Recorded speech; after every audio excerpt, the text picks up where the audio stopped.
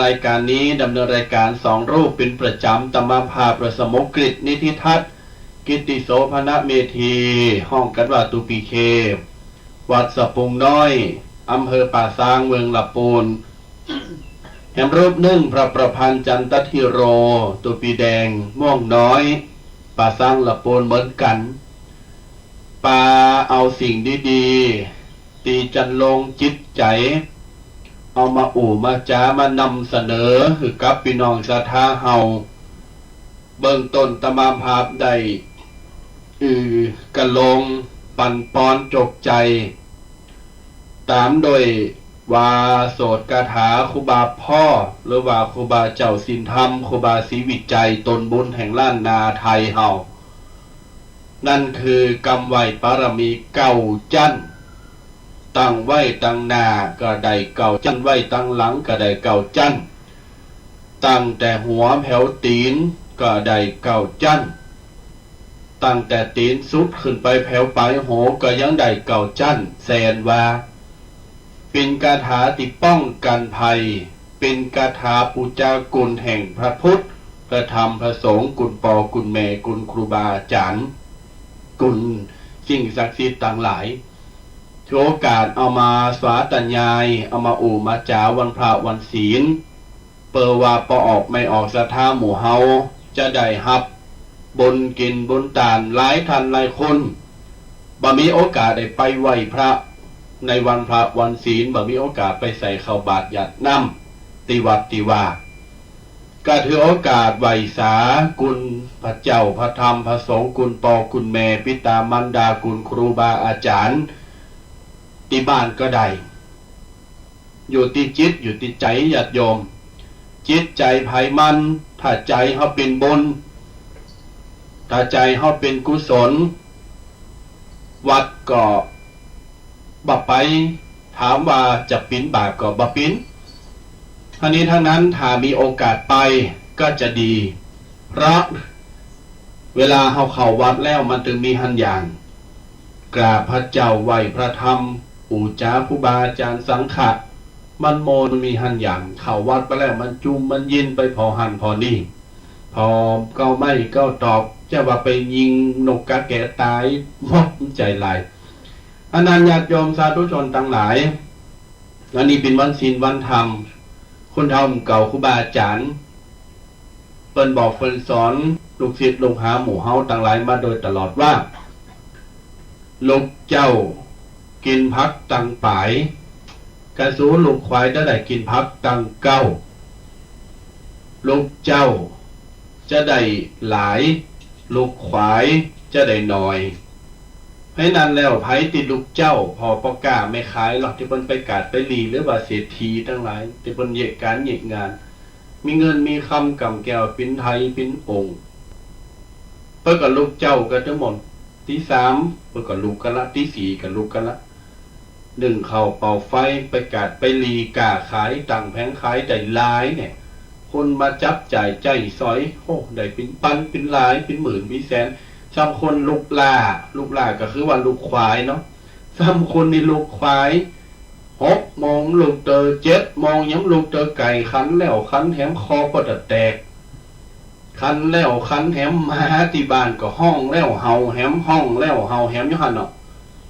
พ่อแม่ก็ต่อยประตูตบประตูลูกจะป้องแหงกับเลยเมื่อมันลูกควายได้ยังสักอย่างบ่เริ่มแพมแพ้ไปเห็นแล้วเนาะญาติโยมเพราะนั้นแล้วว่าอาจารย์บัดนึงสอนว่าลูกเจ้าพักกินพักตังปลายลูกควายจะได้กินพักตังเก้าเด้อสู่เขาหมั่นลูกเจ้าจะไปลูกควายโดยเฉพาะพี่น้องเจ้าพุทธของเฮาศาสนาพุทธของเฮาเนี่ยลูกเจ้ามาก็ล้างหน้าแปรงฟันปากเรียบร้อย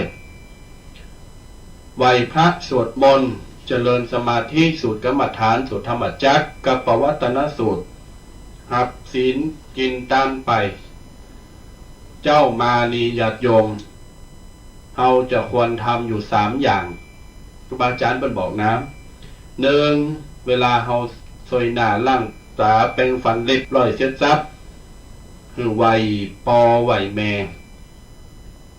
ไหว้ปอไหว้แม่ก็เปิ้นอยู่บ้านก็ไหว้ฮู้เปิ้นก็ได้ ระลึกเกิดถึงวัยในใจหันโอ้พ่อแม่เนอวัยเนอวันนี้วันเจ้าขอบคุณที่ให้ลมหายใจข้าพเจ้าหรือว่าผมหรือว่าข้าเจ้ามาแห่งเจ้าหนึ่งละวันนี้ดีใจเฮามีบุญมึนตามหันโลกมึนตามหันลูกมหันหลานมหันญาติพี่น้องนี่คือบารมีของปอของแม่ที่ให้เฮามาโอ้เกิดในใจโอ้เจ้าวันนี้มีลมหายใจแห่งแล้วขอบคุณที่ปอขอบคุณที่แม่ผู้ให้กำเนิดเกิดชีวิตประการที่สองไว้นบคบธรรมพระเจ้าพระธรรมอยู่ในบ้านก็ได้อยู่ในวัดก็ไปวัดก็ได้ในบ้านถ้ามีหิ้งพระหรือว่ามีพระเจ้ามีรูปครูบาอาจารย์นะนางไหวสูตรโยโกห้องไหวพระนะโมสามอรหังสัมมาสัมสุปฏิปันโนเรียบร้อยว่ากรรมศีลคนเดียวก็ได้อาราธนาตัวเดียวปานาติปาตาอธินาธานากาเมสุมิชาจามุสาวาทาสุราเสร็จสับเรียบร้อยกราบ3 ครั้งแล้วก็สวดมนต์ตั้งนะโม3 จบพุทธังธัมมังสังฆังตุติตาติถึงสังฆังเรียบร้อยตั้งอิติปิโสเจิญกุลอาราธนากุลแห่งพระเจ้าพระพุทธรูปพระพุทธเจ้าสวากขาโตอาราธนากุลศักดิ์สิทธิ์แห่งพระธรรมคำสอนสุปฏิปันโนอาราธนากุลแห่งพระสงฆ์ครูบาอาจารย์ทั้งหลายอาราธนากุลพุทธคุณธรรมคุณสังฆคุณเสร็จสับเรียบร้อยหมดศักดิ์สิทธิ์ที่สุดญาติโยมต่อด้วยนั่งสมาธิภาวนานั่งสมาธิภาวนาหรือว่าจะสวดธรรมจักรก็ได้นะสวดธรรมจักรเป็นกำไทยก็ได้กำเมืองก็ได้เอวเมตุตังเอกาสมายังได้มัดว่าดาวแต่นั่นภายมุสวดมนต์นี้จะสวดกรรมฐานก็ได้สวดกรรมฐานก็ได้นะโมพุทธายะนะโมธรรมายะนะโมสังฆายะอัปปมโนพุทโธอัปปมโนธัมโมอัปปมโนสังโฆพุทโธเมนาโทธัมโมเมนาโทสังโฆเมนาโทกัมมัฏฐานาเมนาทังกัมมัฏฐานาตยะจักริยาคุณาได้หมดเลยนั่งสมาธิภาวนาให้สัก5 นาที9 นาที10 นาที20 นาทีครึ่งชั่วโมงไป2 ชั่วโมงก็ได้พอถึงตั้งเวลามาก็ไหวกุลปอกุลเมรัตนากุลแก้ว3 ผักการกุลครูบาเจ้าสินธรรมครูบาเจ้าศรีวิจัยไหวบารมีเก่าจั่นตั้งหน้าเด็กเก่าจั่นตั้งหลังเด็กเก่าจั่นตั้งซ้ายตั้งขวาหัวแผ่วตีนแมวหัวเด็กเก่าจั่นเซนว่าปกปักรักษาคุ้มครองมีเพศมีภัยมีศัตรูหมู่มารมีสิ่งโจรไล่เข้ามาแล้วเล็บลอยเสียซับจับเวลา6 โมงไป7 โมงกินข้าวง่ายเต็มโตไปเยการไปหันไปนี่ไปธุระปะปังได้บุญได้กุศลแล้วญาติโยมหรือว่าใครมีโอกาสทำถึงขนาดนี้ก็เจ้ามากราบหมอนก็ได้กราบพระเจ้าในบ้านท่านกราบหูปอหูแม่เกิดถึงปอเกิดถึงแม่กราบเปิ้นเลยในจิตในใจรับตาเกิดถึงเปิ้นรับตาคือถึงหน้าปอหน้าแม่ออกกราบในจิตในใจขอป้อนเปิ้นในจิตในใจเสร็จสับเรียบร้อยว่านะโมอะระหังนะโมอิติปิโสให้ก็ได้ก็ไปเหตุการณ์อย่างนั้นย่อๆก็ได้หรือว่าอย่างนั้นก็ได้แล้วแต่เฮาถนัดนี่ครูบาอาจารย์ได้บอกได้สอนไว้เฮาก็จะได้ประพฤติปฏิบัติโจยกันไปญาติโยมเพราะว่าเราเป็นศาสนาพุทธเป็นคนพุทธไม่ใช่พุทธซิเลนเป็นคนพุทธเราจะต้องทำตามหีดหอยคนพุทธเราเข้าใจว่าพุทธเฉพาะทะเบียนบ้านเข้าใจว่าพุทธเฉพาะบัตรประชาชนเข้าใจว่าสูติบัตรเข้าใจว่าพุทธเฉพาะใบสำคัญเอกสารต่างๆต้องพุทธแท้ๆในจิตในใจญาติโยมถ้าพุทธแต่วัดเข้าพระเจ้าไหวบะสูตรบะโยบะโกบะห้องบะไหวพระบะสูตรมนต์บะทำวัดสวดมนต์ปุดสิเลนปุดบะแต้แค่นอกเปลือกแค่เปลือกกายเปลือกนอกเห็นว่าอ๋อคนนี้ดูอย่างคนปุดแต้เป็นคนปุดเฮ้ยบางคนก็เป็นคนเฒ่าโอ้เป็นข้าราชการเป็นครูเป็นผอ.ก็ได้โอ้เป็นนายกเทศบาลว่ะเป็นอบจ.ว่ะเป็นปโลงว่ะเป็นกำนันเป็นสังฆวัดเป็นตำรวจเป็นทหารเป็นตุเจ้าพระเนรว่ะโอ้พอก็หู้แล้วเนี่ยแต่แค่เปลือกนอกของเขาเป็นแค่ที่เราเห็นสมมติว่า ตำรวจใส่ชุดตำรวจมาสุดสีชุดสีกากีอ๋อรู้เลยว่านี่คือตำรวจนะครูใส่ชุดแต่งข้าราชการอ๋อนี่ครูทำงานบริษัทอ๋อนี่ชุดพนักงานบริษัทเป็นนักเรียนอ๋อนี่ชุดนักเรียนแต่ละคนแต่ละอย่างจะมีซิกเนเจอร์ของเขาหรือว่าเขาทำอะไรอยู่ในตำแหน่งไหนอย่างไรการแต่งตัวหรือว่ารูปร่างลักษณะมันก็ตึงพอออกอยู่หันแล้วแต่ท่านี้ท่านั้นเห็นเฉพาะเปลือกนอกเป็นคุณเฒ่าซักเต้าเกี้ยวหมากสูบบุหรี่ขี่โยใส่ขาวห่มขาวอยู่บ้านแต่ไปวันไปว่าถึงแม้ไปวันไปว่าก็อนุโลมได้อยู่บ้านประสูติประโยกโกห้องแน่ด่าลูกด่าหลานอยู่หันเนี่ยอ๋อผู้ที่กล้าอยากเพื่อก็ว่าอยู่นะดูแฟนได้อ๋อปินเนนปินตูปินเจ้าลุงเลิงห่มเลิงแต้อ๋อวัดประสูติประโยประโกประห้องประทั้งวัดสูตรมนต์มันก็อยู่ที่จิตติดใจดังนั้นทุกอาชีพทุกตำแหน่งหน้าที่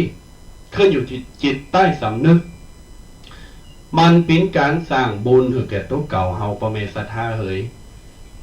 อย่าเฮากินข้าวแล้วก็เฮากินข้าวเฮาอยากกินข้าวเอาไปทอดไข่ให้2 แก่น 3 แก่นหุงข้าวให้กินก็อิ่มอ่ะกินน้ำโดยหลักฟัดดีอ่ะมนเจ็ดกันก็มีแหงไปไหนก็ดีอ่ะต้องบ่ห้องจอกค่ะถ้าเฮาได้กินข้าวอ่ะมันก็บ่มนอยู่ไหนก็มนงั้นน่ะอย่างเดียวกันกินข้าวเฮาก็อิ่มทำเฮาก็ได้เวลาเราทำบุญเฮาอย่างทำความดีเฮาก็ได้ดีเพราะฉะนั้นแล้วญาติโยมยาที่สังวปเตพิชังทาที่สังละพเตพลังกริยานากาลีกริยานังปาปการีจะปาปกังบทนี้เป็นบทพุทธสุภาษิตแปลความว่าจะได้หมายความว่าบุคคลเฮาเนี่ยเวลาจะไปกลางตรงกลางนาใส่ให้ใส่สวนใส่นาใส่ข้าวปลูกข้าวก็ได้ข้าวปลูกพืชก็ได้พืชปลูกแตงปลูกลำไยปลูกอะไรย่อมได้เช่นนั้นทำดีย่อมได้ดีทำชั่วย่อมได้ชั่วแต่ประเดี๋ยวละอ่อนมันซับปรีอยากสมมาเจอคนถามว่าละอ่อนนี่ซับปรีขี้เหม็นอีดอกเพราะว่าทำดีได้ดีมีที่ไหนทำชั่วได้ดีมีถมไปบัดใจนะอย่าหาพูดบัดใจท่านั้นแล้วญาติโยมศรัทธาต่างหลายยึดถือกันนี้ไว้กริยานกาลีกริยานางปาปากรีจะปาปกังภัยทำดีก็จะได้ดีอ่ะภัยทำบดีก็ถึงได้ดีขโมยขโจรมาไปลักเล็กขโมยน้อยลักของเปิ้นอ่ะมันมีภัยเอามาออกข่าวสุดยอดขโมยชื่นชมยินดีแห่งปีตบรางวัลในมันมีขโมยไปลักของเปิ้นก็โดนตำรวจยับเข่าคอกเข่าคุกทำดีก็โดนไปตีไปต่อยไปฟันไปฆ่าเปิ้นออกข่าวติ้มบานติ้มเบิ่มเดี๋ยวนี้มันพอหันก็เลยโดนยับไปเนี่ยทำชั่วได้ชั่วมามีภัยข่าคนนั้นตีคนนี้สังคมจะหือสรรเสริญเยินยอดีแล้วทำถูกแล้วทำต่อไปเนอะไม่มีเฮากับเหมือนกันหาญาติโยมวันนี้เป็นวันศีลก็เลยเอาเรื่องคุณงามความดีบาปบุญคุณโทษเอามามาจ๋าชี้แจงแถลงไขอธิบายให้กับญาติโยมสาธุชนต่างหลายได้เข้าใจให้หน่อยได้ฟังกันแต่บางคนเข้าใจว่าบุญมันคือหยังอธิบายมันอย่างละบาปมันคือหยังหูกับว่าบอใบไม้สระอุยอผู้หญิงอันว่าบุญคืออะไรดักปิ่งยิงบ่อยถ้าลูกเจ้าเราล้านถามอ้าวนี่ปอนี่เมปอหมอนแม่อุ้ยบุญคือหยังขัดบุญคือหยังเจ้าตอบบ่ได้โอ้ยเสียศักดิ์ศรีความเป็นคุณเฒ่านะเสียศักดิ์ศรีความเป็นเจ้าปุตนะเพราะนั้นมันติตองท่องถามไว้รู้ไว้ใช่ว่าใส่บาแบ่งหามญาติโยมของกินล้ำอยู่ตีคุณหมักคุณจะหักอยู่ตีกำอู่กำจาศึกษาหาความรู้ดังนั้นญาติโยมสิ่งต่างๆเหล่านี้มันขึ้นอยู่ที่เฮาเนอร์พระเวทฐานเนอร์จะหือภัยมาบังคับบ่ได้คือตัวเจ้ามาประกาศแบบอาโยมมาทำบุญแหละเข้าใจแหละวันนี้วันศีลนะวันนี้วันเกิดนะตึงมือตึงวันก๋อมไถ่ก๋อมใจลายจะหือคนอื่นก็วันนี้วันเกิดมึงยังไปทานก็ข้าวไปแหละอยากบัดใจอยู่ที่ใจ จะไปปล่อยปลาอ๋อคือคนอื่นมาบอกไปปะไปปล่อยปลากันไม่ก่อมใจไหลฝากกับญาติโยมศรัทธาตันสาธุชนทุกคนทุกท่านและจะขอออกโต๊ะก่อน วันนี้มีเซอร์ไพรส์กลางรายการเห็นแล้ว เซอร์ไพรส์ดูแดงเห็นแล้ว วันนี้จะสักบึดสังเมอแล้วก็จะขอโตขออนุญาตไปกิจจะไปกิจนิมนต์เพราะฉะนั้นแล้วถ้าใดใจความสะบึดเสมอแล้วก็สักกรรมหนึ่งก็จะได้ขอโตแต่ว่าตอนนี้ก็กันไปมีสักกรรมก่อนเนาะนิมนต์ดูแดงได้ทักทายญาติโยมเลยครับเน้อ10 นิ้ววันตาขอกราบไหว้สาครูบาอาจารย์จุรูปจุตนที่กำลังสดับรับฟังอยู่ในขณะนี้ขอเจริญสุขในธรรมจงบังเกิดมีแด่ท่านสาธุชนพุทธบริษัทจูผู้จูคนวันนี้ก็ได้มาพบปะเจอกันแห่งแล้วทุกๆวันเสาร์เนอะศรัทธาญาติโยมทั้งหลายทุกวันเสาร์ตั้งแต่เวลา 8 โมงเป็นต้นไปจนถึงเวลา 10 โมงโดยประมาณก็จะมาพบปะเจอกับรายการตุเจ้ายองสองตนนี่ครับตุเจ้ากับรายการวาทธรรมกำยองเฮาจะอนุรักษ์ภาษากำยองของเฮาเอาไว้ศรัทธาญาติโยมไผเป็นคนยองเดียวสักกำหนึ่งท้ายรายการเฮาก็จะมาเปิดสายหน้าไมค์คือศรัทธาญาติโยมได้มามาได้มาตักมาตายกันวันนี้ทุกพี่เคเพิ่งก็ได้เกินไปแล้วว่าวันนี้เป็นวันพระวันศีลเนาะเฮาก็ได้ไปทำบุญบางคนบางท่านก็ได้ไปทำบุญไปวัดไปว่ากันปีกมาตูเจ้าปาเนนก็กำลังเซตคิดทั้งบนวิหาร เสร็จแล้วก็ลงมาก็มาพบปะเจอกับศรัทธาญาติโยมกันวันนี้ศรัทธาญาติโยมทั้งหลายก่อนที่เขาจะเข้ารายการก็ฝากรายการกับศรัทธาญาติโยมกันไว้หน่อยหนึ่งเนาะเป็นงานบุญฝากงานบุญกับศรัทธาญาติโยมไว้ว่าวันที่11 เมษายนที่จะถึงนี่ก็ที่วัดโมงน้อยมีการถวายพระศิวลีพร้อมชัดก็ศรัทธาญาติโยมอยากจะมาลงบุญอยากจะมาทำบุญโดยก็ขอน้อมเชิญเจริญพรกันได้เนอะ11 เมษายนนี่ที่วัดโมงน้อยจะมีพิธีถวายพระศิวลีเอามาประดิษฐานไว้ที่วัดโมงน้อยเนาะแล้วก็พร้อมกับชัดก็ศรัทธาญาติโยมหมู่ไก่หมู่หิมหรือว่าที่ได้ยินได้ข่าวแล้วอยากจะมาลงบุญมากินมาต่างด้วยกันก็ขอน้อมเชิญเจริญพรกันได้เนอะมาแบบถูกก็โทรศัพท์มาโทรศัพท์มาหลังไม้ก็ได้นะจะบอกตีบอกตังก็จะได้มาโฮมกินโฮมทานมาโฮมบุญกันวันนี้ทุกพีเคเปิ่นมาถึงปุ๊บเปิ่นใส่โลเลยดีว่าลืมเฮาเห็นแล้ว แต่ก็ยังดีถึงมีธุระมีกิจอย่างเฮาก็ยังบ่ลืมศรัทธาญาติโยมทั้งหลายวันนี้เฮาก็จะได้มามามาตักมาตายกันวันนี้ตุพีเคเปิ่นจะเอาเริงอย่างมานี่เดี๋ยวเฮาจะมาท่องมามาตักมาตายกันเนาะก็วันนี้มีอย่างอย่างว่าไปในกับวันนี้จะจะขึ้นสักกำหนึ่งแล้วก็จะสวะว่าคือตัวแดงในกำไม้คนเดียวปกติเจ้ามันเป็นรูมาอยู่คนเดียวนั่นนะก็อย่างว่าไปญาติโยมพี่น้องศรัทธาเฮาตื่นมื้อตื่นวันนี้ก็ครูบาอาจารย์เพิ่นได้บอกถึงข้อคิดหรือว่าอานิสงส์ของการทำความดีมีหยังผ่องหลายอันปันอย่างเฮาว่าความดีเนี่ยบางทีมันอยู่ที่หิมปากเนี่ยมันมาบอกออกมันฮู้นะแต่ว่ามันบ่ถูกมันมีหันอย่างก็เลยจะมากันแล้วก็จะเอาหัวข้อ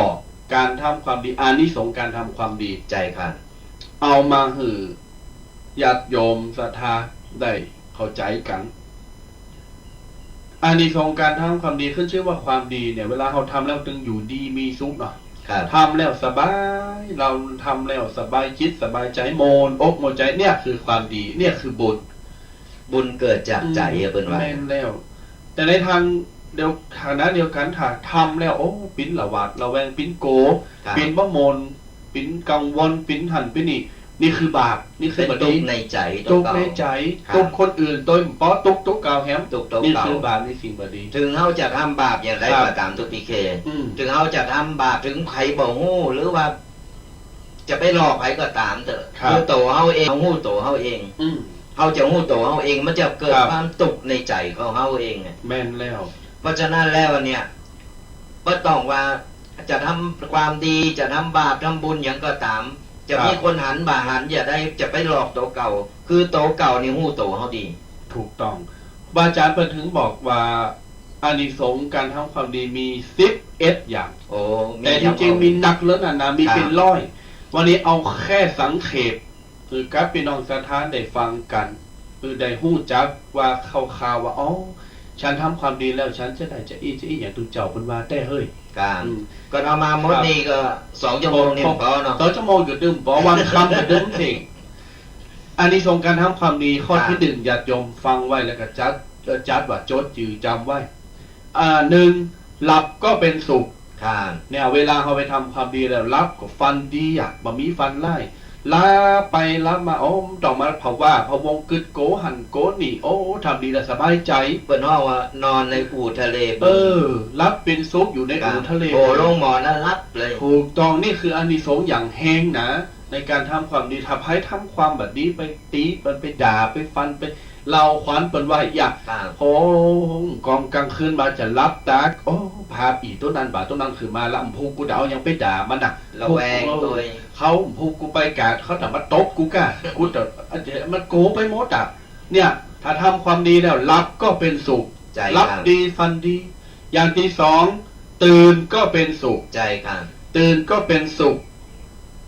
จะมีความสดชื่นบ่มีความงัวเงียมีความโอ้ยกูนี่จันลุกก็ขี้ข้านจะไปกันก็โกบ่พด ใจครับ นี่ คือก็เนา อืม ก็เนาได้นอนรับเต็มตีแล้วนะครับ เฮารับเฮานอนอิ่มเลยอ่ะ อืม เฮาตื่นมามันสดชื่นนะครับ มันสดชื่นโอ้มันกับไอ้เปิ้นฮ้องว่ากระปี้กระเป๋า มันกระฉับกระเฉงอย่างเงี้ยอ่ะคือมันแบบเฮาจะจะทำอย่างเฮาตื่นมาแล้วโอ้ยิ้มแย้มจะอารมณ์ดีเลยก่อนเฮานอนบ่หลับนี่สังเกตพอง่ายๆสถาญาติโยมทั้งหลายก่อนเฮานอนบ่หลับนะพวกตื่นมามันถึงงุดงิดงงเงมันถึงหันเนี่ยอย่างมันอารมณ์เสียหมดเลย ครับ มันถึงอารมณ์เสียแบบอยากอยากคุยอยากยิ้มอยากกระไผตื่นมางุดงิดละพานละทีนี้เกิดความพานมาก่อนปะโลแบบป้าอย่างก็บ่เข้าหูเข้าตาสักอย่าง อืม เนี่ยเปิ้นฮ้องว่ามันคือมีความตุกอยู่ในใจอะนอนก็นอนบ่หลับ ก็นอนบ่หลับ ตื่นเจ้ามาถึงเวลาตื่นมากก็เอาละมันถึงอารมณ์เมื่อไขดีแหละเนี่ยเปิ้นฮ้องว่า คนสร้างความตุกคือกระโตเก่า นอนก็นอนบ่หลับ ตื่นขึ้นมาก็มีการเริงการราวมีการอารมณ์บดี เพราะฉะนั้นแล้วเนี่ยเปิ้นฮ้องว่า เวลาจะนอนก็เราทำคุณงามความดีแล้วเนี่ยเฮาจะนอนเฮาก็รับในอู่ทะเลบุญโหลงหมอนปุ๊บโอ้ยรับสบาย ตื่นขึ้นมาปุ๊บสดจืนเนี่ยมันมีความสุขสระญาติโยมทั้งหลาย ครับ ในข้อที่3ก่อเนื่องกัน หลับก็เป็นสุข ตื่นก็เป็นสุข ครับ ฝันดีแห่งตัวเนี่ย โอ้ เวลาฝันก็ฝันโดยสิ่งที่เป็นมงคล ใจครับ สิ่งต่างๆที่มันเป็นของดีเนี่ยเขาจะฝันถึงมดอ่ะ บางคนฝันถึงปอถึงแม่ฝันถึงลูกเต่าเหล่าล้านฝันถึงครูบาอาจารย์ ครับ บางคนฝันพินิหารไปเกิดเป็นเทวบุตรเทวดาฝันถึงพระเจ้าฝันหันฝันนี่คือฝันดีนี่คือคนทำความดี ใจครั มั บ กจะฝันดีๆ แล้วก็มาตีเป็นเลขด้วยนะ แล้วก็จะถูกหวยด้วยนะ ไก่ออกแล้วเด้อ วัดพระเจ้าบานปุนวัดมงน้อยในกัน บัดมีบัดมี เนี่ยจะฝันดีนะครับ รับก็อิ่มนอนก็อิ่มตื่นขึ้นมาเอาก็สดจืนนอนรับเอายังฝันดี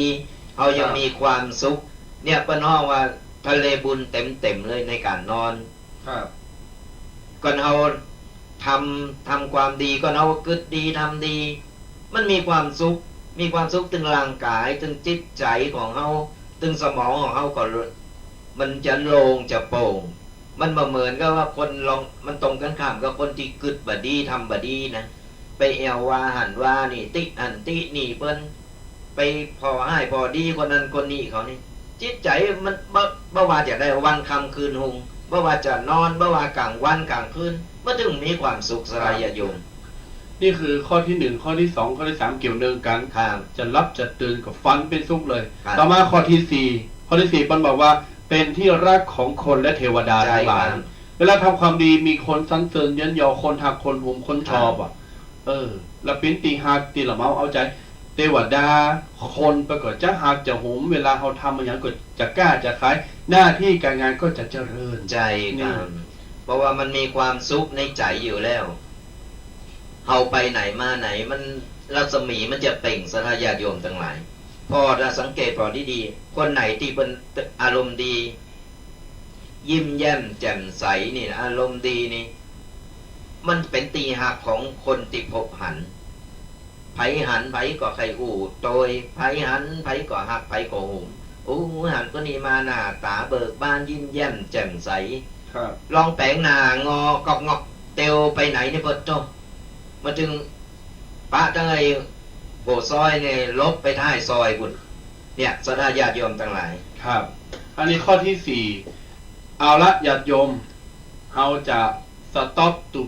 ตุเคไว้แต่อีกก่อน ตั้งแต่ข้อที่ 5 จนถึงข้อที่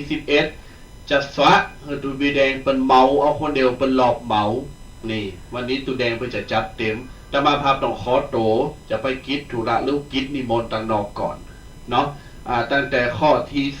5 6 7 8 9 10 11 ปะกับตูบีแดงลุยเดี่ยวเลยวันนี้ต้องขอโตและขออภัยแต่อย่างน้อยก็ยังใดปะอู่จ้ามาพบมาปะกับญาติโยมศรัทธาเบิ่งต้นรายการปันปอนกับญาติโยมเบิ่งต้นเนอได้มีกินมีตามีความสุขความเจริญใจยตุภวังใจยมังคลังใจยโสธีพระวันตุโวอายุวันโนสุขังปะลางนิมนต์ตุปีแดงนะครับเนอ เปิดมาชวบแล้วก็เปิดกับสวบไปเห็นไหม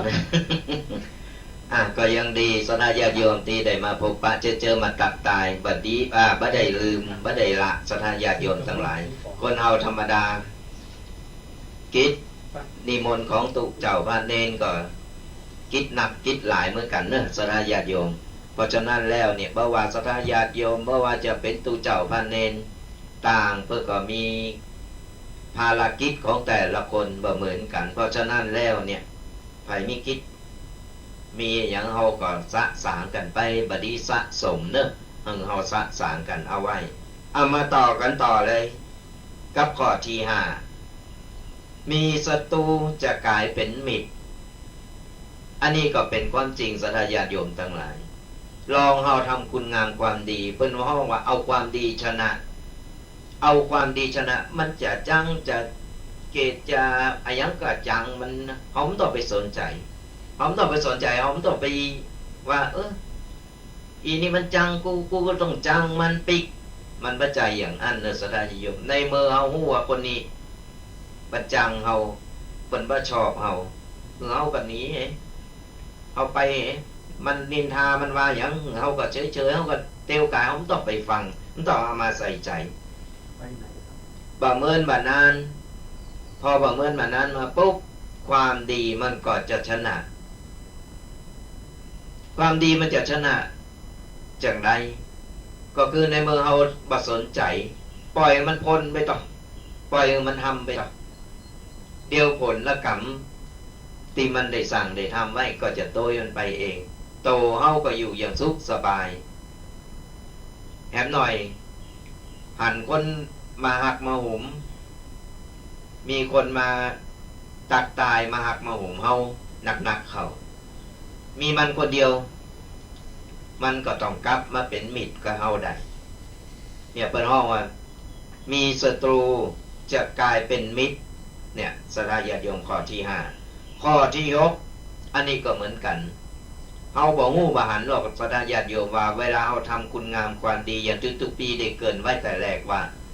เอาทำคุณงามความดีไว้เนี่ยไผจะหันบ่หันก็ตามเฮาบ่ต้องไปสนใจไผจะฮู้จะหันบ่ต้องไปว่าทำความดีอย่างแล้วเฮาต้องไปโฆษณาไปประกาศเฮาทำคุณงามเฮาทำคุณงามความดีทำด้วยใจเฮาทำแล้วเฮาสบายใจเฮาสุขใจเฮาฮู้ตัวของเฮาดีเทวบุตรเทวดาเพิ่นฮู้เพิ่นหันเบิ่งบนเพิ่นฮู้เพิ่นหันบุญกุศลบุญเล็กๆน้อยๆเฮาสร้างเฮาสมเฮาทำไปเตอะทำไว้ติ๊กๆสลาญาติโยมทั้งหลายเฮาทำไว้แล้วเนี่ยบุญกุศลเล็กๆน้อยๆเนี่ยเหมือนน้ำเนี่ยน้ำฝนที่มันยดลงมาหรือน้ำที่มันยดลงมาใส่ในก๊อกในโอ่งเฮาบ้านเฮานี่ทีละยดทีละยดละยดสะสมเอาไว้สะสมไว้ติ๊กๆเมินเข้ามันก็เป็นน้ำที่เต็มถังน้ำที่ใหญ่บุญก็เหมือนกันสลาญาติโยมบุญคุณงามความดีที่เราได้สร้างได้ทำเนี่ยเอาสั่งสมไว้เอาสะสมไว้ไปจะอย่างไรกับอาจารย์เขาถือว่าเขาทำดีที่สุดเขาทำไปเถอะว่าต่อไปสนใจเสียงนกเสียงกาเสียงต่างๆนานาที่มันเห่ามันหอนมันว่ามันนี่เห่ามันจิกเขานี่เขาไม่ต้องไปสนใจเขาเอาหูทนลมไปเห็นเขาไม่ต้องไปหับมันมาก่อนเขาว่าหับมันก็ปิกไปหาตัวมันเองนะเทวบุตรเทวดาเปิ้นหู้เปิ้นหันเปิ้นจะได้สรรเสริญเยินยอเปิ้นบันทึกคุณงามความดีของเขาไว้มันจะกลายเป็นบุญหมู่นั้นจะมาช่วยเหลือเขาได้นี่ศรัทธาญาติโยมข้อที่6เทวบุตรเทวดาเปิ้นจะรักษาเขามาข้อที่7สิ่งโจรร้ายทำอะไรอย่างเขาก็บ่ได้เนี่ยเปิ้นห้องว่าบุญบางทีเขาไปหันไปนี่โดงเขาบดีบังเอิญมีอุบัติเหตุหรือมีอะไรอย่างเหตุอะไรอย่างต่างๆหรือมีเรื่องมีราวอย่างขึ้นมาปุ๊บเขาก็จะผ่านพ้นไปได้ผ่านพ้นไปได้อย่างไรก็คือผ่านพ้นไปเพราะว่าบุญที่เขาได้สั่งสมได้ทำไว้เนี่ยมันจะมาช่วยเขาในยามที่เขาขับขันหันมาหลายรายสลาญาติโยมตัวปีหันมาหลายรายแล้วนะแม้แต่ตัวปีเองก็เหมือนกันคนเฮากูคนมันมีโดงขึ้นโดงลงมันมีบ่มีไผที่ว่าจะมีความสุขตลอดชีวิตบ่มีไผที่ว่าตุกตลอดชีวิตมันมีขึ้นมีลงคนห้องว่าคืนของชีวิตเวลาขึ้นเฮาจะไปเหลิงเวลาลงเฮาจะไปท่อมันมีขึ้นมีลงมีกลางคืนมีกลางวันเฮาคึดเตาเหยียดสลาญาติโยมตอนนี้เฮาเจอในเรื่องที่บดีสักกรรมมันก็ผ่านไปด้วยดีสิ่งชั่วร้ายไผที่คิดให้กับเฮาไผที่หรือว่าเฮาไปเกิดเหตุต่างๆขึ้นมาบุญกุศลที่เฮาได้สั่งได้ทำจะมาช่วยเหลือเฮาได้จะช่วยในรูปแบบไหนถึงตอนนั้นเฮาจะฮู้เองไผบ่เจอก็โตบ่ฮู้ศรัทธาญาติโยมทั้งหลายของบ่หันบ่ดีไปดูถูกบ่ดีไปติไปว่าถึงเวลาเนี่ยจะฮู้กันเองว่าอ๋อเป็นเพราะบุญที่เราได้สร้างได้ทำเอาไว้ง่ายๆที่เราได้เกิดมาเป็นมนุษย์ครบ32ประการนี่แหละบุญเก่าที่เราได้สร้างได้ทำเอาไว้เอาไม่ได้เกิดมาเป็นพิการไม่ได้เกิดมาแบบเป็นในสัตว์เดรัจฉานต่างๆอันนั้นเป็นกรรมเก่าเป็นยังมีอยู่บุญเป็นยังบ่ถึงที่จะเกิดมาเป็นสัตว์ประเสริฐที่เป็นมนุษย์เหมือนคนเฮาอย่างถึงวันเพราะฉะนั้นแล้วเนี่ยถึงบอกว่าทำคุณงามความดีไว้เพราะว่าสิ่งอะไรอย่างก็ตามที่มาคิดให้จะกลายเป็นดีสิ่งชั่วร้ายหรือเหตุการณ์ต่างๆเหตุร้ายก็จะกลายเป็นเหตุดีๆไปในทางทิศทางที่ดีมาข้อที่8ก่อนเฮาได้คุณงามความดีได้สร้างได้ทำเอาไว้แล้วในข้อที่8เปิ้นว่าจิตตั้งมั่นเป็นสมาธิจิตตั้งมั่นเป็นสมาธิ ก็ในเมื่อเฮาหุมกินหุมตานหุมทำบุญเฮากึดดีทำดี คิดดีทำดีอู่ดี ก็แสดงว่าสติเฮาดี จิตใจเฮาตั้งมั่นเฮาจะเยกจะทำอย่างเฮากึดนะเฮากึดเฮาทำแล้วอ๋ออันนี้ทำอันนี้ดีเนาะทำอย่างนี้บ่ดีเนาะนี่คือเฮามีสมาธิมีจิตตั้งมั่นมุ่งมั่นสร้างสมแต่คุณงามความดีมาข้อที่8ผิวพรรณวรรณะผ่องใสอันนี้ก็อย่างตีว่าศรัทธาญาติโยมทั้งหลายคนเฮาก่อนกึดดีทำดีอู่ดีหน้าตาจะสดใสเปล่งปลั่งสังเกตพอง่ายๆนี่ศรัทธาญาติโยมลองสังเกตพอเถอะคนที่เปิ้นมีบุญคนที่เปิ้นหุ่มกินหุ่มตานี่นะราศีมันจะเปล่งเปิ้นฮ้องว่าคนมีราศีบ่ต้องไปเสริมไปแต่งบ่ต้องไปทำมาอย่างคือผิวพรรณเนี่ยมันจะออกมาเองเปิ้นฮ้องว่างามทั้งกายงามทั้งใจงามถึงภายในงามถึงภายนอกจิตใจงามมันบ่งบอกออกมาทางหน้าตาศรัทธาญาติโยมจิตใจงามมันบ่งบอกออกมาทางหน้าตาของเฮาลองจิตใจบางงามมาแกล้งยิ้มแกล้งทำเป็นเชิดหน้าชูตาเนี่ยอย่างไรมันพอแล้วมันตึงประสนิใจนี่ศรัทธาญาติโยมพอเอาเถอะสเตอร์อันเตียวกายมาไปแล้วอุ้ยทำเป็นยิ้มน้อยยิ้มใหญ่แต่ยิ้มแบบเสแสร้งก็ยิ้มแบบจริงใจเนี่ยมันบ่เหมือนกันนะมันบ่เหมือนกันยิ้มแบบแห้งๆศรัทธาญาติโยมเคยหันคนที่เป็นยิ้มแห้งๆยิ้มยีเขียวก็ใส่มาคำเดียวจ้ะแต่คนที่เป็นงามจิตงามใจงามถึงภายในภายนอกเป็นยิ้มออกมาจากใจยิ้มมาออกมาด้วยความบริสุทธิ์ใจบ่มีอะหยังเสแสร้งมันทำให้ผิวพรรณเลิศลมเฮาหมุนเวียนดีเลิศลมของเฮาหมุนเวียนดีสมองก็หมุนเวียนดีเลิศลมสั่งเลิศไปสั่งการในสมองได้หมุนเวียนมันทำให้ผิวพรรณวรรณะของเฮาผ่องใสพอตั้งใดมันก็งามเปิ้นฮ้องว่าราศีของคนมีบุญมันจับเนี่ยสังเกตง่ายๆลองคนที่เพิ่นบ่มีบุญมาสร้างบุญวัดมาเข้าพระเจ้ามาไหว้ปายบ่ป้อด่าตุเจ้าแฮมนี่พระเจ้าอยู่ในวิหารเนี่ยเอามาด่าก็มีเนี่ยคนแบบอีพอเถอะมันถึงสอกอะไรพอเนี่ยไปทางใดมาทางใดมาถึงโอ้ยพอเนี่ยมีราศีก็แล้วพอบ่มีราศีเป็นคนเลยนี่ศรัทธาญาติโยมว่าจะใครว่าพอสังเกตพอง่ายๆเถอะคนมีราศีก็มีราศีพอหู้นี่คนที่เพิ่นสบายอกสบายใจเพิ่นมีราศีเพิ่นว่าปานใดเพิ่นยิ้มแย้มแจ่มใสเพิ่นอู่จ๋าอู่โมนอู่หวานนี่ลองคนมีตุกมีในใจนะกึดยังบ่ออกยังก็บ่ออกมาถึงหันไส้แลขวาพอหันพอนี่มันถึงหน้าตามันถึงเศร้าหมองมันบ่งบอกชัดๆเพราะฉะนั้นแล้วข้อที่9ใบหน้าผิวพรรณผ่องใสนี่มาข้อที่10ตายแล้วไปเกิดเป็นเทวดาเทวบุตรเทวดาเป็นเทพธิดาเพราะว่าเฮาอยู่ในศีลในธรรมเฮาอยู่ในบุญอยู่แล้วบ่ต้องไปโกหรอกมันต้องโกตาย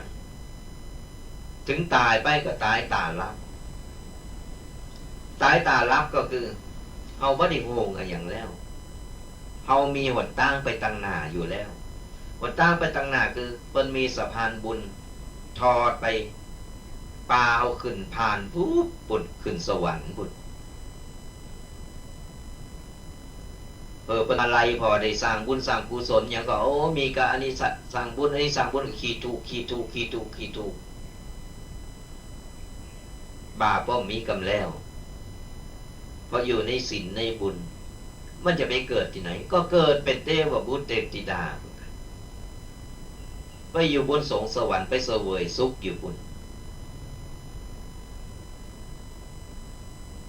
มันตรงกันข้ามก็คนที่เพิ่นทำบาปก่อนทำบาปพอทำบาปปุ๊บก่อนจะตายนี่ศรัทธาญาติโยมสังเกตว่าเถอะอันนี้ทุกปีก็เคยหันมาแล้วตาข้างวะตาบัลลับวะเอามือปิดแล้วก็ลูกหลานเอามือปิดตาก็ยังมึนออกมาเผื่อลือก็มีเพราะอะไรอย่างเพราะก่อนจะตายเนี่ยจิตมันจะไปนึกถึงไอ้สิ่งตีโชไล่ตีโต๊ะเก่าได้สร้างได้ทำเอาไว้นี่ศรัทธาญาติโยมภาพนั้นมันจะลอยมามันจะเข้ามาจะมันลงมาตุ่มอยู่ในสมองนี่จากสมองปุ๊บกลายมาเป็นภาพโกหันโกนี่ห้องโวยวายไผที่เคยฆ่าสัตว์ฆ่าอย่างไว้นั่นนะก็จะเสียงจะออกมาเหมือนสัตว์นะบางคนก็จะการจะสารพัดอย่างนี่คือฉากสุดท้ายของชีวิตมันจะแสดงถึงเฮาหู้เฮาหันเลยว่าอ๋อคนคนนี้ทำบาปทำกรรมไม่หนักตายบัดตั้นตั้งโตโกตายบ่อยากตายเตอบ่อยากตายเตอแต่ว่าต้องตายเพราะบาปกรรมมันมาลุมเล่าเจ้ากรรมนายเวรหมู่นั้นเนี่ยก็จะมาลุมเฮาก่อนจะตายนี่มาซ้ำมาเติมเฮามันมีอะไรอย่างมาช่วยเฮาได้เลยบ่มีอะไรอย่างที่จะมาเป็นติปะติเปิงมากึดขึ้นได้โอ้งูอีไปไหวพระเจ้าโอ้พระเจ้าไปไหนบูแล้วบนมาถึงมาหันเปิ้นห้องว่าไอ้มันนึกขึ้นได้ก็เมื่อสายเหตุแล้วนี่เพราะฉะนั้นแล้วเวลาเฮามีโอกาสมีเวลานี่ศรัทธาญาติโยมเฮาได้สร้างได้ทำบุญเล็กบุญน้อยบุญหยังทำไปเถอะบ่จำเป็นจะต้องว่าโอ้ยบ่มีสตางค์ไปทำบุญมันบ่ใจอย่างอันมีเล็กมีน้อยเฮาทำเล็กทำน้อยทำจะไปหือเดือดร้อนโตเก่าการทำบุญว่าจะไปกู้ไปยืมไปป่นไปจี่เพิ่นมาแล้วเพอจะเอามาทำบุญเพอที่จะเอาหน้าอย่างนี้ก็มีเอาบางทีก็ไปป่นไปฆ่าเพิ่นมาเพอจะกบเกินโตเก่าก็ไปคดไปโกงเพิ่นมาเอามาทำบุญสร้างหันสร้างนี่เพอจะเอาหน้าเอาตาบางคนก็จะเอามากบเกินในสิ่งที่โตเก่าได้สั่งได้ทำเอาไว้อย่างนี้ถามว่ามันได้มันบ่ได้มันไม่ได้บุญอย่างศรัทธาญาติโยมไปสร้างความเดือดร้อนให้คนอื่นสร้างความเดือดร้อนให้โตเก่าก่อนเฮาบ่มีสตังค์เฮายกมือไหวหันเปิ้นกายตู้เจ้าบ้านเนนเปิ้นไปกุมบาตรกันเฮามีใส่หรือว่าบาตันก็มีเวลาก็เฮายกมือไหวโถมโหยอนุโมทนาสาธุก็เป็นบุญ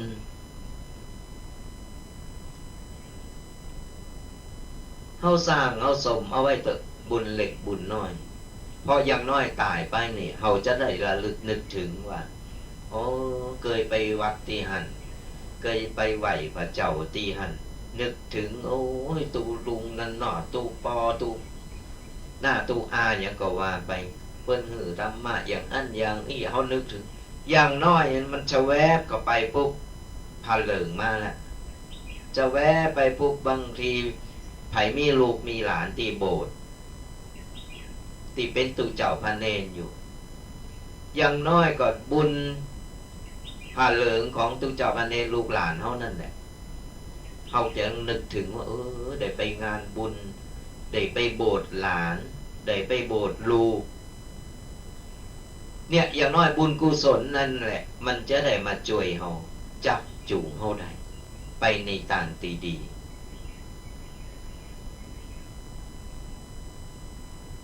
ถึงบอกว่าคนมีบุญ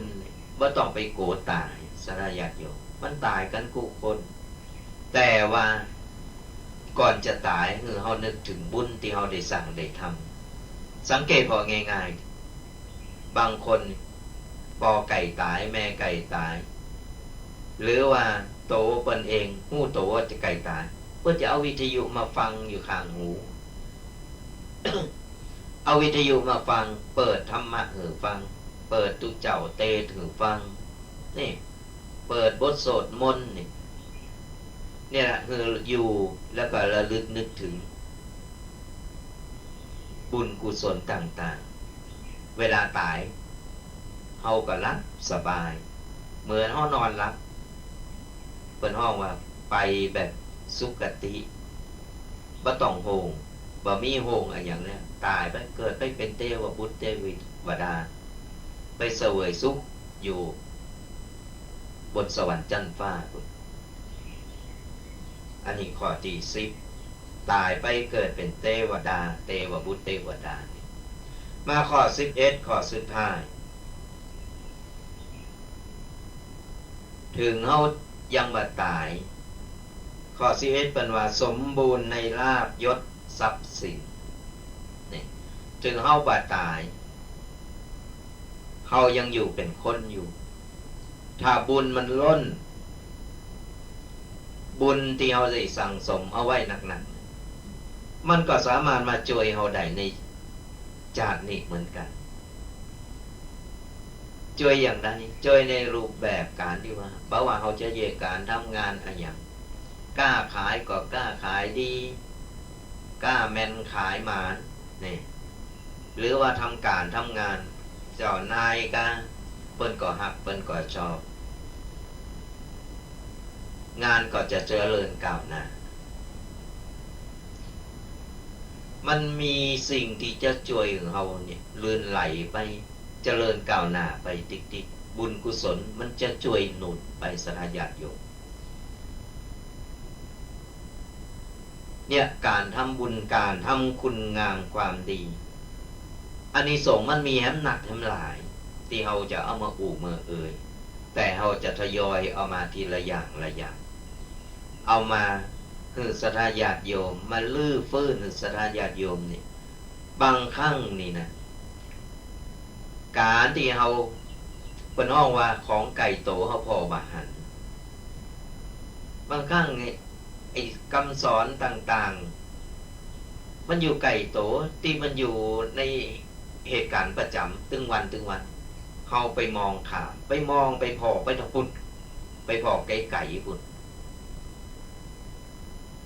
มองข้ามเนี่ยก็ยังถึงบอกไงว่าการทำคุณงามความดีประจำเป็นจะต้องไปทำในวัดอย่างเดียว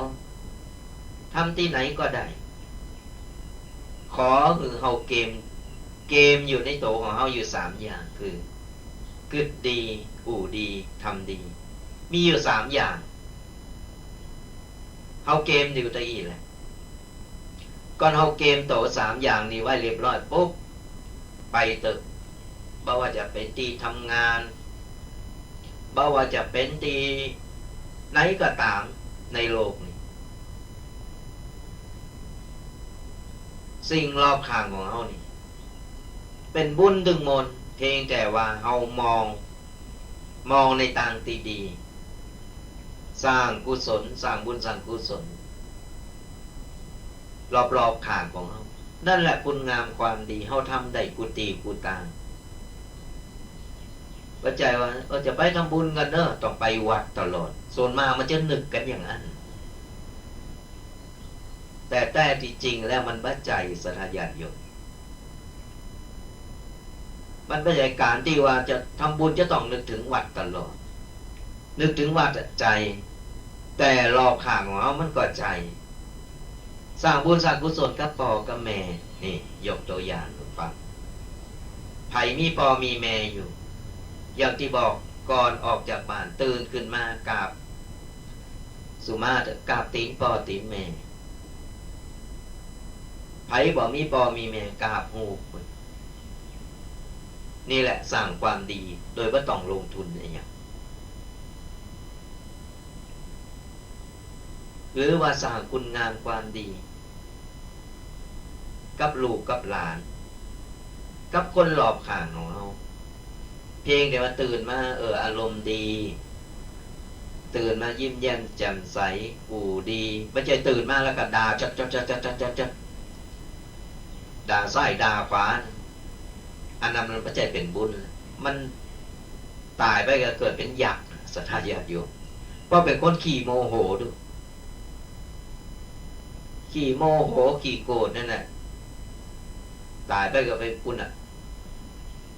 เป็นยักษ์เป็นเย็นหมดเฮาตื่นมาเฮาต้องวันวาอย่างที่บอกนอนในอู่ทะเลบุญอู่ทะเลบุญอย่าได้ก็อย่างที่ว่าเป็นแต่ต้นรายการก่อนนอนเฮากราบพระไหว้พระนั่งสมาธิเหกรรมหนึ่งเสร็จแล้วเฮาก็นอนในเมื่อเฮาได้สร้างคุณงามความดีมาทั้งวันแล้วนอนปุ๊บโหลงหมอนปุ๊บเฮาก็หลับเฮาก็สบาย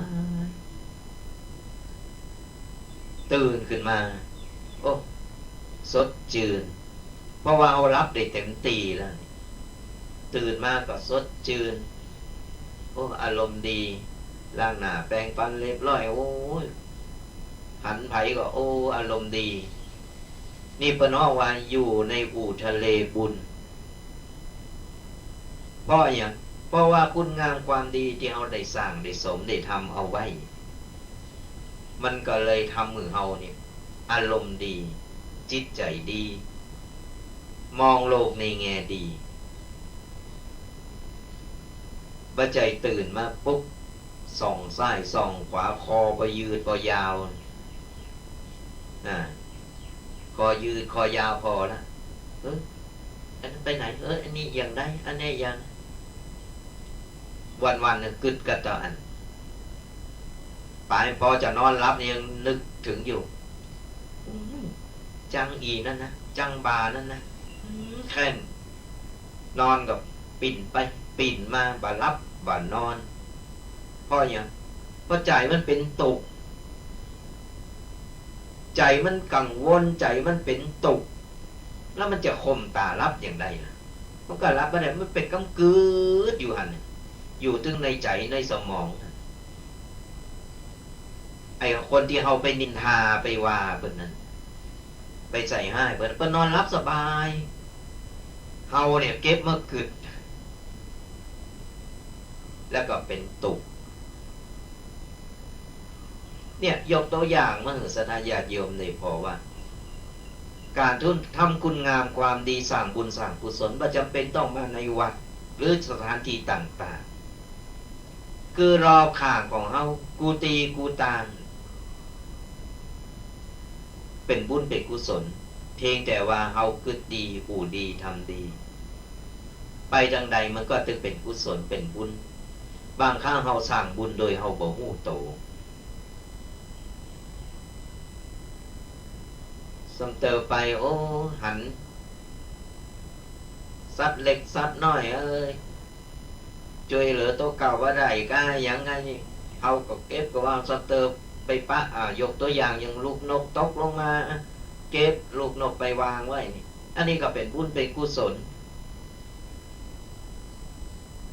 กูสิ่งกูอยากเพียงแต่ว่าเขาจะทำหรือบ่ทำแต่ว่าอย่างที่ตุปิเคเพิ่นว่าบุญคืออะไรอย่างบาปคืออะไรอย่างเคยไปถามเราอ่อนหลายเตอเราอ่อนก็บอกว่าบ่ฮู้เหมือนกันได้ชื่อก็ว่าบุญกับบาปแต่บ่หันโต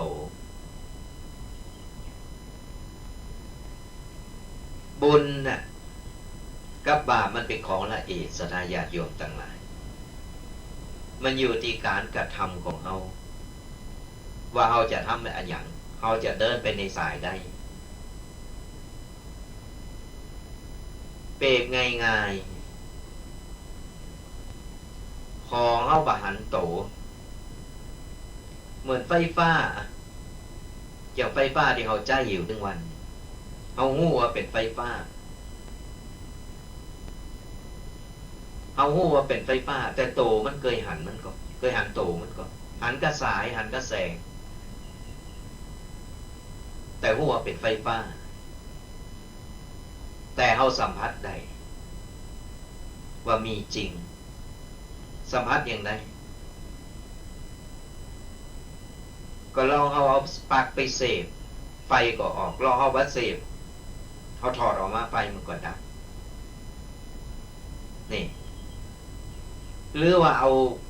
ไก่โตเขาอย่างโรคโควิดนี่สลายญาติโยมหันโตมันก็โตมันไปอย่าใดหูจักกระจือโควิดมาแล้วโอ้โกกันที่ปวดทนปิดปากปิดหูดังปิดหน้าปิดตากันล้างมือล้างทั้งนี้บักเคยหันโตมันเลยแต่หัวมีจริงเหมือนกันบาปกระปุนสลายญาติโยมเอาบาหันโตมันหรอกแต่ไผ่โดนก็มาแล้วจะหู้ว่าอ๋อนี่คือบาปนี่คือบุญมันอยู่ที่การกระทำของเราอยู่ที่การกระทำของเราอยู่ที่เราจะเลิกเดินทางใดจะสร้างคุณงามความดีหรือจะทำเลวทำบดีในเมื่อเราเป็นมนุษย์ปุถุชนคนห้องว่าเป็นสัตว์ประเสริฐหูจักแยกแยะอันนี้ผิดอันนี้ถูกอันนี้โคนอันนี้บ่โคนแต่เฮาไปทำเนี่ยเพราะอะไรอย่างไปทำนาบดีก็เพราะว่าโตของเฮาเองเลิกทางเดินเอง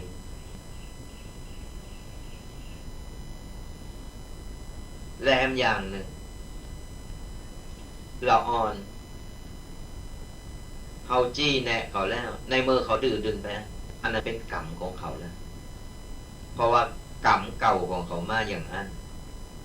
เขาต้องมาใจกรรมของเขาเขาก็ต้องในเมื่อเขาแนวเขาชี้แจงแล้วอันนี้ผิดอันนี้ถูกในเมื่อละอ่อนมันบาปฟังมันบาปเอาก็เขาทำใจว่าเนี่ยเป็นกรรมของเขาแล้วเป็นกรรมของเขาและเป็นกรรมของเฮาโดยที่เฮาได้เคยสร้างเคยทำกันด้วยกันมา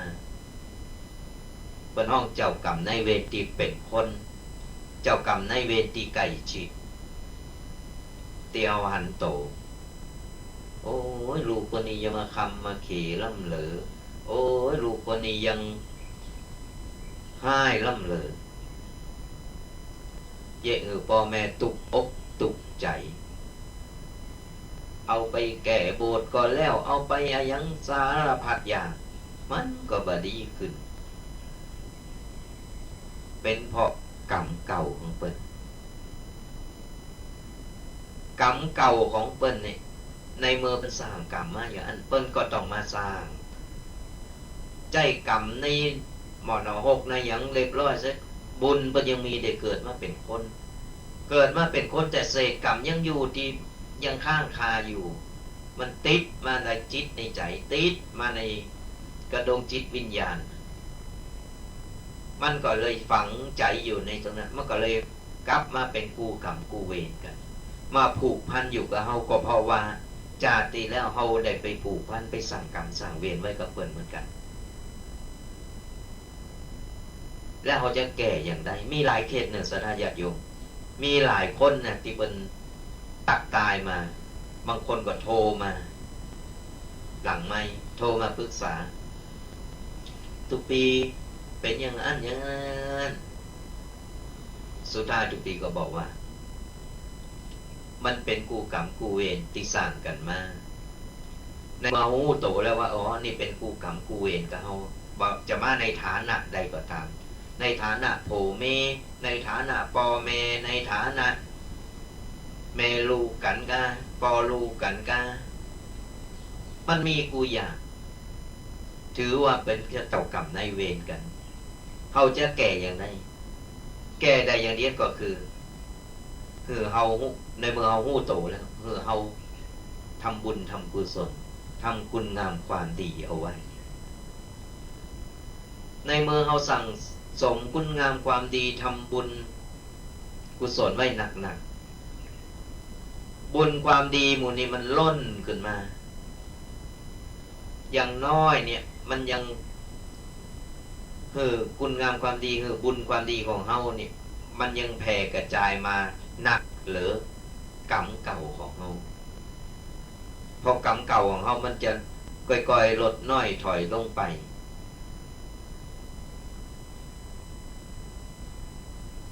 บุญคุณงามความดีที่เราสั่งสมไว้จริงๆมันหนักขึ้นทวีคูณขึ้นมันก็เกิดผลส่งให้เฮาเนี่ยได้พ้นกรรมพ้นเวรกัน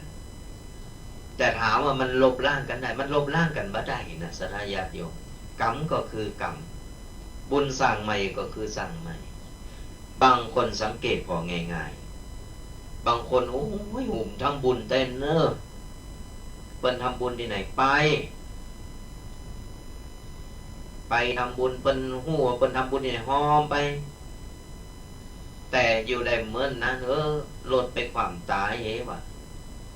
หรือว่าไปมีอันที่ว่าต้องจากไปเหก่อนบางคนเขา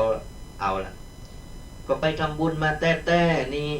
เอารถมาความเหมเนี่ยกำลังออกจากวัดมารถมาความเหมแล้วตายไปในบุญกุศลยังมันบางคนส่วนมากเขาจะคิดอย่างนั้นแต่หาหู้ไหมว่าบุญที่เบิ่นได้สั่งได้ทำนั่นน่ะยังอยู่บุญใหม่ที่เบิ่นสร้างเบิ่นทำน่ะยังอยู่ยังสั่งสมยังสะสมไว้แต่ที่เบิ่นต้องอายุสั้นหรือเกิดอุบัติเหตุเกิดยังขึ้นมาเพราะว่ากรรมเก่าของเพิ่นน่ะยังบ่หมดเติมกรรมเก่าเพิ่นยังอยู่กรรมเก่าเพิ่นได้โตยมาตันถึงว่าละถึงตอนนั้นที่ว่าเพิ่นจะต้องได้รับกรรมนั้นแต่บุญเก่าบุญใหม่ที่เฮาได้สร้างได้ทำยังอยู่บ่ได้ไปหนีหายไปไหนไปทำเท่าใดใดเท่าอันไผทำก็ไผได้ไผบ่ทำก็บ่ได้เนี่ยเฮาต้องมาแยกแยะว่าอ๋อเป็นเพราะกรรมเก่าเพิ่นยังมีอยู่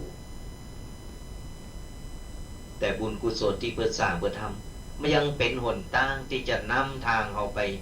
เพิ่นตายแล้วปุ๊บเพิ่นหมดกรรมในตรงนี้แหละตายไปปุ๊บบุญใหม่หมู่นี้แหละจะช่วยยู่ช่วยส่งขึ้นไปให้พระสัมมาสัมพุทธเจ้าเพิ่นถึงบอกว่าคือเฮาสั่งสมบุญไว้ติ๊กสั่งสมบุญไว้หนักบุญความดีนี่นะมันจะสั่งสมบุญแล้วก็โอ้ยตุเจ้าก็อู้อันน่ะอย่างก็บุญก็ตั้งไปหอมวัดมันบ่ใจอย่างนั้นจะไปเข้าใจผิดเนอะสทาญาติโยมถึงบอกว่าการทำบุญบ่จำเป็นต้องมาทำบุญในวัด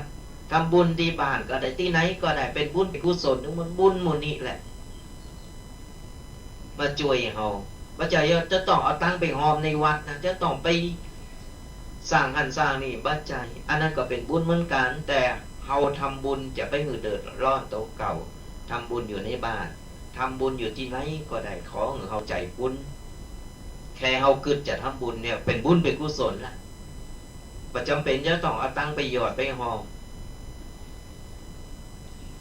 แต่ไผที่จะไปสร้างหันสร้างนี้อันนั้นเปิ้นปอโตเปิ้นพร้อมแล้ว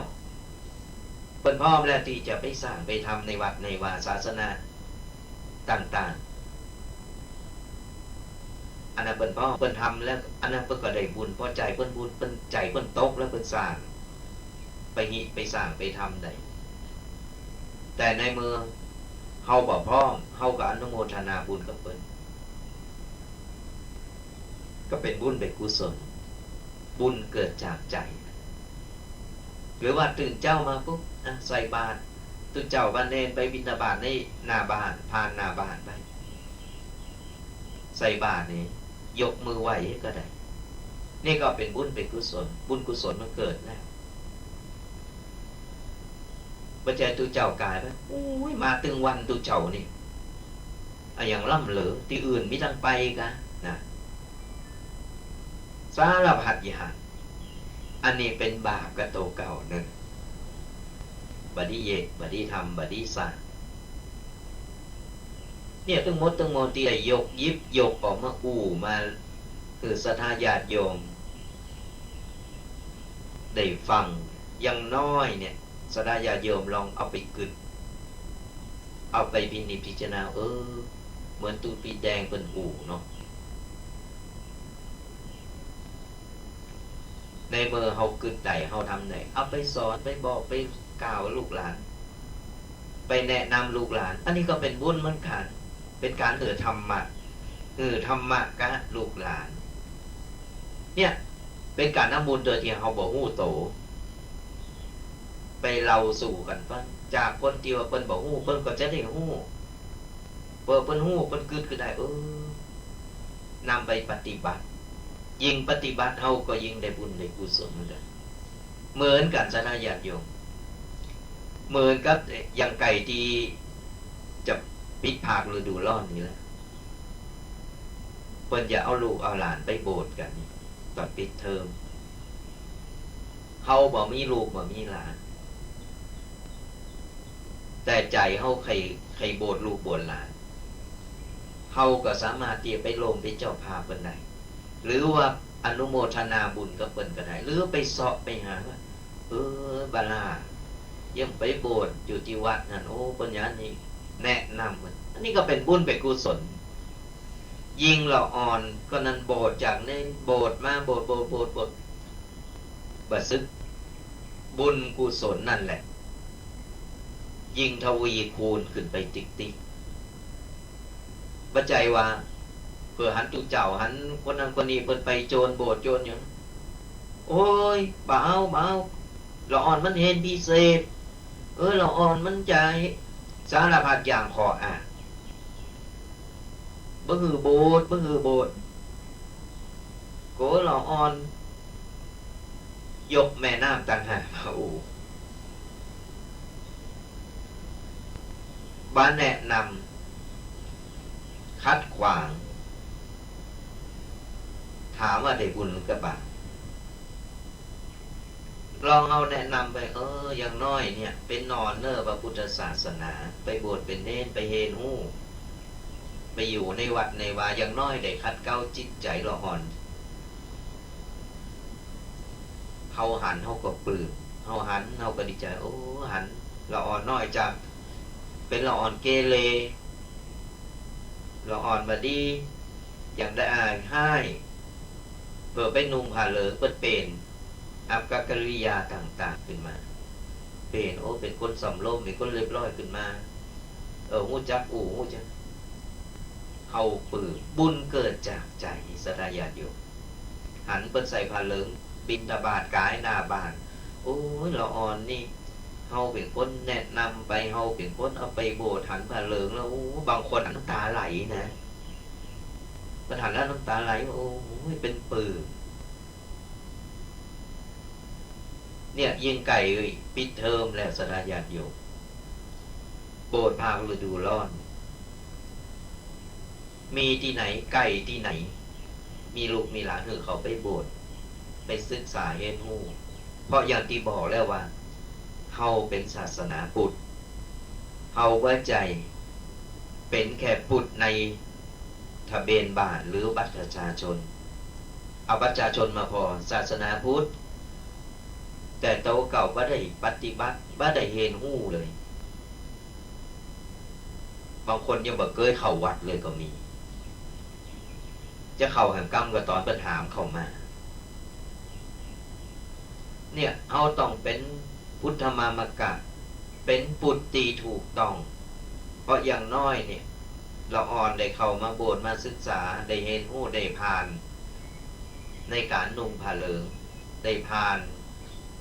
จากนำทำคำสอนอย่างน้อยเราอ่อนมันก็ได้คัดเกลาจิตใจของเขาไปได้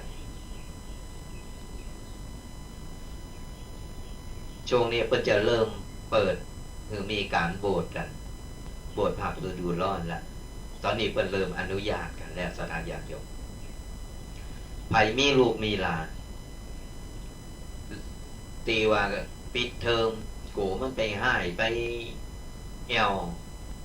ก็เอามาโบสถ์เอามาฝากกันตุเจ้าหรือพระเจ้าหรือวัดมาที่อยู่ใกล้บ้านเฮาฝากลูกโบสถ์หน่อยเนาะฝากหลานโบสถ์หน่อยเน้อเนี่ยอย่างน้อยเราอ่อนก็ได้บุญได้กุศลโตเฮาก็ได้บุญได้กุศลแนะนำชักจูง เพราะฉะนั้นศรัทธาญาติโยมทั้งหลายบุญกุศลบุญความดีถึง11 อย่างที่จริงมันมีหนักมีหลายเรื่องนี่แต่วันนี้ก็ได้เอาทยอยมาทีละหน่อยละหน่อยเพื่อที่จะเอามาลื้อฟื้นเอามาหือศรัทธาญาติโยมเนี่ยได้มานึกอ๋อของไก่โตเลิงไก่โตเฮานี่บางคนบอกฮู้เข้าใจผิดเข้าใจผิดอยู่ตลอดเวลาว่าโอ้ยังก็ทำบุญยังก็ทำบุญจะเอาที่ไหนแล้วเหลือไปทำบุญมันจะอย่างนั้นกุศลอยู่ใจของเราว่าจะอยู่ที่ปัจจัยอยู่ที่ใจของเราใครใจเขากึดอยากจะอยากจะทำอย่างที่บอกก็คือกึดดีอู่ดีทำดีอยู่ที่ไหนมันก็เป็นบุญอยู่ในบ้านก็เป็นบุญถึงบอกว่าก่อนจะนอนเมื่อเขาสวดมนต์ไหวพระอันนี้ก็เป็นบุญและเขาก็จะรับสบายอยู่ในอู่ทะเลบุญเนี่ยเป็นบุญเป็นกุศลศรัทธาญาติโยมฝันก็อย่างที่บอก11 ข้อนั้นฝันก็ฝันดีฝันแต่เรื่องดีๆ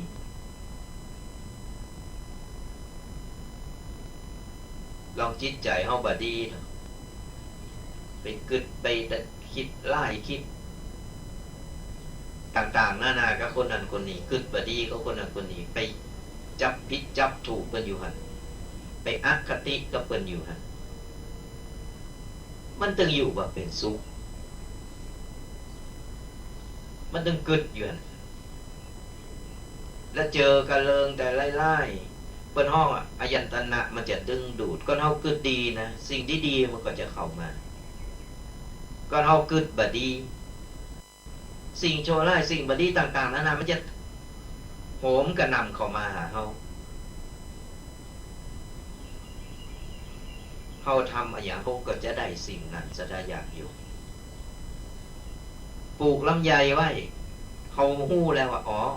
เขาเอากาลำไยมาปลูกมันโพนดินมันรดน้ำมันใส่ปุ๋ยมันก็งอกงามขึ้นมาติ๊กๆจากลำไยเม็ดเดียวกาเดียวต้นเดียวจากเม็ดเดียวมาเป็นกางอกขึ้นมางอกขึ้นมางอกขึ้นมาเป็นต้นใหญ่บุญก็เหมือนกันทำทีละเล็กละน้อยสั่งสมไปมันทำคุณงามความดีเหมือนเฮาใส่ปุ๋ยนะมันทำคุณงามความดีทำไปเรื่อยๆแล้วมันสะสมมันก็ใหญ่ขึ้นงอกงามขึ้นมาใหญ่ขึ้นมาปุ๊บจากเม็ดเดียวกลายเป็นว่ามาเป็นลำต้นเป็นลำต้นแล้วลูกออกมาเนี่ยนั่นแหละคือบุญที่เราสั่งสมขึ้นมามันได้ล้นมันเต็มตีขึ้นมาแล้วเราก็จะได้ครับสิ่งนั้นก็คือเราก็จะได้ลำไยมาโอ้ยเต็มต้นดกนี่โปรดโทษนี่ขายได้กำไรงามขายได้ดีบุญก็เหมือนกันสั่งสมไว้ติ๊กๆสั่งสมไว้เจริญงอกงามแผ่กระจายก็มาใจปลูกลำไยเสร็จโอ้ยบนไปบนมานะกลายเป็นทุเรศมันก็บ้าใจปลูกลำไยก็ได้ลำไยปลูกทุเรศก็ได้ทุเรศปลูกลิ้นจี่ก็ได้ลิ้นจี่ทำคุณงามความดีเฮาก็จะได้คุณงามความดีทำบาปเฮาก็จะได้บาปทำโชว์ก็จะได้โชว์ใครทำอย่างได้ก็ทำได้อย่างนั้นการทำบุญเหมือนกันศรัทธาญาติโยมไผทำคนนั้นก็ได้ไผบ่ทำคนนั้นก็บ่ได้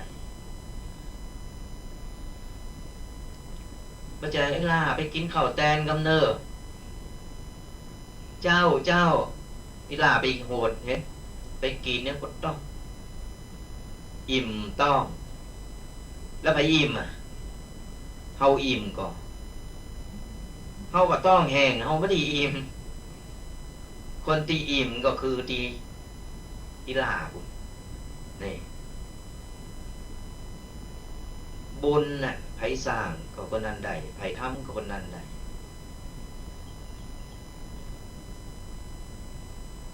มันทำแทนกันไม่ได้บาปกรรมมันทับแทนกันก็ไม่ได้ไผทำไผก็คนนั้นน่ะต้องทำต้องทำมันโอนย้ายมันจะโอนย้ายก็ย้ายไปคือคนนั้นเนอะย้ายบุญคือคนนี้ย้ายกรรมไม่คือคนนี้เนอะย้ายบาปไม่คือคนนี้เนอะมันไม่ได้มันติดโตเอาอยู่แล้วบาปบุญคุณโทษมันมีจริงไผทำก็ไผได้ไผบ่ทำก็คนนั้นก็บ่ได้มันบ่มีการไปซื้อไปขายขอซื้อบุญหน่อยขอซื้อบาปหน่อยมันบ่มี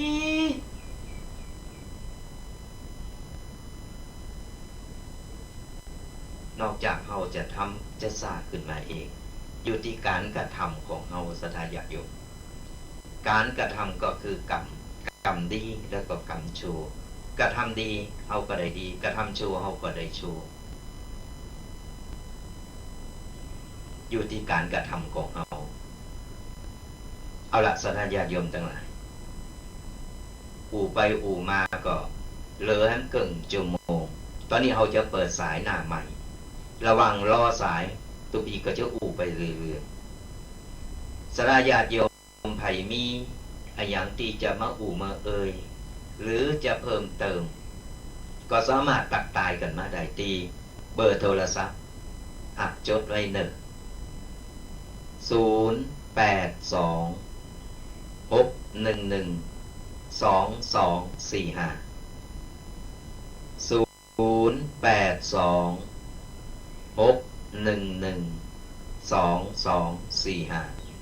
ก็โทรมาอู่มามาตักมาตายมาหือกำลังใจกันหรือว่ามีอะไรอยากจะแนะนำเพิ่มเติมก็แนะนำกันมาได้ศรัทธาญาติโยมโทรมาได้โทรมาอู่มากันโทรแห่งกำหนึ่งเนาะ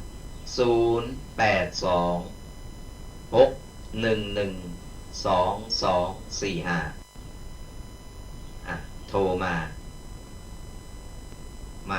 าตายฟังตั้งวันนี้ฟังตุกปีอู่เป็นจังไดกะวันนี้ตังปุนเป็นอย่าได้หมอกโอ้ยหมอกหนักหมอกหลายหมอกควันนี่มีเรื่องจะเล่าศรัทธาญาติโยมฟังกันเมื่อวันก่อนกำลังปิกมาตะวานี่ตุปีเขาไปตึงตุปีเกปาศรัทธาญาติโยมจากไอ้นครปฐมกาฬบุรีไปจังหวัดพะเยาไปแสวงบุญไปทำบุญกันตุปีตกใจก็นึกว่าโอ้ก็อย่าเป็นหมอกอย่างนั้นเลยที่ไหนได้เป็นหมอกควันนี่ศรัทธาญาติโยมโอ้ต้องมืดฟ้าโมดินกลางตั้งไปตั้งแต่ดอยสะเก็ดไปหันไฟใหม่ดอยรู้สึกจะดอยที่ไหนแถวดอยสะเก็ดนี่บนดอยไหม้ไปเป็นตั้งนี่โอ้ยตอนเจ้า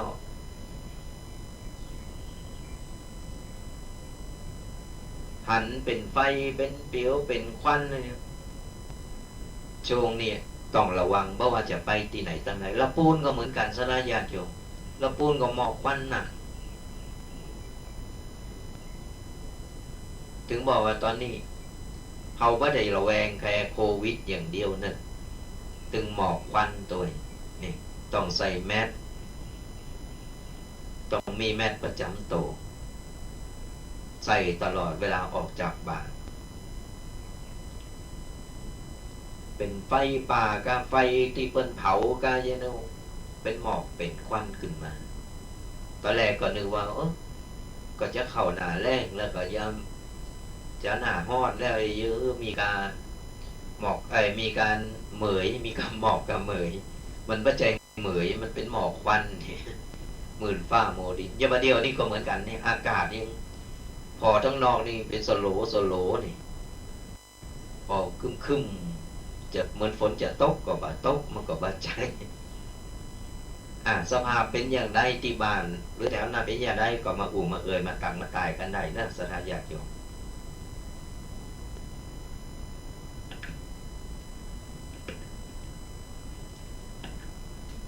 ก็เดี๋ยวพ อดีอยู่คนเดียวเดี๋ยวจะหับสายกันเนาะมีสายเข้ามาสถานญาติโยมกันเลย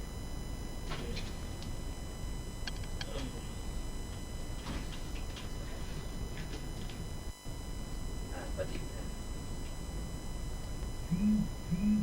มีสายก่อนเนาะโทรกันมาได้เนอะสถานญาติโยม0826112245โทรกันเข้ามาได้เนอะฮัลโหลเจริญปอนฮัลโหลสายรุดไปแล้วกันเดี๋ยวโทรมาใหม่ได้เนอะ0826112245ก็โทรมามาเอ่ยมาตักมาตายกันฮัลโหลฮัลโหลแล้วก็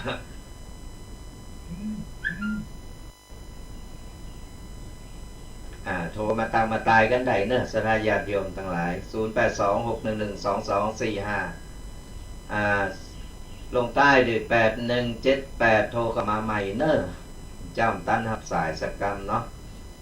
โทรมาเอ่ยมาตักมาตายกันใหม่ช่วงนี้สายวางมาแล้ว0826112245ระหว่างรอสายทุกปีก็จะมามาเอ่ยมาตักมาตายก่อนอื่นก็ขอบคุณอนุโมทนาบุญกับ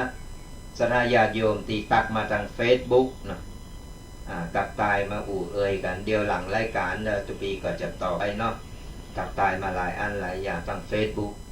ตอนนี้มันมีหลายช่องทางนะสถานญาติโยมทั้งหลายหลายช่องทางในการที่จะจะเอ่ยจะติดต่อจะฟังรายการวิทยุตึงวิทยุหรือว่าทาง Facebook YouTube นี่ตอนนี้สามารถตีว่าเอ่ยหรือว่าสามารถที่จะติดตามผลงานหรือว่าฟังธรรมะกันได้หลายๆช่องทางหลายๆครูบาอาจารย์หลายรูปหลายตนเหมือนกันก็ติดต่อสะดวกตั้งใดนี่ก็สามารถที่จะจะฟังตั้งนั้นได้สำหรับทาง Facebook นี่เดี๋ยวจบรายการทุกปีก็จะทยอยตอบตีถามกันมาหลายอันหลายอย่างเนาะหลังจากจบรายการทุกปีก็จะทยอยตอบไปอย่างที่มาเน้นแต่เจ้า11อย่างอานิสงส์ของการทำคุณงามความดีวันนี้ก็ได้เอามามาเอ่ยสถานญาติโยมได้ฟังกันแล้วเป็นอย่างไรพ้องเดี๋ยวเราจะมาทบทวนกันแห่งกรรมหนึ่งเนาะบางคนกำลังเข้ามาบางคนกำลังเข้ามาฟังกันอานิสงส์ของการทำคุณงามความดี11อย่างก็มี1เวลาเราทำคุณงามความดีแล้วเนี่ยทำมือเราเป็นสุขรับเป็นสุข2ตื่นก็เป็นสุข3นอนหลับก็ฝันดีบ่ฝันร้าย4เป็นที่รักของคนและเทวดา5มีศัตรูก็จะกลายเป็นมิตร6เทวดาก็จะปกปักรักษาคุ้มครองเรา7สิ่งชั่วร้ายหรือเหตุการณ์ร้ายต่างๆก็จะสามารถทำอย่างเราได้เราก็จะแคล้วคลาดปลอดภัยข้อที่8จิตตั้งมั่นเป็นสมาธิเขาจะมีสติเขาจะมีสัมปชัญญะติดต่อเขาอยู่ตลอดเวลา9ใบหน้าผิวพรรณผ่องใสมีรัศมีเปล่งออกมารัศมีของคุณงามความดี10ตายไปแล้วก็จะได้เกิดในตีดีในภพภูมิตีดีเป็นเทวบุตรเป็นเทพวิติดาอยู่บนสวรรค์จันทร์ฟ้าและ11ก็จะสมบูรณ์ในลาภยศทรัพย์สินนี่แหละยกเอาตัวอย่างมาให้สถานญาติโยมได้ได้ฟังและก็ให้สถานญาติโยมนำไปใจไปปฏิบัติมันเป็นเรื่องไก่โตที่เราทำง่ายๆสถานญาติโยมการทำคุณงามความดีทำบุญอย่างที่บอกแล้วว่าทำได้ทุกทีทำได้กูตาเพียงแต่ว่าเรามีใจอยากจะทำ ระหว่างล้อนี่ทุกปีก็มีมงคลชีวิต5ประการมาคือสัตยาติโยมได้ฟังกันจำเอาไว้จดเอาไว้เนื้อสัตยาติโยมมงคลชีวิต5ประการก็เฮาได้ปฏิบัติได้ทำแล้วเฮาจะชีวิตเฮานี่จะมีความสุขที่สุดมีอะไรอย่างพองมงคลชีวิต5ประการก็คือข้อที่1ฟังในสิ่งที่ควรฟังฟังในสิ่งที่ควรฟังก็คืออะไรอย่างที่สัตยาติโยมกำลังฟัง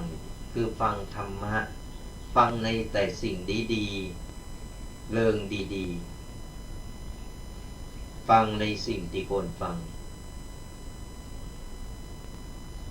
เขาต้องไปฟังในสิ่งที่โอ้ไร้สาระเริงจิปาถะต่างๆผมต้องเอามาหกสมอง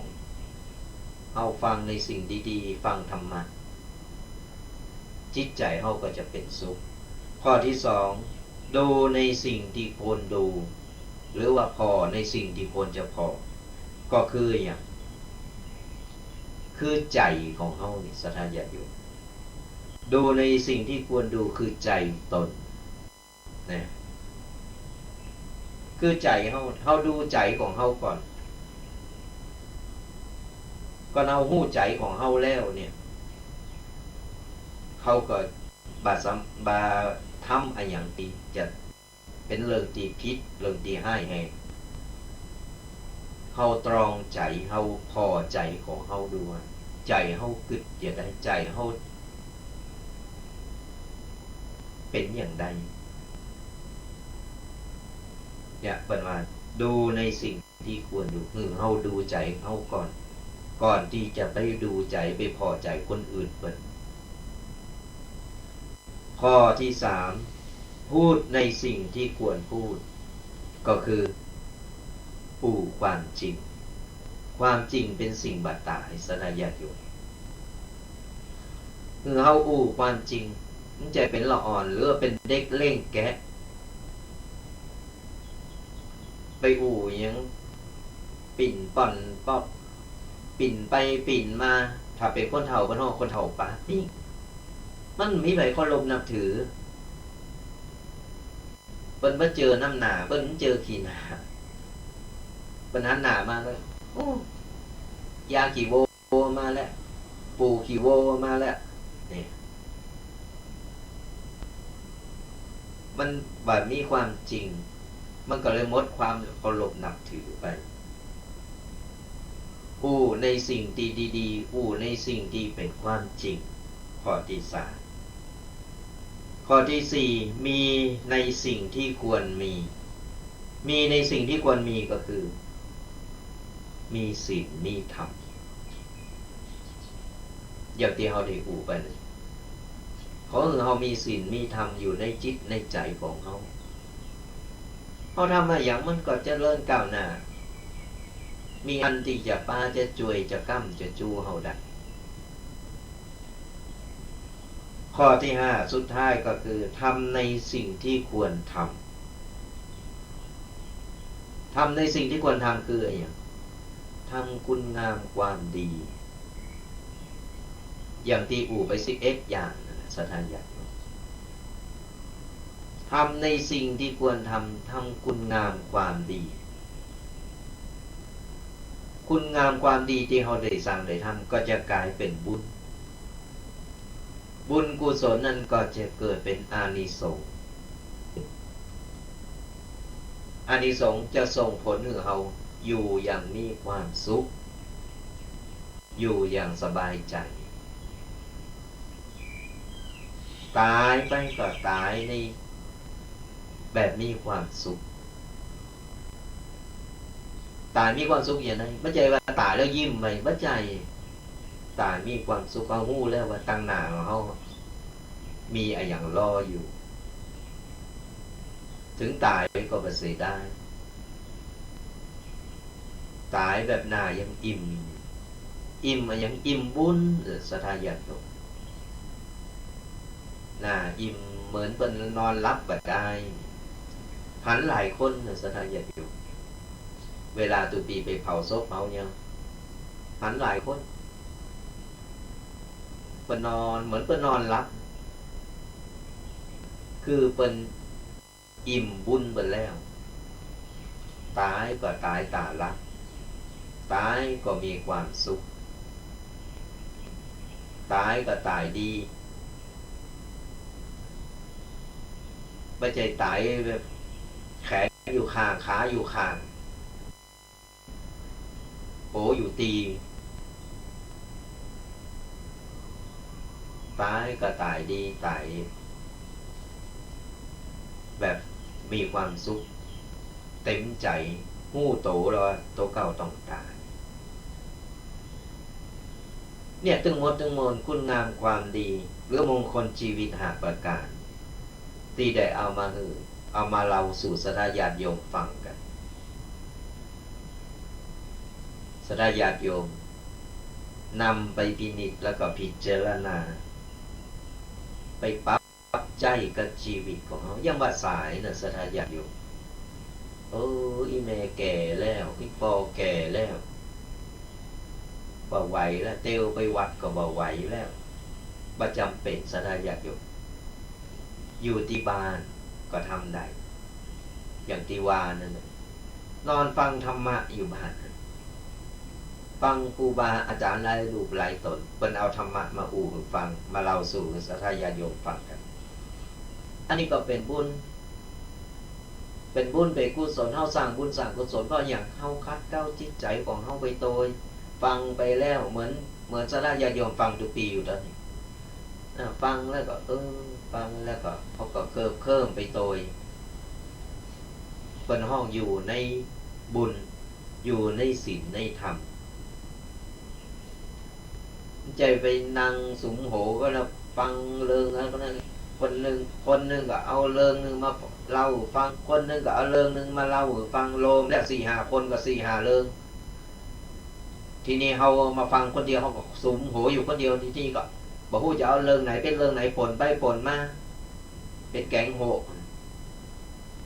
แล้วสุดท้ายไปตุกเขาเล่าเสร็จเขาเดินหนีเขาเตี้ยวหนีไปเห็นเขาปีกบานเขาปีกบานเพื่อเขาลืมไปแล้วเขาอุ่ยอย่างเพราะมันเป็นล่มป่ามันพ้นออกไปแล้วแต่เขาเก็บเข้ามาในจิตในใจเก็บเข้ามาในสมองเก็บก็มานั่งกึดนอนกึดอีนั่นมันว่าอีนั่นเป็นอย่างนั้นว่านั่นเป็นอย่างอีว่าเนี่ยตีกันอยู่ในสมองแล้วทีนี้มาเป็นกำกึดนอนบั่นรับแต่คืนนอนบั่นรับยื้อนอนรับก็บอกว่านะปีนไปปีนมาก็บั่นรับมานอนมันเป็นอะไรอย่างก็เป็นอะไรอย่างก็โต๊ะเก่านั่นน่ะกะไปเก็บเอาเรื่องคนอื่นมาสูงโหเก็บเอาเรื่องคนอื่นมาใส่โหแล้วมันเรื่องของเราก็มันก็บัดใจแล้วไผ่ทำเขาทำแล้วไปโตดไผ่ก็โตเก่าฟังในสิ่งที่บ่โคนฟังสลายญาติโยมเป็นห้องว่าฟังในสิ่งที่บ่สมควรฟังในสิ่งที่ไร้สาระ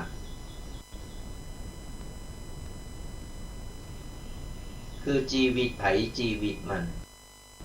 ต่างคนต่างดำเนินชีวิตไปตามกรรมตามเวรของไผของมันเปิ้นมีเส้นทางเดินของเปิ้นอยู่แล้วเฮาต้องไปฮู้ดีแล้วเปิ้นเฮาต้องไปบงการชีวิตเปิ้นเฮาต้องไปติดตามเป็นนักข่าวติดตามชีวิตคนนั้นคนนี้เฮามีอาชีพอะไรอย่างเฮาทำมันนั้นไป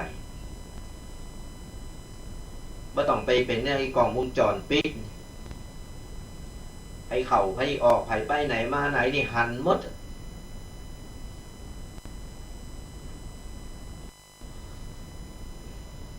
แล้วก็เอามาเป็นกำกึ่งบัดเดียวนี้กล้องวงจรปิดมันดีนะรุ่นใหม่นี่นะมันสายไปสายมาได้สาญาติโยมสายไปสายมาเตียวไปทางไหนมันถึงเหลวมันถึงโตยไปอันนี้ทุกช็อตทุกฝีก้าวในการเตียวละเอียดหมดแล้วเราจะทำโตเป็นอย่างนั้นไผมาไผถามเลยอย่าไผบอกหู้มาถามนี่หู้หมด แล้วมันหน้าที่เฮากะเรื่องของเฮากะแต่น่ะสถาญาติโยมทั้งหลายสิ่งที่บ่ควรเฮาก็บ่สมควรที่จะไปยุ่งไปชีวิตไผชีวิตมันเปิ้นเรื่องของเปิ้นดำเนินชีวิตของเปิ้นเองกรรมของเปิ้นเองกรรมของเฮาใจชีวิตของเฮามันต้องไปพอให้พอดีมันต้องไปอคติคนนั้นคนนี้มันต้องไปจังคนนั้นคนนี้เปิ้นว่าอีนี่บัดนี้กูก็จังตัวแล้วนั่นนี่ฮู้จักบ่ฮู้จักบ่ฮู้เฮาจะมาฮู้ดีหรือชีวิตของเปิ้นไงเฮาเอาชีวิตของโตของเฮาดีกว่าเอาครอบครัวของเฮาดีกว่านำครอบครัวของเฮาไปในทางที่ดีทำในทางที่ดีบ่จะไปเป็นแบบอย่างตัวอย่างที่บ่ดีหือก็ลูกกันหลานที่มันผิดพลาดไปเฮาก็มาปรับปรุงได้เอามาปรับปรุงใหม่มันยังบ่สายเกิดไปสถานญาติโยมต่างหากอย่างตอนเนี้ยเฮามาแต่ก่อนนี้จะฟังธรรมนี่ต้องไปฟังในวัดในวาบุญกองก้อยไปนอนวัดบุญไปฟังธรรมบัดเดียวว่าต้องอยู่ที่บ้านเปิดวิทยุไผมีโทรศัพท์ทันสมัยหน่อยก็ Facebook เปิดพอมันมีธรรมะวาไรตี้ไป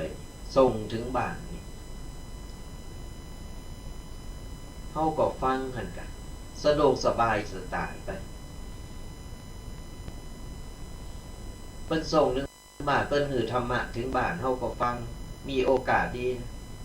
ฟังแล้วธรรมะอันขอนี่ดีเนอะครูบาอาจารย์ตอนนั้นรูปนี้เปิ้นอู่แหละดีเนอะอู่อันหือเปิ้นธรรมะดีเนอะเขาก็เอาไปปฏิบัติ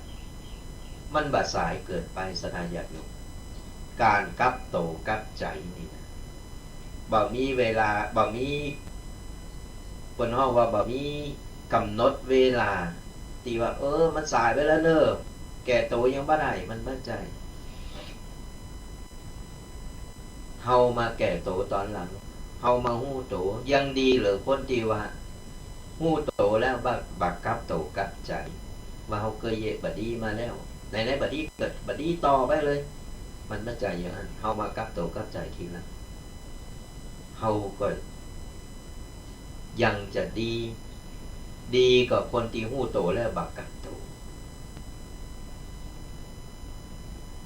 เนี่ยสถานญาติโยมทั้งหลาย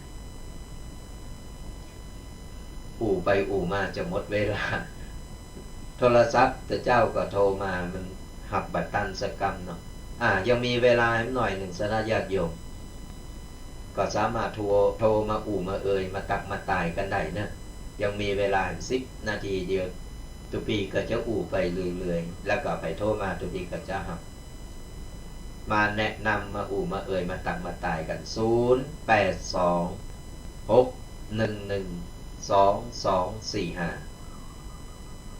0826112245จดเอาไว้ก็ได้สถานญาติโยมวันเสาร์หน้านี่จดไว้แล้วเรียบร้อยวันเสาร์หน้าใครกู้หรือว่าใครตักตายกัน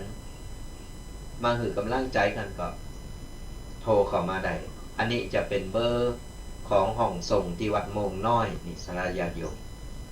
0826112245เป็นเบอร์ห้องส่งของวัดโมงน้อย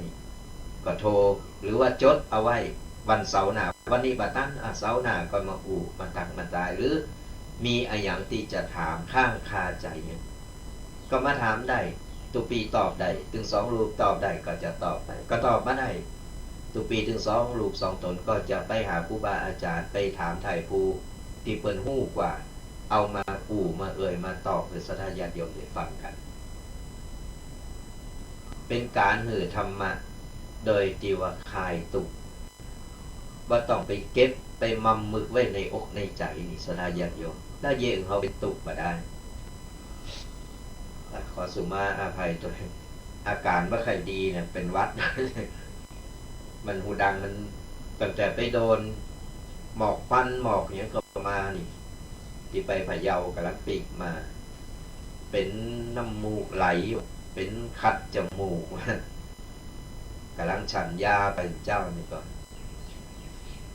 เนี่ยก็ระวังสุขภาพกันตัวเนอะสถานญาติโยมช่วงนี้บ่ว่าจะไปไหนมาไหนพาแมสนี่ติดโตไว้เลย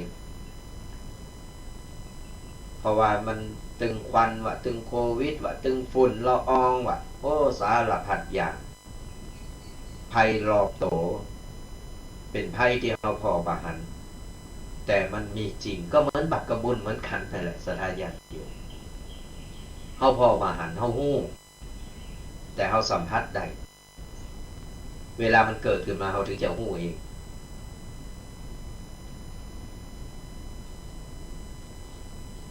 เนี่ยก็ฝากกันเอาไว้สถานญาติโยมทั้งหลาย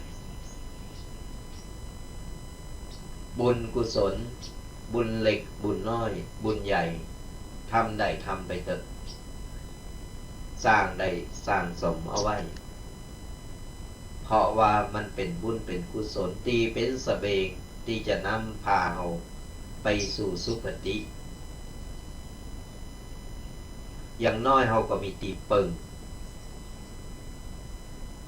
ถึงตายไปเราก็ตายตาหลังว่าต้องไปห่วงกังวลอะไรอย่างไม่ต้องมันนึกว่ากูตายไปสร้างกระบาปกระกรรมตายไปกูจะไปจังใดอย่างไรอย่างไรไม่ต้องไปถามต้องไปนึกเลยมีทางเดียวนั่นแหละแต่ถ้าเราสร้างบุญสร้างกุศลนี่โอ้ตายเมื่อใดก็ตายเถอะเขาไปใจบุญใจกุศลที่เขาได้สั่งได้ทำเอาไว้ได้สั่งสมเอาไว้ในชาตินี้เขาก็มีความสุขแล้วเอาล่ะสัทธาญาติโยมทั้งหลายเหลือเวลา 2-3 นาทีในท่าท่านกำลังติดตามรับฟังสถานีวิทยุกระจายเสียงพระพุทธศาสนาแห่งชาติคลื่นเพื่อการศึกษาพระพุทธศาสนาและวัฒนธรรมระบบ FM 104.5 เมกะเฮิรตซ์รายการต่อไปเป็นรายการทนายความพบประชาชนดำเนินรายการโดยทนายสุรชัยอาจินวัตร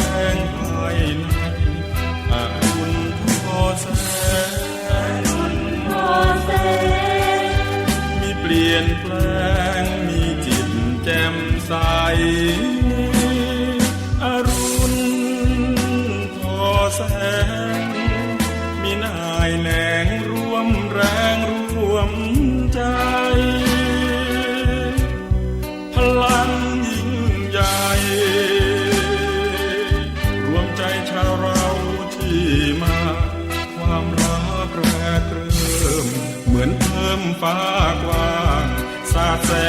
งสว่างส่องทั่วพระสุธาภูเขาขวางกันไม่หวั่นอุราสองเท้าฟันฝ่าทำสมาธิ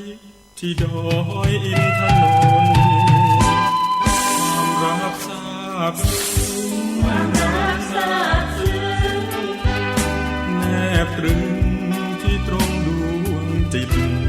กับได้พบมิตรถูกจิตถูกใจทุกคนกัลยาณมิตรแนบสนิทชิดในทุกคนเคียงกันไม่บ่นแม้เหนื่อยล้าปานใด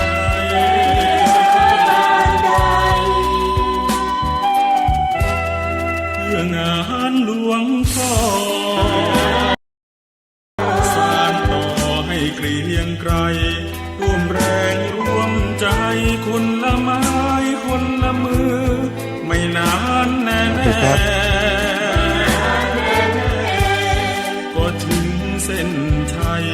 ไม่ไกลไม่ไกลว่าไปเถิดนาพวกเรา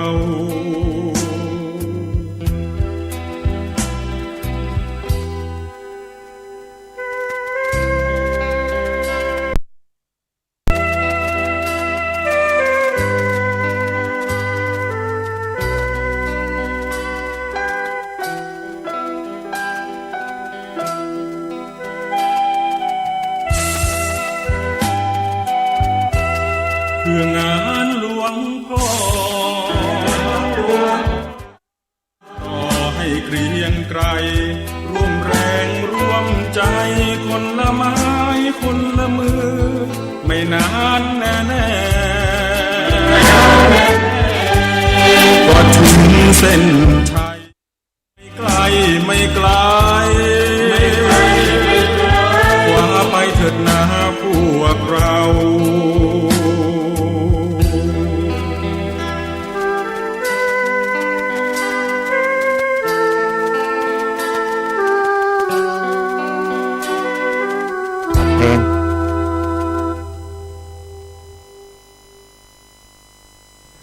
สวัสดีครับพบกับรายการเนี่ยมันไม่ตอบ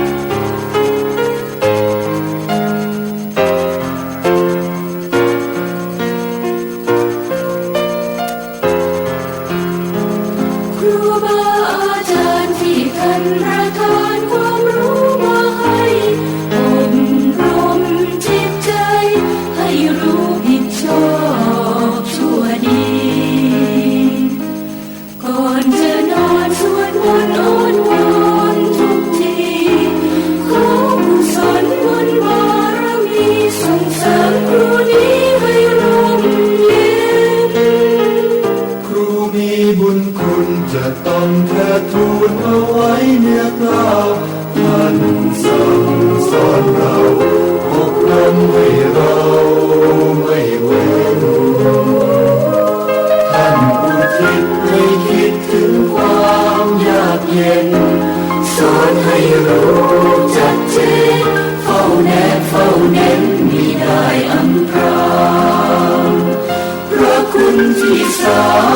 มงดงามแจ่มใสแต่ว่าใคร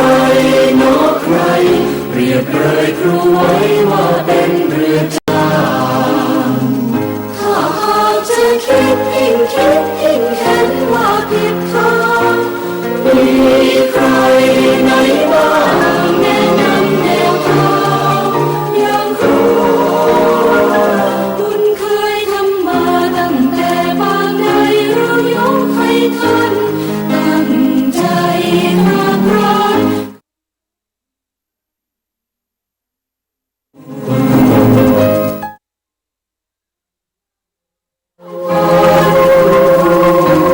ขอกุศล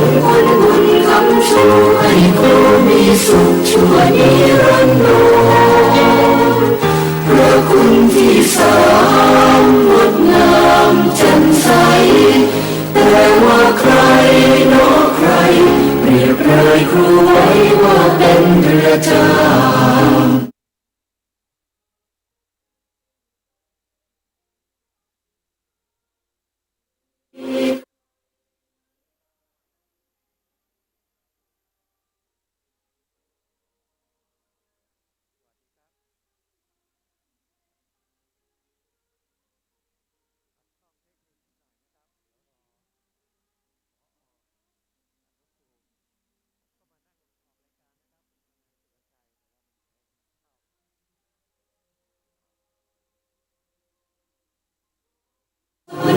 บุญคำชูให้ครูมีสุขชั่วนิรันดร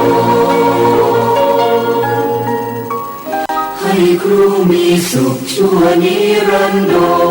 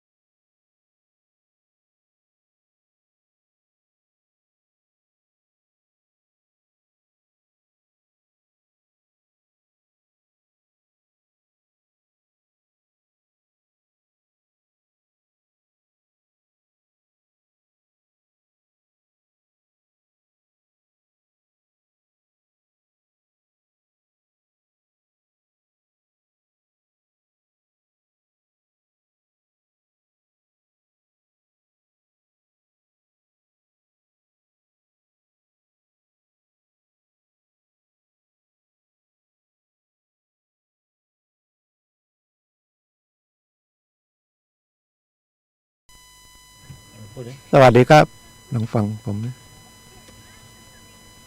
สวัสดีครับท่านผู้ฟังที่เคารพทุกท่าน พบกับรายการทนายความพบประชาชนนะครับวันนี้วันเสาร์10 ถึง 11 นาฬิกาผมก็มานั่งออกรายการแล้วพอดีไม่ค่อยได้ใช้ไอ้เครื่องเนี่ย เพราะว่าท่านพระครูท่านเป็นคนควบคุมแล้ววันนี้ท่านไปขึ้นกรรมฐานก็คลุกคลักนิดหน่อยปิดเวลาไปนะครับเพราะว่าเข้ามามันมีเพลงแต่หาไอตัวคอนโทรลเพลงนะครับไม่ได้ตอนนี้ได้ละพอดีท่านเกษตรมาช่วยก็เป็นรายการกฎหมายง่ายๆนะครับเพื่อความรู้แก่ท่านผู้ฟังผมก็เป็นทนายมาได้ใบอนุญาตมาปี 2534 ก็30 ปีแล้วก็ที่มาเป็นทนายเพราะว่าประสบปัญหากฎหมายเป็นจำเลยเองคนไม่เคยเป็นมันก็ไม่รู้นะสภาพของความว่าเป็นผู้ต้องหาเป็นผู้ต้องหาด้วยเป็นจำเลยด้วยมันทุกข์ขนาดไหนนะครับคำว่าผู้ต้องหาหรือจำเลยเนี่ยมันก็คือแล้วในคดีอาญาในคดีอาญาด้วยคดีอาญามันก็คดีที่มันมีโทษจำคุกอ่ะใครๆก็ไม่อยากเสียอิสระภาพใครจะถูกไปติดคุกติดตารางนะครับแล้วมันก็คิดไปเรื่อยนะมันก็จะเสียชื่อพ่อแม่อีกเสียชื่อเสียงตัวเองอีกถ้าเป็นคดีแพ่งก็ยังเป็นเรื่องเงินมันก็เสียหายอีกนะถูกฟ้องเรื่องเงินสมมตินะแต่ผมไม่เคยถูกฟ้องเรื่องเงินนะครับเคยแต่ถูกฟ้องคดีอาญาการประกันตัวก็ไม่รู้ทำยังไงเดี๋ยวก็ต้องไปเสียเงินเช่าประกันเป็นหมื่นนะ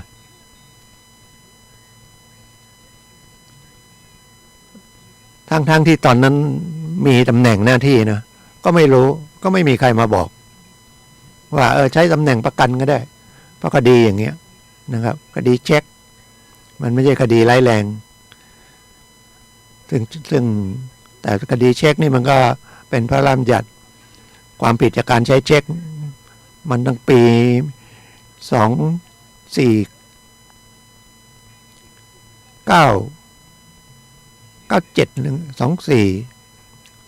นานแล้วเนี่ยกฎหมายแล้วตอนหลังเอามาแก้ใหม่สมัยก่อนตีเช็คไปมีมูลหนี้ไม่มีมูลหนี้ถ้าเช็คเด้งโดนนะครับเป็นความผิดจากการใช้เช็คจำคุก1 ปีแล้วก็ปรับเขาออกมาแล้วพยายามยกเลิกไม่ได้นะครับเพราะว่าเขาจะให้เกิดความเชื่อถือว่าเมื่อคุณจะจ่ายเช็คคุณต้องระมัดระวังนะมันไม่ใช่ผิดทางแพ่งนะมันผิดทางอาญามันก็เป็นเครื่องมืออันหนึ่งนะครับสำหรับบีบให้ได้เงินตามเช็คแต่ก่อนที่จะแก้ปรับปรุงกฎหมายอันนี้ใหม่ก็คือถ้าคุณตีเช็คไปประกันหนี้ถึงเวลาไม่มีหนี้ไงแต่เกิดไปประกันหนี้ให้คนอื่นแต่แทนที่เขาจะไว้เชื่อใจเราเขาให้เขียนเช็คแล้วเช็คเขาเอาตังค์ไปฝาก10,000ก็ได้เช็คมาเล่มแล้วก็เขียนไปเหมือนเช่าซื้อของนะครับแต่เขากลัวให้เราตีเช็คประกันไว้หรือยืมเงินนะครับยืมเงินนี่มีหนี้นะครับหรือบางอย่างไม่มีหนี้อย่างหนี้ค้ำประกันอย่างเงี้ยไปค้ำประกันใช้เช็คค้ำประกันนะหลังกฎหมายก็แก้ใหม่ไม่เช็คค้ำประกันไม่เป็นไรแต่ต้องพิสูจน์ให้ศาลเห็นนะครับถ้าไม่ใช่เป็นมีหนี้อย่างสมัยก่อนจะไปแจ้งเช็คก็คือเช็คใบเดียวคำว่าเช็คใบเดียวหมายถึงว่าคนที่เขาได้เช็คเราไปแล้วเขาเอาไปขึ้นเงินแล้วธนาคารเขาคืนเช็คมันจะมีใบคืนด้วยอันนี้ต้องไปแจ้งความภายใน3 เดือนถ้าเลย3 เดือนไปก็ ขาดอายุความ เพราะเป็นคดียอมความได้ แล้วก็เป็นคดีที่ว่า เป็นคดียอมความได้มันก็มีอายุแจ้งความเนี่ย3 เดือน แจ้งความก็คือไปบอกตำรวจเนี่ยเจตนาที่จะไปจับแล้วเขาผิดกฎหมายพรบใช้เช็คนะครับ แต่มูลหนี้ทางแพ่งมันยังมีอยู่ทางแพ่งทางเช็คก็ต้อง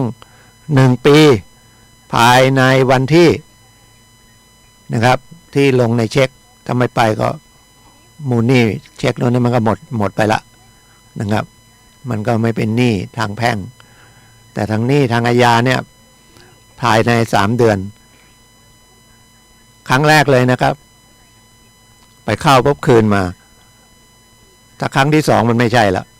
เพราะมันขาดตั้งแต่ครั้งแรกแล้ว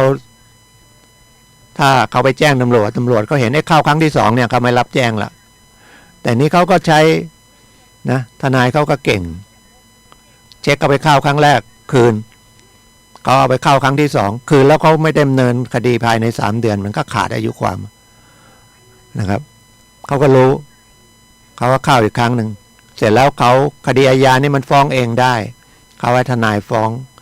แล้วฟ้องเองคดีอาญานี่มันต้องมีการไต่สวนก่อนผมก็มีทนายมาแต่ทนายเด็กๆนะเขาก็ไม่ไปไต่สวนก็คดีก็ส่วนใหญ่จะมีมูลแต่เดี๋ยวนี้ศาลจะไต่สวนแบบเข้มเลยนะครับถ้าเป็นคดีฟ้องเองคดีอาญาฟ้องเองเนี่ยนะต้องดูเหตุดูผลว่ามันเข้าข้อกฎหมายที่จะผิดจริงๆไม่เหมือนสมัยก่อนยื่นไปก็ไต่สวนโดยมากก็ 99% นะครับเป็นมีมูลก็จะนัดอีกครั้งหนึ่งนะนัดไปศาลอีกครั้งหนึ่งครั้งนี้ถ้าไม่ไป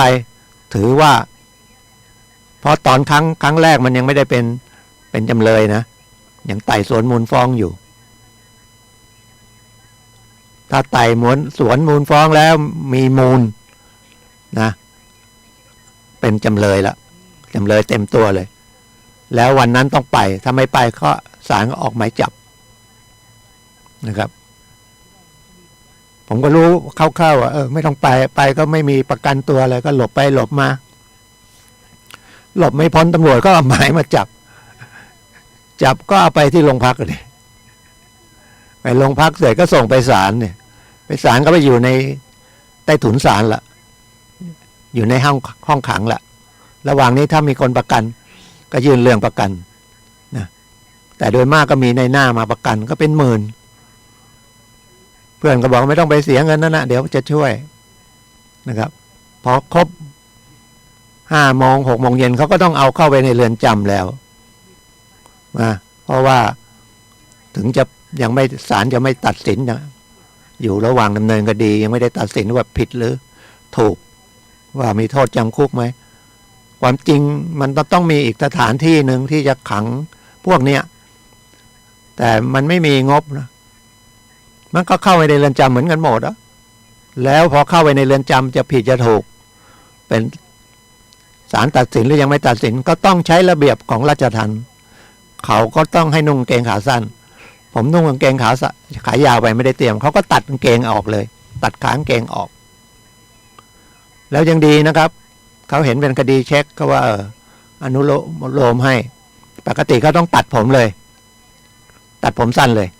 เพราะว่าเป็นการป้องกันโรคนะแล้วก็จับแก้ผ้าตรวจกลัวมีของผิดกฎหมายแล้วกางเกงเขาก็ตัดขาออกเลยเพราะยังไม่ได้ใส่ชุดเราไม่ได้เตรียมแต่พวกที่เขาเข้าออกบ่อยๆเขาก็เตรียมเกงขาสั้นไปแต่เข้าไปในปุ๊บถ้าเป็นนักโทษแล้วนักโทษที่คำพิพากษาออกมาแล้วนะครับความจริงในการที่อยู่ระหว่างฝากขังระหว่างดำเนินคดีหรือคดีอย่างผมอย่างเงี้ยมันน่าจะมีสถานที่หนึ่งที่ควบคุมตัวอย่างนั้นนะครับแต่ก็ไปรวมอยู่ในเรือนจำหมดแล้วแบ่งเป็นแดนไปไอ้ที่ยังไม่ได้ตัดสินนั่นก็เขาก็ต้องรักษาสภาพใช้ระเบียบกรมราชทัณฑ์นะครับนี่คือความทุกข์แล้วพี่ออกมาไปถามเรื่องนี้เป็นยังไงก่อนที่จะถูกจับก็ไม่มีใครตอบทนายก็นั่งเฉยๆแล้วทนายอาสาก็ไม่มีสมัยก่อนนะ ก็เลยต้องมาเรียนที่จริงก็ชอบอยู่แล้วนะก็เรียนนิติศาสตร์นะครับแล้วก็มาเป็นทนายเรียนนิติศาสตร์ถ้าไม่เป็นทนายมันก็ไม่ได้ใช้กฎหมายที่จะไปขึ้นศาลได้ก็ต้องไปอบรมจนได้ใบอนุญาตทนายความนะถึงจะขึ้นศาลได้แล้วก็ต้องศึกษาตลอดมันไม่รู้ไปทุกเรื่องหรอกครับมันจะรู้จากตำราไม่ได้ตำรามันเป็นเหมือนทำขนมอ่ะคุณมีสูตรทำขนมคุณไปทำถ้าคุณไม่ลงมือทำมันก็รู้แต่ในตำราเปรียบเหมือนทำขนมเค้กอย่างนี้ก็ได้คุณได้สูตรขนมเค้กซื้อมาถ้าคุณไม่ไปลงมือทำนะเพราะการไปลงมือทำนั่นนะมันจะเป็นการเรียนรู้อีกอย่างหนึ่งเพิ่มเติมคือสร้างประสบการณ์สร้างการเรียนรู้ไม่ใช่อ่านตำราฉันทำขนมเค้กได้ซื้อแป้งชั่งซื้อไข่ไก่มาใส่ซื้อเนยมากว่าจะทำได้ขนมเค้กอร่อยสูตรเดียวกันนี่นะครับมันต้องทำแล้วทำอีกนี่เปรียบเทียบง่ายๆนะครับทนายก็เหมือนกันมันต้องมีประสบการณ์เยอะๆจนเขาบอกว่าเป็นทนาย5 ปีนะพอว่าความได้10 ปีถึงจะเรียกว่าความเป็นนะครับเหมือนขับรถอะครับคุณมีใบขับขี่ไม่ใช่ขับรถเก่งทุกคนแต่ที่ผมพูดเนี่ยผมก็ไม่ได้ว่าเก่งไม่เก่งอะไรสักอย่างนะครับต้องเรียนรู้อยู่ตลอดเวลาอย่างเนี้ยเมื่อวันจันทร์ที่ผ่านมาเนี่ยผมก็ไปกรุงเทพเพราะว่าเพื่อนนะครับเพื่อนเรียนหนังสือด้วยกันตั้งสมัยปวชโรงเรียนพาณิชย์พระนครนะเจอกันตั้งแต่09เมียตายแม่ยายตายมีมรดกเขาก็ไปติดต่อที่เขาขึ้นอยู่ที่ศาลแพ่งเขาไปติดต่อแล้วก็ติดต่อมาผมเลยบอกเดี๋ยวผมขึ้นไปดูดีกว่าขึ้นไปช่วยตอนแรกก็คิดว่าทำคำร้องทำอะไรให้ส่งเอกสารมาเขาก็ส่งเอกสารมาก่อนแล้วผมมาเตรียมคำร้องตอนแรกก็คิดว่าเสร็จแล้วก็ให้เขาไปยื่นเองพอดีวันสัปดาห์เนี้ยเมื่อวันจันทร์วันอาทิตย์ที่ผ่านมาก็นึกอาทิตย์นี้ทั้งอาทิตย์ผมไม่มีงานผมว่าเดี๋ยวผมไปผมก็เดินทางไปวันจันทร์วันอังคารก็ไปที่ศาลแพ่งเขาตั้งเป็นแผนกจัดการมรดกเลยสำหรับคำร้องนี้อยู่ชั้น9ขึ้นลิฟต์ไปศาลแพ่งคือศาลใหญ่นะครับเรื่องคดีแพ่งทั้งหมดเขาจะมีคิวนะครับให้แต่คิวนั่นนะคือถ้าคนปกติไม่มีทนายไปหรือว่าอยากรู้เรื่องเกี่ยวกับจัดการมรดกเนี่ยเขาก็จะมีแบบนิติกรให้คำแนะนำถ้าเขาเห็นว่าเอกสารครบอะไรครบถ้วนเขาก็หรือไม่นั่นเขาก็แนะนำต่อว่าคุณไปที่อัยการถ้าไม่มีทนายส่วนอีกส่วนหนึ่งก็รับเรื่องหมายว่าทำคำร้องไปเรียบร้อยก็รับแต่ก็ดีนะครับก็เช็คให้ก่อนเลยเช็คว่าเอกสารครบไหมถ้าขาดอะไรเขาก็จะแนะนำนะครับอย่างอันเนี้ยมันไม่มีใบตายของพ่อคนตายเพราะว่านานแล้วถ้าอยู่ก็เป็น100 ปีผมบอกไปคัดแล้วไม่ได้คุณไปใหม่คุณคัดไม่ได้ก็เอาแบบฟอร์มที่คุณเขียนคำร้องขอคัดหลักฐานการตายของบุคคลคนนี้ที่อำเภอแล้วก็บอกคัดแล้วไม่เจอนะขอก็ช่วยเขียนมาสักนิดนึงแล้วเอามาก็ใช้ได้นะครับก็ใช้ได้ถือว่าศาลก็เชื่อว่าเสียชีวิตไปจริงนะครับแล้วคนนี้ก็เพื่อนนี่ก็มีที่ดินทั้งกรุงเทพมีที่ดินทั้งต่างจังหวัดเยอะแยะเลยแต่ที่ดินไม่เกี่ยวนะครับการจะขึ้นศาลไหนดูว่าขณะตายหมายถึงคนที่เป็นตายแล้วมีมรดก ภาษากฎหมายอันนึงก็เรียกว่าเจ้ามรดกเจ้ามรดกนะครับขณะตายอาจจะไปสมมุติว่าผมมีทะเบียนบ้านอยู่กรุงเทพแต่ผมไม่ย้ายทะเบียนบ้านมาชื่อจากทะเบียนบ้านก็ยังอยู่บ้านแม่ผมที่กรุงเทพอย่างนั้นนะแล้วผมมาตายที่เชียงใหม่เนี่ยใบตายออกเชียงใหม่เนี่ยผมต้องไปขึ้นศาลแพ่งหรือศาลที่กรุงเทพนั่นแหละเพราะขนาดตายมีชื่ออยู่ในทะเบียนบ้านที่ไหนเอาตรงนั้นเป็นเขตอำนาจศาลนะครับจำง่ายๆนะครับเสร็จแล้วก็ยื่นเรื่องเรียบร้อยแล้วก็นัดเลยนู่นนะครับมิถุนานะครับนัดมิถุนาอีกทีหนึ่งแล้วหลังจากมิถุนาศาลไต่สวนเสร็จจะมีคำสั่งออกมาว่าให้เป็นผู้การมรดกก็ต้องรออีก1 เดือนนะครับเพราะว่าจะต้องให้คดีมันเรียกว่าถึงที่สุดไม่มีใครอุทธรณ์ฎีกาแล้วถึงจะเอาคำสั่งศาลเนี่ยไปใช้นะเพื่อจะได้ถอนเงินจากภรรยาออกมาได้ที่เป็นชื่อภรรยาไปโอนที่ดินที่มีชื่อภรรยานะครับเป็นเจ้ามรดกก็คือคนตายแล้วมีมรดกได้มันก็ยุ่งยากถึงบอกว่าถ้าไม่ได้ทำแล้วแต่ละที่บางทีมันก็มีการปฏิบัติแตกต่างกันแต่ละศาลนะครับอย่างศาลลำพูนก็ยื่นไปปุ๊บเขาก็เชื่อว่ายื่นถูกอ่ะเขาไม่ได้ดูก็ให้เสียตังค่าธรรมเนียมแล้วก็ออกวันนัดอะไรเรียบร้อยเลยนะครับแต่นี่ก็ตรวจก่อนนะที่ศาลแพ่งตรวจแล้วถึงจะโอเครับออกเลขคดีเป็นลำดับที่ศาลแพ่งที่ผมไปนี่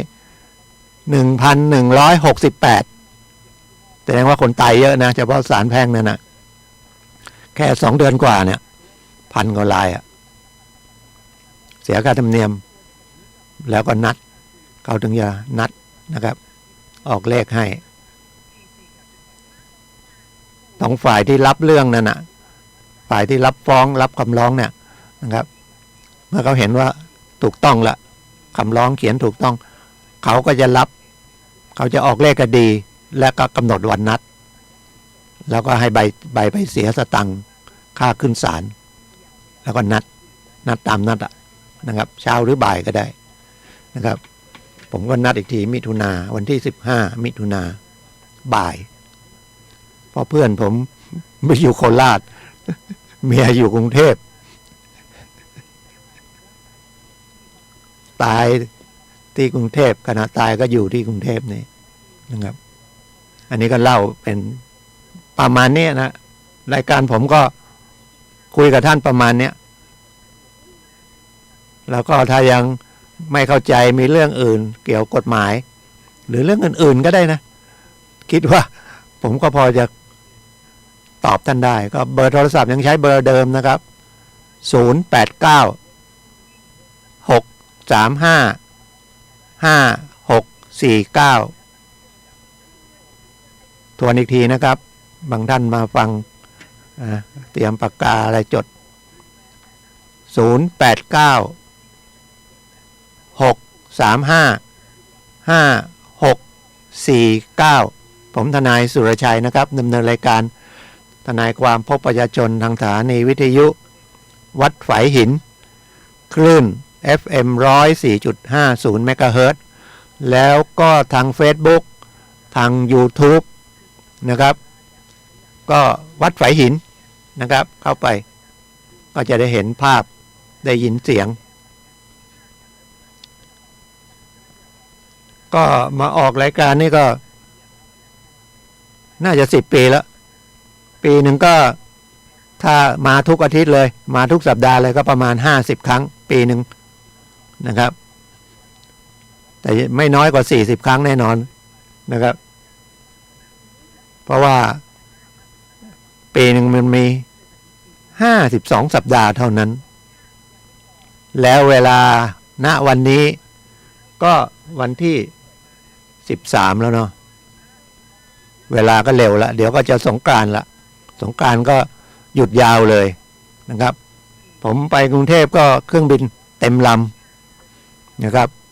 เต็มลำแล้วนะครับก็มีการเดินทางก็ไม่มีการกักโควิดอะไรละเดินทางได้ละนะครับเศรษฐกิจก็จะเริ่มดีแล้วอดทนเอานะครับคนมีหนี้มีสินถ้ามันไม่เกิน4-5 หมื่นเป็นบัตรเครดิตอะไรเนี่ยแล้วมันมีหลายใบน่ะไปรวมเลยนะครับไปรวมไปหาธนาคารออมสินนะครับให้มันเป็นก้อนเดียวเพราะว่ารัฐบาลเขาก็จะช่วยเป็นก้อนเดียวเป็นหนี้ก้อนเดียวนะครับแล้วก็ส่งน้อยหน่อยแล้วก็อย่าไปสร้างหนี้อีกนะครับมันก็แก้ความเครียดไปได้แต่ถ้าเรา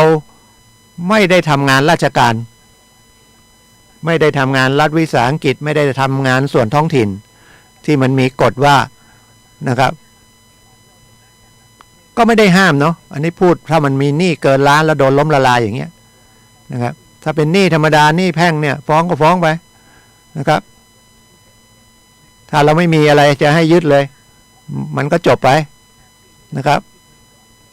แล้วถ้าเขามีฟ้องมีอะไรมา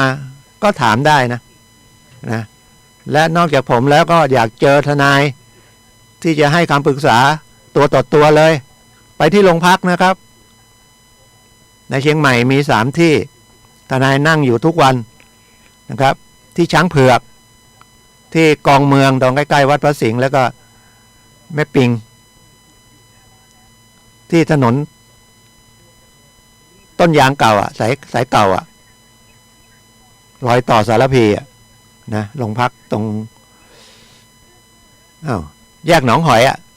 นะครับเลยแยกหนองหอยไปหน่อยมีโรงพักนะครับ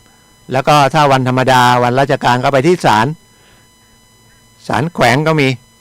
นะครับถ้าเป็นคดีเยาวชนก็ศาลเดียวกันนั่นน่ะศาลครอบครัวก็มีทนายหรือที่ปรึกษากฎหมายนั่งให้คำปรึกษาหรือที่ศาลจังหวัดศูนย์ราชการเนี่ยมีนะครับมีแล้วนอกจากรายการผมก็ยังมีรายการอีกหลายรายการทางวิทยุของสภาทนายความเชียงใหม่ท่านพรศักดิ์ซึ่งเป็นกรรมการภาค5ดูแลทางเหนือทนายทางเหนือนี่และภรรยาท่านก็เป็นประธานจังหวัดนะครับก็สำนักงานท่านก็อยู่ตรงแยกหนองหอยใกล้ๆกรุงไทยนะครับมีที่พึ่งเยอะนะครับอัยการก็พึ่งได้นะครับสำนักงานยุติธรรมจังหวัดก็พึ่งได้แต่เวลาไปคุยเนี่ยคุยให้มันเข้าประเด็นนะมันจะไม่เสียเวลามากนะครับเข้าประเด็นเลยแล้วเอกสารไปนะครับไม่ต้องไปเล่าปีกย่อยนะครับอย่างมีคดีหนึ่งผมนั่งอยู่ที่โรงพักลำพูนก็มีโรงพักกองเมืองนะครับไปทางต้นธงนะครับเลยเทคนิคไปหน่อยนึงแล้วก็เห็นได้ข่าวว่าจะเปิดอีก 4-5 ที่นะครับบันทินิคมนะครับป่าซางเหมืองจี้อะไรประมาณนี้มีคดีหนึ่งเขาก็ยืมเงินเจ้านายนี่แหละยืมไป100,000เขาก็ตกลงดอก3%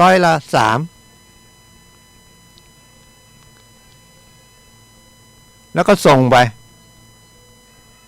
100,000นะครับเขาส่งตลอดส่งไป300,000แล้วบอกจะเอาคืนไม่ใช่ฉันไม่เจ้านายขี้งก100,000ได้ดอกเบี้ยตั้ง200,000เขาบอกไม่อันนั้นคิด3%มันใช่แต่ถ้าคิด5%ไม่ใช่นะแล้วเขาเอาใบที่ดินโฉนดของแม่ไปประกันเขาก็ไม่คืนให้ผมกว่าจะจับใจความได้นะครับ3%แล้วพอจะไปส่งเอาเงิน5%สรุปเลยถามเลยว่าจะเอายังไงไอ้ที่เงินเนี่ยติดใจจะเอาไหมเขาบอกไม่เอาเขาอยากได้โฉนดคืนให้แม่อันเนี้ยมันต้องไปขอแรงตำรวจช่วยเรียกมานะแต่ไปเล่าเลยเนี่ยกู้ไป100,000เอาไปส่งดอก200,000แล้วถือว่าเรียกดอกเบี้ยเกินอัตราที่กฎหมายกำหนดผิดกฎหมายพรบเรียกดอกเบี้ยเกินอัตรานะแต่ขอก็ช่วยเรียกมาคุยกันก่อนนะครับถ้าไม่ได้จริงๆก็น่าจะแจ้งความอันนั้นนะแต่เขาเข้าไปหาตอนแรกเขาก็บอกมาโรงพักแล้วผมก็นึกว่าไปหาพนักงานสอบสวน กายไปหาเพื่อนที่เป็นใน10เสร็จเพื่อนเขาก็บอกเนี่ยเป็นสัญญากู้ให้มาหาผมกว่าจะสื่อกันได้คุยกันตั้งหลายรอบแล้วนี่ผมก็แนะนำอย่างเงี้ยบอกคุณไม่ต้องเล่าอะไรยาวอะเอาแค่เนี้ยไปหาโรงพักบอกช่วยผลเรือผมหน่อยเถอะนะยืมเงินไปเนี่ยแล้วเขาของคนที่ให้ยืมเงินไปที่ยืมเงินนี่ก็มีหลักฐานเขาเอาเงินเข้าบัญชีเข้าไป300,000จริงๆขอตำรวจช่วยเรียกมาคุยหน่อยแล้วขอใบคืนนะครับไม่ได้แจ้งความแต่เรื่องแจ้งความเดี๋ยวว่าไว้ก่อนขอตำรวจเรียกมาคุยก่อนนะแล้วก็ขอให้เจอตำรวจที่เขาฟังแล้วเข้าใจแล้วก็ใจดีด้วยเจอคนนี้ต้องเจอคนใจดีด้วยนะจะเจอใครก็แล้วแต่นะครับถ้าเจอคนใจไม่ดีมันก็ยากนะก็ยากท่านกำลังรับฟังรายการทนายความพบประชาชนผมทนายสุรชัยอาจินวัฒน์นะครับดำเนินรายการทุกวันเสาร์10 ถึง 11 นาฬิกาสถานีวิทยุวัดฝายหิน FM คลื่น FM 4.50 เมกะเฮิรตซ์นะครับทาง Facebook ทาง YouTube ก็วัดฝายหินนะครับหรือจะทางฟังวิทยุทางอินเทอร์เน็ตก็ได้นะครับเข้าไปที่วิทยุวัดฝายหินฝายหินวิทยุอะไรพวกเนี้ยแล้วก็ล็อกไว้เลย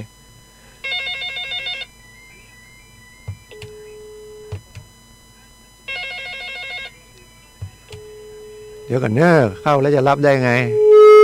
ไม่ได้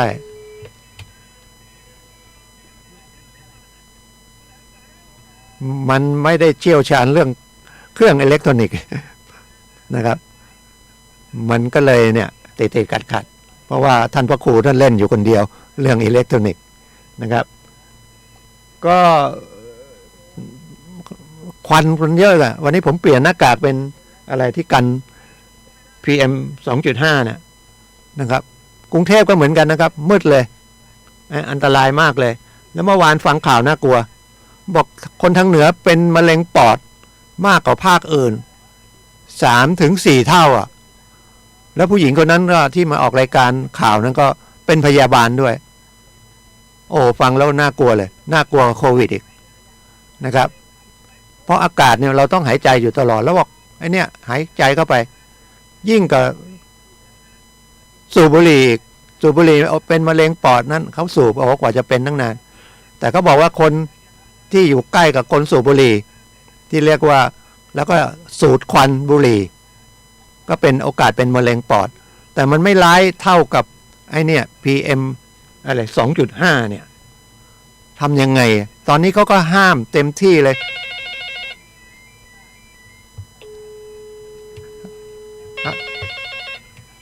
ฮัลโหลมันรับไม่ได้นะครับของโทรหาท่าน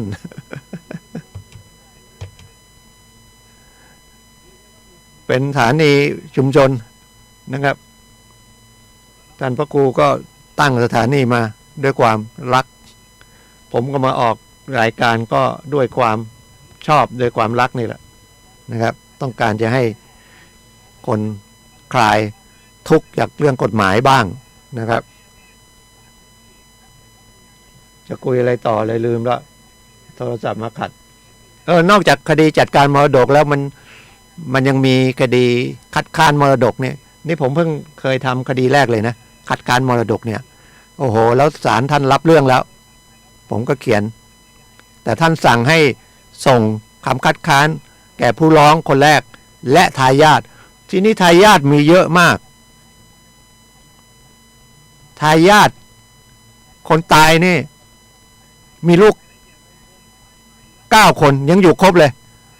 คนโตอายุเท่าผม70 กว่าเป็นผู้หญิงแล้วน้องๆมาอีก8 คนคนท้ายๆก็ประมาณใกล้ๆ60อยู่ทุกคนเลยอยู่ที่ลีครับดงดำ4 คน3 คนแล้วออกไปอยู่พะเยา1 คนละนอง1 คนกรุงเทพ1 คนนครปฐมอีก1 คน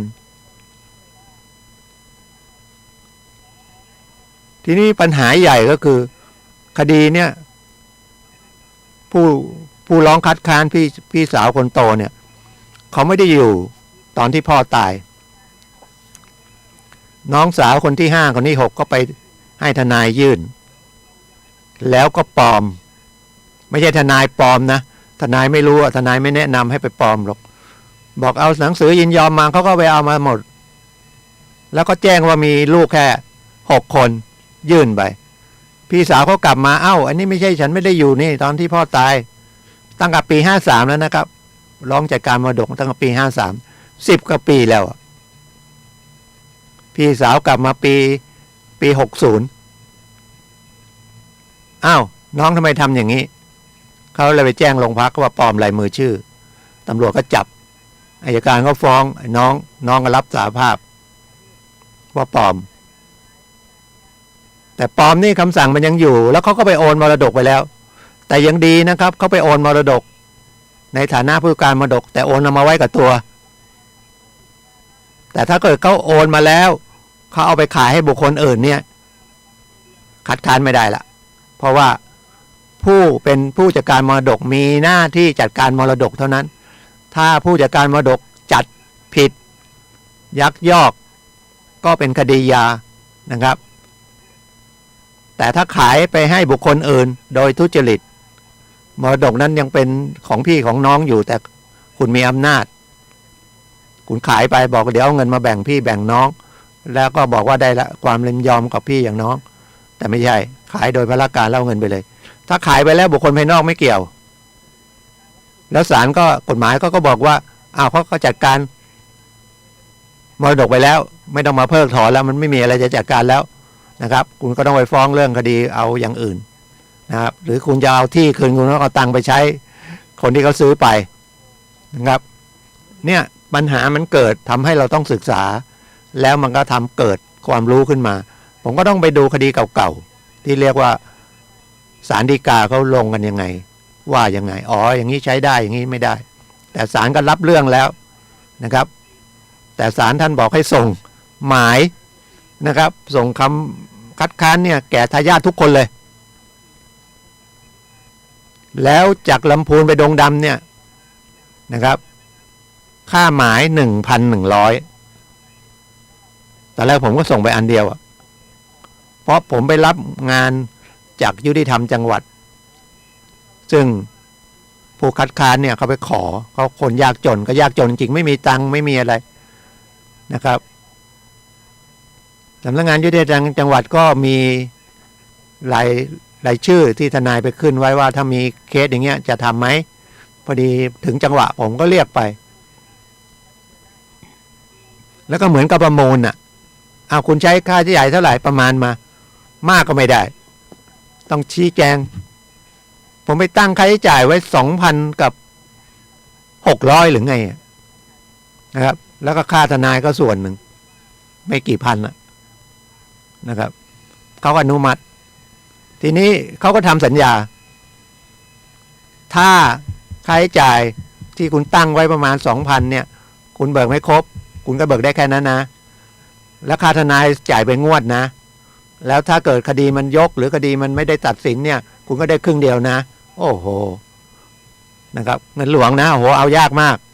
ถ้าเอาตามถูกต้องนะครับแต่ถ้ามันไม่ถูกต้องมันอาจจะได้เยอะแล้วง่าย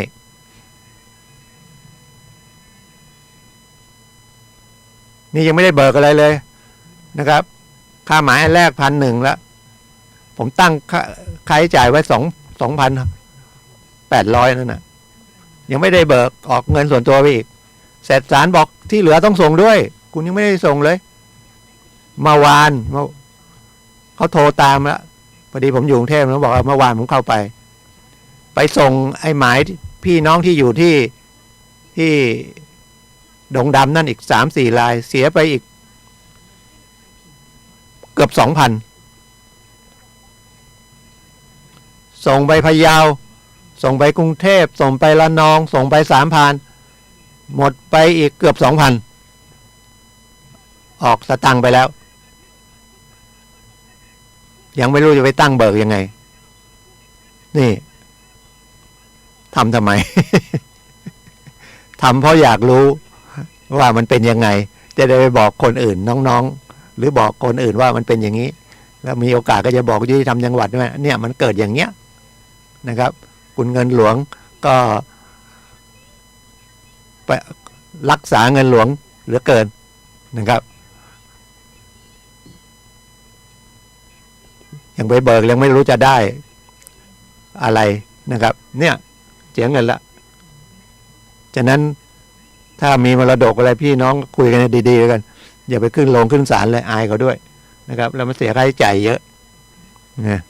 นี่มรดกก็มีไม่เยอะเลยนะครับเสียค่าใช้จ่ายเยอะแล้วไปขอยุติธรรมจังหวัดนี่เขาไปดูบ้านเลยนะครับไม่ใช่แกล้งจนนะแกล้งจนเขาไม่ให้นะเขาไม่รับเรื่องนะแล้วเสร็จแล้วเขามาหาให้ทนายที่ว่ามาทำแบบเนี้ยอย่าแพง ค่าใช้จ่ายให้น้อยเนี่ยฟักเกินไปแล้วนะครับ3-4 พันแล้วไปเบิกก็เบิกได้เท่ากับ2 วันกว่านะค่าทนายอีกงวดแรก1 ใน 2ไม่ใช่1 ใน 2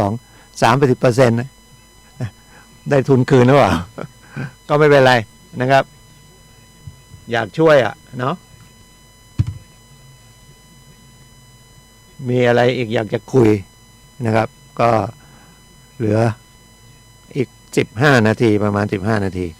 รายการต่อไปก็นะครับเป็นรายการพลังแห่งชีวิตเหมือนกันนะครับท่านอาจารย์สุนัยผมก็นึกขึ้นได้ก็เลยอย่างสถาบันพลังจิตานุภาพนี่ก็โดนโควิดนะครับหยุดนะครับหยุดความจริงก็สนใจเรื่องจิตใจ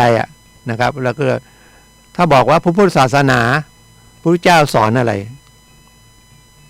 สอนธรรมชาติจริงๆนะครับธรรมชาติมันก็จริงหมดแล้วนะครับธรรมชาติเนี่ยมันเรื่องจริงแต่คนมองต่างมุมมองไม่จริงมองสมมุติมากกว่าจริงแท้ๆนะครับฟังยากเนาะลองสังเกตดูแล้วกันฟังไปบ่อยๆแล้วกันเราไปมองวัตถุนะครับวัตถุไม่ใช่ของจริงนะมันก็จริงในฐานะวัตถุแล้วเราก็ทำงานเพื่อหาเงินแล้วเราก็บอกว่าถ้ามีวัตถุสิ่งนี้เราจะมีความสุขจริงไหมจริงตอนแรก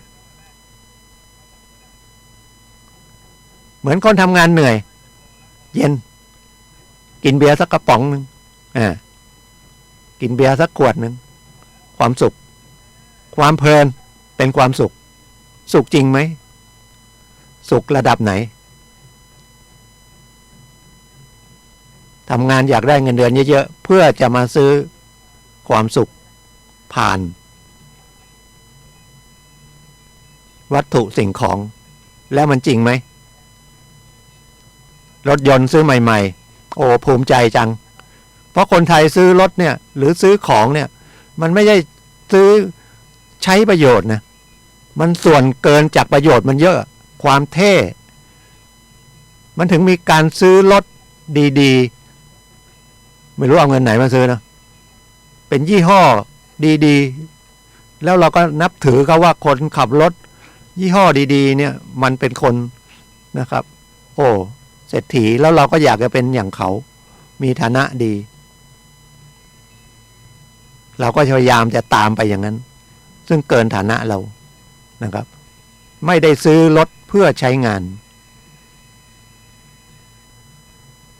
แต่แล้วมันก็เก่าไหมรถไม่มีราคาเลย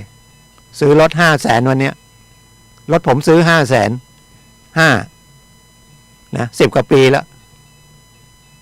วิ่งได้200,000 กิโลไม่ค่อยได้วิ่งก็ดูแลนะครับวันนั้นไปซ่อมเสียหายมันไม่ค่อยมีนะเรื่องเข้าเกียร์ถอยหลังแล้วไฟไม่ออกมันอย่างมากก็หลอดขาดอันนี้ผมมันไม่หลอดขาดมันเสียที่กระปุกเกียร์ตัว1,000 กว่าบาทก็ไปเปลี่ยน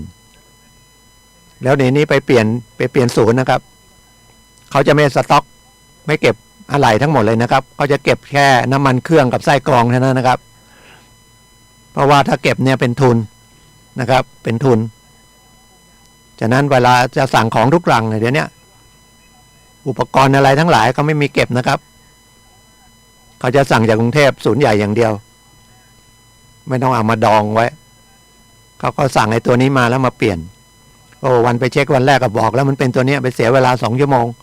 ไปเปลี่ยนอีกเสียเวลาอีก1 ชั่วโมงระหว่างเปลี่ยนผมก็รถใหม่ก็น่าสนก็ลองถามว่ารถผมราคาเท่าไหร่ก็ตีรถผม50,000นะครับเสร็จไปเปลี่ยนอีกไม่เอาอะไหล่คืนให้ผมอะไปซ่อมต้องเอาอะไหล่คืนนะครับเพราะไม่รู้เขาเปลี่ยนจริงไหมหรือเขาไปซ่อมแล้วมันดีขึ้นมาแล้วก็เอาไหล่แท้นะเก็บไว้เพราะผมเคยมีประสบการณ์ก็คือไปซ่อมแอร์เนี่ยนะครับแล้วไม่เอาไหล่กลับมาไม่เอาไอ้คอมเพรสเซอร์แอร์กลับมารถยนต์เนี่ยกลายไปที่เขาบอกว่าลูกใหม่นั่นน่ะเขาเอาลูกเก่าเรานั่นน่ะไปซ่อมแล้วก็พ่นสีแล้วก็ติดแล้วแอร์มันก็เย็นเราก็เชื่อเราไม่ได้ดูนะวิ่งไป6 เดือนนั้นนะพังดีนะไม่เป็นอะไรรถยังวิ่งได้พังระหว่างเดินทางไกลด้วยแอร์ไม่เย็นอย่างเดียวอย่างเงี้ยถ้าเข้ากฎหมายก็ช่อโกงนะครับแต่เราก็ไม่อยากเอาเรื่องนะทนายไม่อยากเอาเรื่องขึ้นศาลไม่ได้ไปว่าอะไรเขานะครับฉะนั้นการที่เกิดเป็นคนไทยอยู่กับศาสนาพุทธฟังอย่างเดียวเลยครับเขาบอกว่าฟังแล้วเกิดปัญญาแต่มันไม่ใช้คำว่าปัญญานี่มันฟังเหมือนมันจะสูงเกินไปใช้ความว่ารู้เหมือนเราไปทางไหนเนี่ยเรารู้ทางนะครับรู้ทางที่จะไปรู้ผิดรู้ถูกแต่ท่านบอกให้ฟังคำสั่งสอนของท่านเพราะท่านผิดมาเยอะแล้วท่านกว่าจะมาเป็นพระพุทธเจ้าเนี่ย4 อสงไขยกับอีก100,000 กับไม่มีใครรู้เท่าพระพุทธเจ้านะครับท่านเห็นธรรมชาติที่แท้จริงสรุปมันมี2 อย่างเองสิ่งที่มันไม่รู้กับสิ่งที่มันรู้สิ่งที่ไม่รู้ก็คือวัตถุทั้งหลายซึ่งทางศาสนาก็ใช้ภาษาบาลีก็ว่ารูปที่เขาบอกรูปส่วนที่รู้คือจิตที่เรียกว่านามมี2 ตัวเนี่ยแต่เราปนกันคำว่าปนกันก็คือร่างกายเราเนี่ยไอตัวร่างกายเนี่ยเราก็ไปคิดแบบผิดไงว่าร่างกายเป็นของเราทั้งที่มันไม่ใช่ถ้าใช่ของอะไรที่มันจะเป็นของเราต้องสั่งได้มีอะไรสั่งได้มั่งลองนึกดิ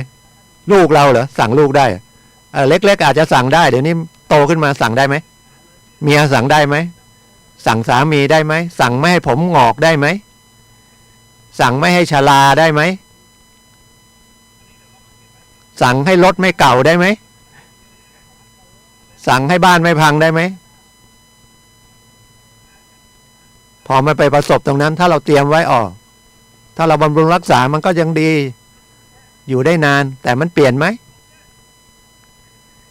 คำว่าเปลี่ยนหรือไม่เปลี่ยนก็คือเราไปฟังว่าอันนี้จังแล้วเราก็จำได้หมดเลยอันนี้จังแต่ไม่เข้าใจคือเข้าใจต้องเอาแปลเราต้องฟังบ่อยๆนะครับว่าสิ่งนี้มันเคลื่อนที่ได้ทุกอย่างมันเคลื่อนที่ได้มันเปลี่ยนแปลงได้นะครับเปลี่ยนแปลงไปคำว่าเปลี่ยนแปลงได้อันนี้จังมันไม่ใช่ว่าไม่ดีตลอดมันก็ต้องดีได้ไงไม่มีโทรศัพท์มือถือไม่มี 5G ไม่มี 4G คือเปลี่ยนแปลงไงแต่มันเป็นประโยชน์เราก็ว่าดีนะครับแต่มันจะกินเงินเราไหมมันจะใช้ไหมเราไปใช้โทรศัพท์ Google นำทางพาเข้าหลงเข้าป่าทั้งที่เรามีสมองมีสายตามีความจำที่อยู่ในใจที่อยู่ในรูปเรียกว่านามที่จิตแหละจิตมันก็จำได้รู้สึกได้อยู่ที่จิตคิดได้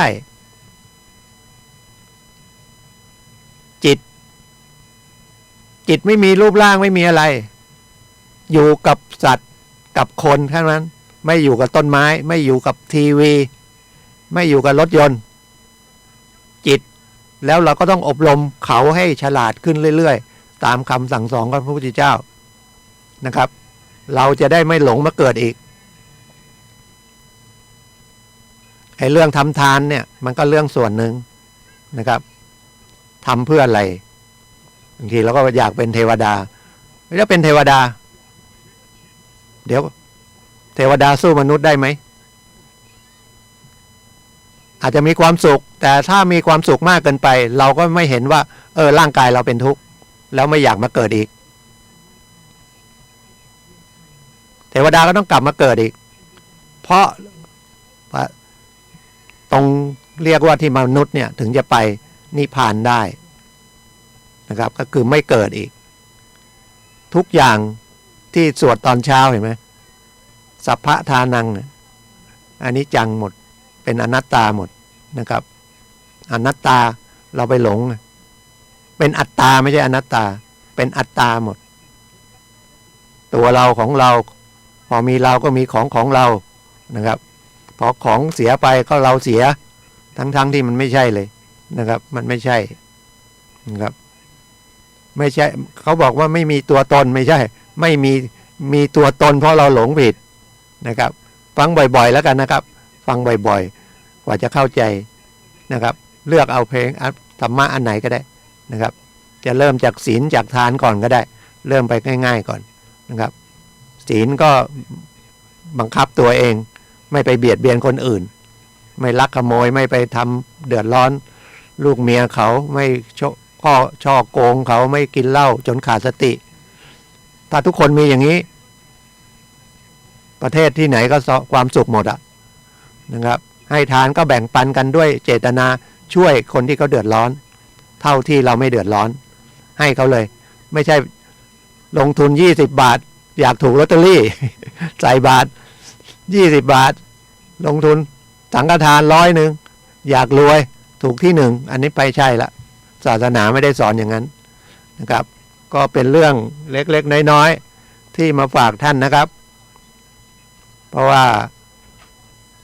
ชีวิตคนเราก็จะสั้นจะยาว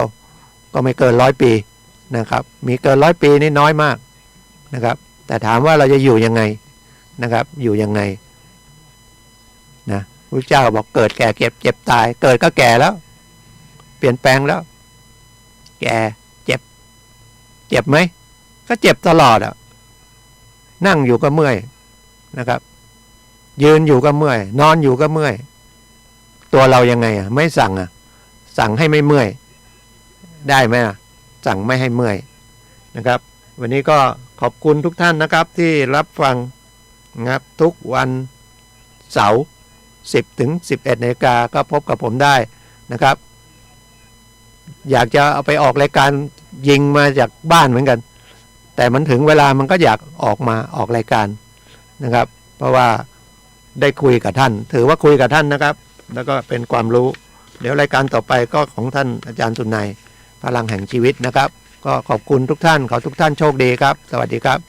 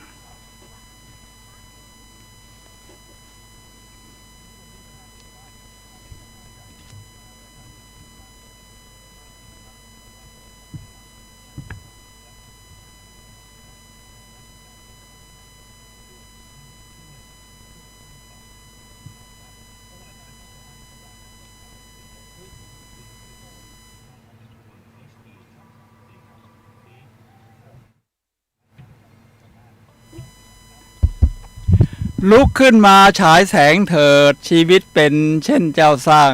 ขอต้อนรับเข้าสู่รายการพลังแห่งชีวิตรายการเพื่อการสร้างแรงบันดาลใจโดยผมสุนัย ละหวิวัฒน์ผู้ดำเนินรายการมาพบกับท่านผู้ฟังทุกวันเสาร์เวลา 11 โมงถึงเที่ยงทางสถานีวิทยุเพื่อการศึกษาพระพุทธศาสนาและวัฒนธรรมคลื่น FM 104.5 เมกะเฮิรตซ์ออกอากาศณวัดฝายหินนะครับรายการของเราสามารถรับชมได้ทางเว็บไซต์ครับทาง YouTube หรือ Facebook ก็ได้นะครับแล้วก็ตอนนี้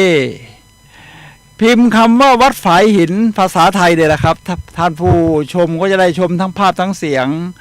รายการของเราในวันนี้นำเสนอในเรื่องได้เวลาดูแลตัวเองด้วย IF และอาหารสุขภาพได้เวลาดูแลตัวเองด้วย AF และอาหารสุขภาพครับ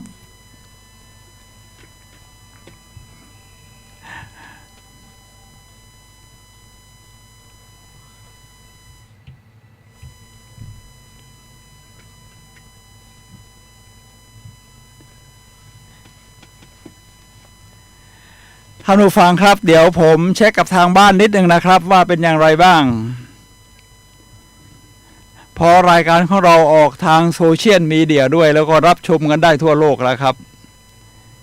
สักครู่นะครับ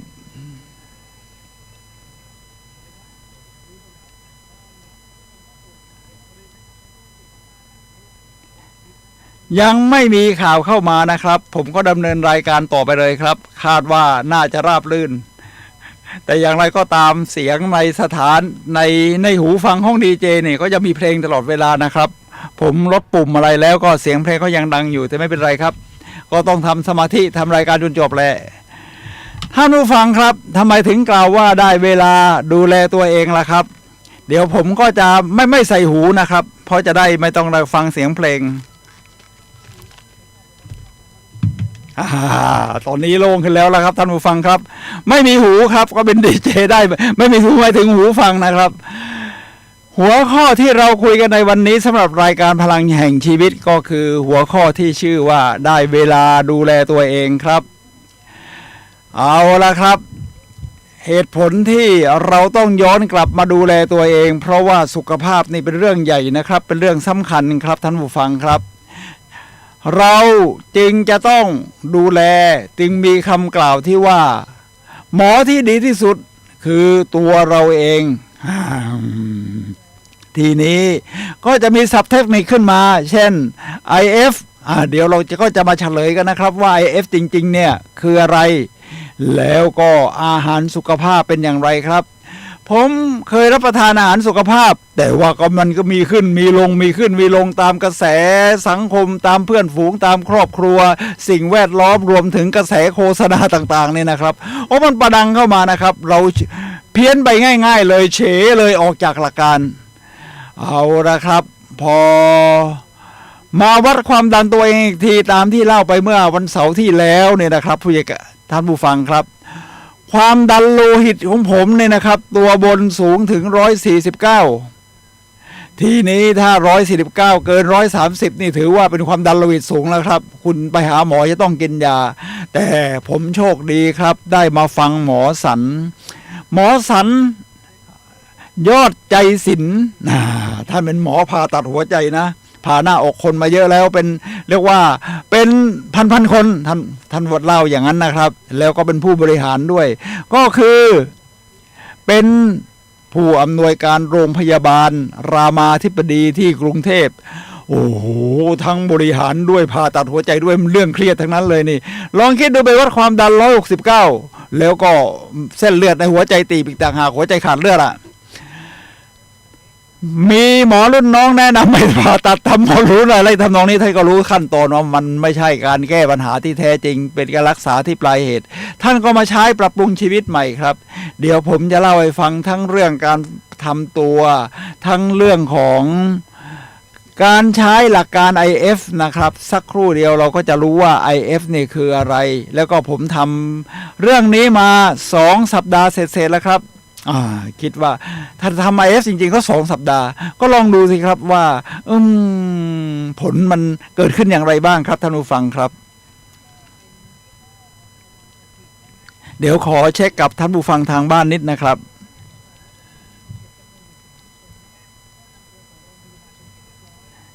ยังไม่มีเสียงตอบรับมานะครับยังไม่มีเสียงตอบรับมา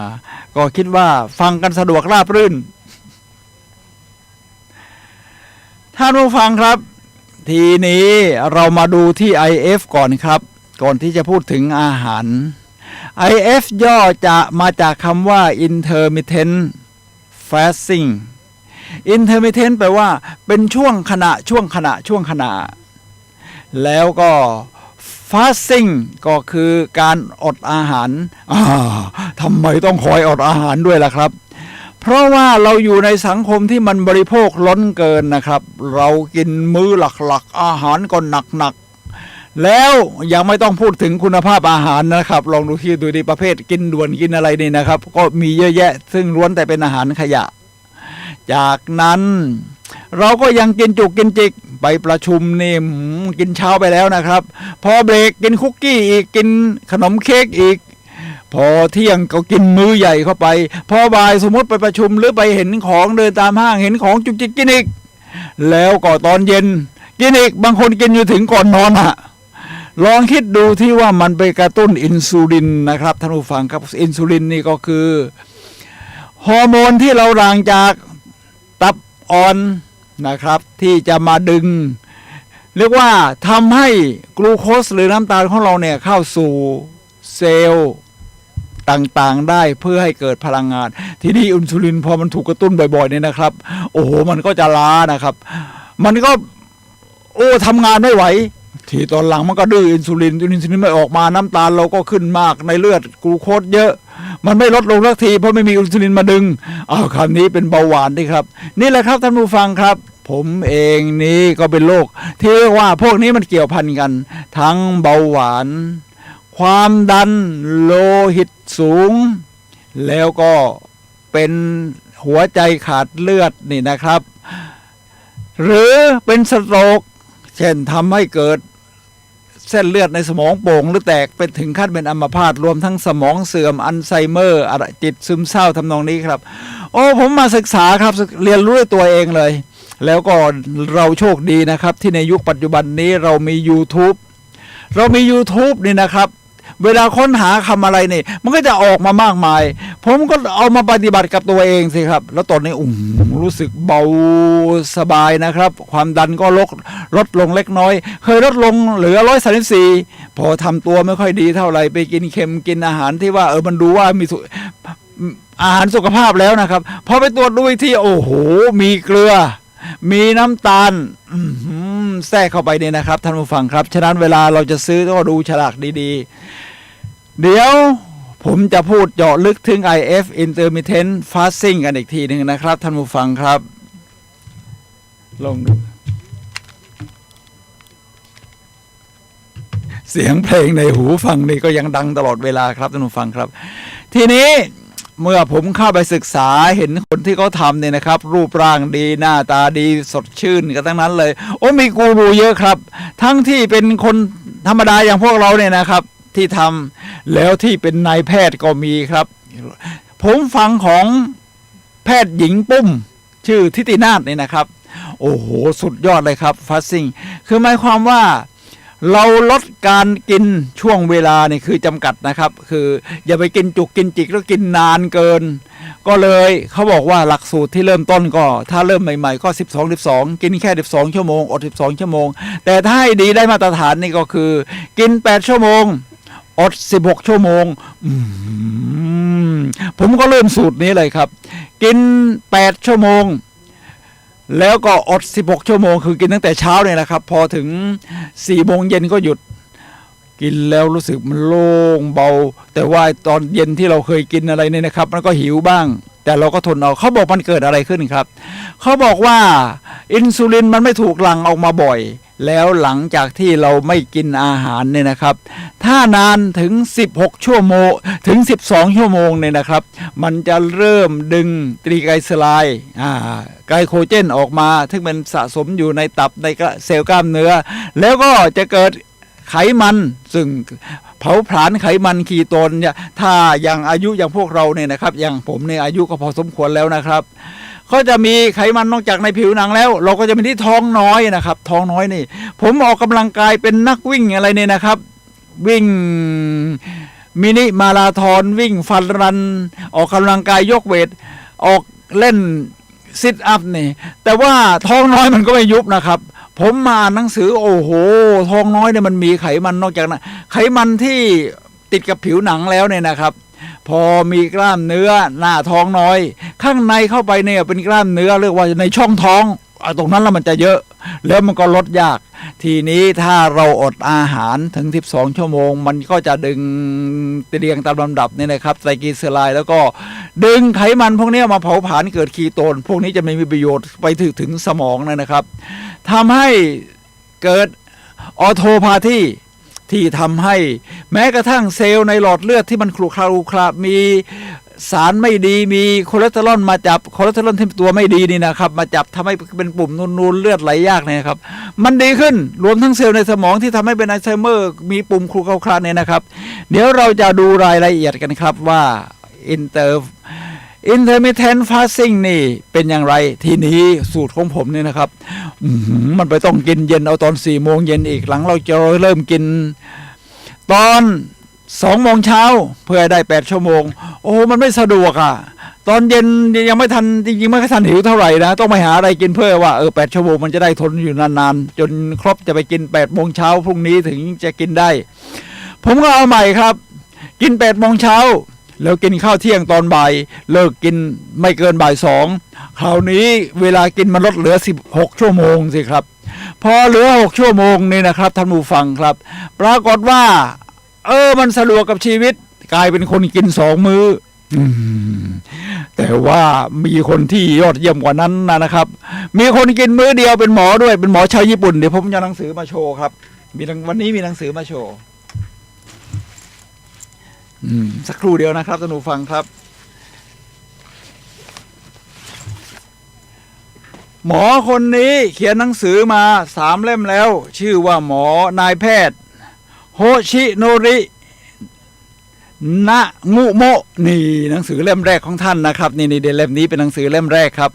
ซึ่งผมซื้อมา3 เล่มเลยเอามาอ่าน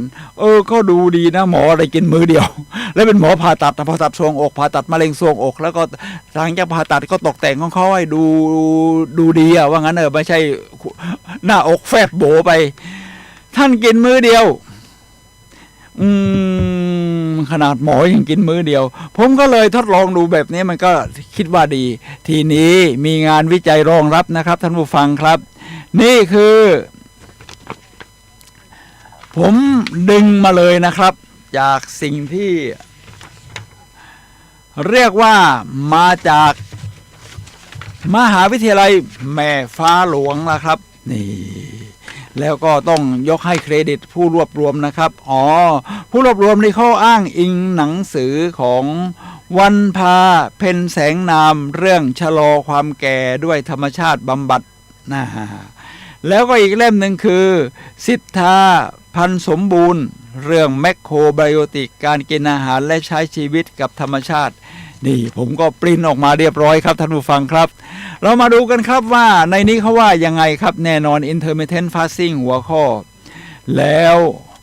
หลังจากที่ทำ intermittent fasting เนี่ยนะครับ12 ชั่วโมงถ้าเลยจากนั้นไปอย่างผมอด18 ชั่วโมงนี่มันก็จะมีบางส่วนกลายเป็นภาวะที่เรียกว่าออโตฟาจีออโตฟาจีนี่เป็นอย่างไรครับเดี๋ยวผมจะพูดถึงต่อเพราะมีงานวิจัยรองรับระดับรางวัลโนเบลเลยนะครับท่านผู้ฟังครับ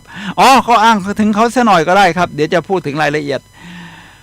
ออโตฟาจีนี่ก็คือเมื่อคุณอดอาหารนานพอเนี่ยครับปกติ12 ชั่วโมง16 ชั่วโมงหรือ18 ชั่วโมงนี่ก็เรียกว่ามันอาจจะเกิดขึ้นแล้วนะครับแต่ท้ายดีต้อง24 ชั่วโมง48ซึ่งมันก็อาจจะหนักไปสำหรับบางคนเมื่อเราไม่มีอะไรกินเผาผลาญไขมัน แล้วเนี่ยนะครับแล้วมันก็ยังเผาผลาญสิ่งที่มันซ่อนเร้นอยู่ข้างในก็คือเรียกว่าเอาเนื้อเยื่อพวกที่ไม่ได้ที่มันตายแล้วอ่ะแล้วสร้างมลพิษข้างในเช่นในหลอดเลือดทำให้หลอดเลือดขรุขระหลอดเลือดแคบลงโป่งพอเป็นตุ่มๆออกมารวมทั้งหลอดเลือดในสมองทำให้คุณมันอัลไซเมอร์อะไรเงี้ยมันจะเกิดออโตฟาจีก็คือก็จะไปดึงพวกนั้นแหละครับไอ้ที่เป็นของเสียออกมาแล้วก็มาปรุงใหม่ให้กลายเป็นสารอาหารที่มีประโยชน์เรียกว่าการกินตัวเองแต่กินในของร้ายๆนะของดีๆยังอยู่นี่แหละครับท่านผู้ฟังครับคนที่มีผลงานวิจัยนี้เป็นนักวิทยาศาสตร์ชีววิทยาชาวญี่ปุ่นชื่อดรโยชิโนริเหมือนกับนายแพทย์เมื่อสักครู่ที่ผมอ้างถึงที่กินมื้อเดียวอะนามสกุลโอซุมิได้คว้ารางวัลโนเบลสาขาแพทย์เมื่อปี 2016 ไม่นานนะครับไม่นานมานี้เองดังนั้นการที่เราส่งเสริมให้ร่างกายเยียวยาตัวเองดูแลสุขภาพด้วยการงดบริโภคสารพิษเข้าร่างกายน่าจะทำให้เราอายุยืนยาวและมีสุขภาพดีอันนี้เขาเน้นเรื่องอาหารสุขภาพเดี๋ยวเราก็จะพูดถึงตอนท้ายๆครับทีนี้ในนี้ก็มีงานรายละเอียดนิดนึงนะครับว่าเพื่อให้โฟเลตเพียงพอวิตามิน B6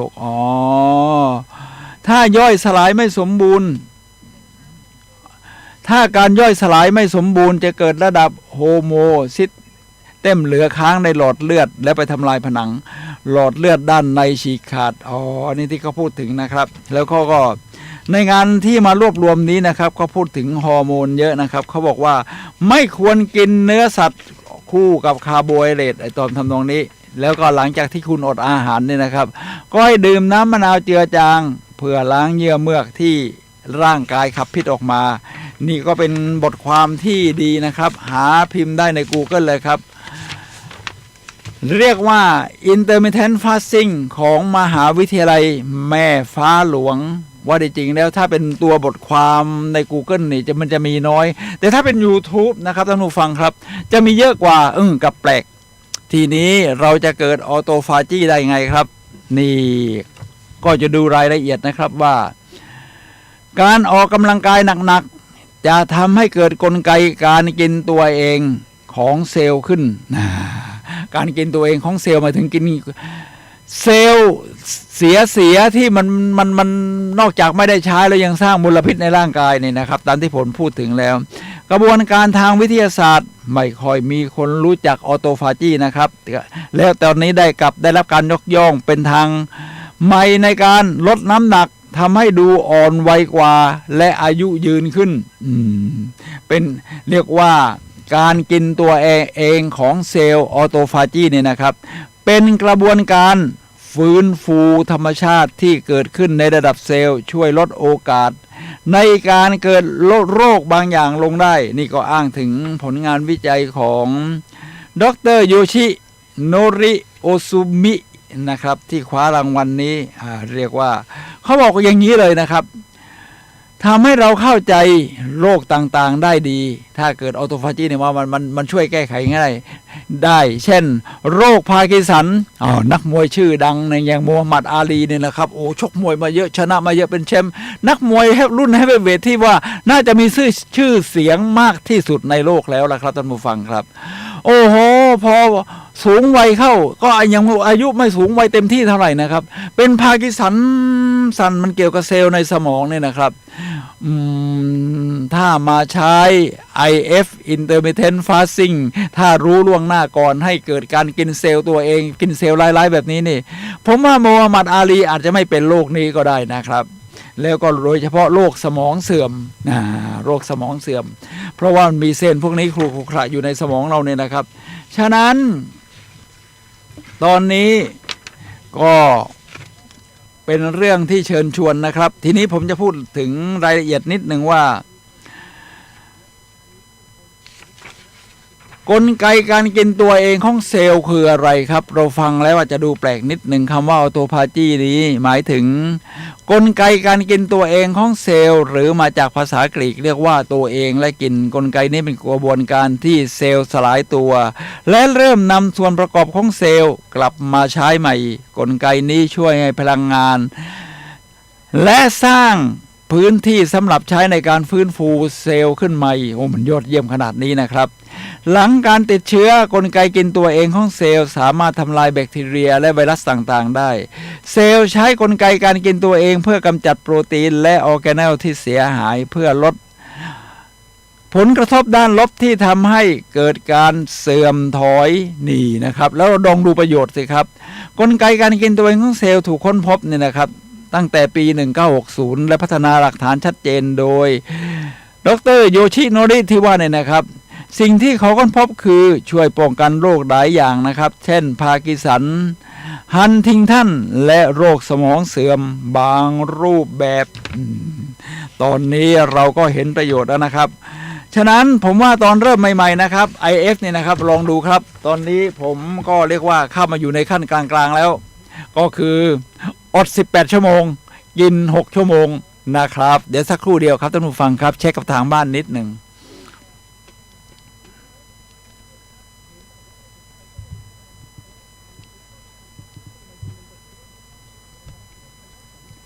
ในนี้บอกว่าภาพและเสียงดีมากค่ะ ภาพและเสียงดีมากค่ะโอเคครับแม้มันก็มีปัญหาเฉพาะตอนหูฟังของดีเจเท่านั้นนะครับพอเราไปใส่หูฟังทุกอย่างก็ราบรื่นนะครับท่านผู้ฟังครับผมว่าผมย้อนกลับมาถึงศาสนาพุทธของเราพระผู้มีพระภาคเจ้าในทรงพระปรีชาสามารถนอกจากจะเรื่องแสดงธรรมให้คนรู้จักเรื่องของจิตใจแล้วเนี่ยนะครับเรื่องสุขภาพร่างกายเนี่ยผมว่าเป็นความสุดยอดแต่ก็ลองคิดดูดิท่านบัญญัติวินัยไว้ให้พระฉัน2 มื้อคือมื้อเช้าแล้วมื้อไม่เกินเที่ยงเรียกว่าฉันเพล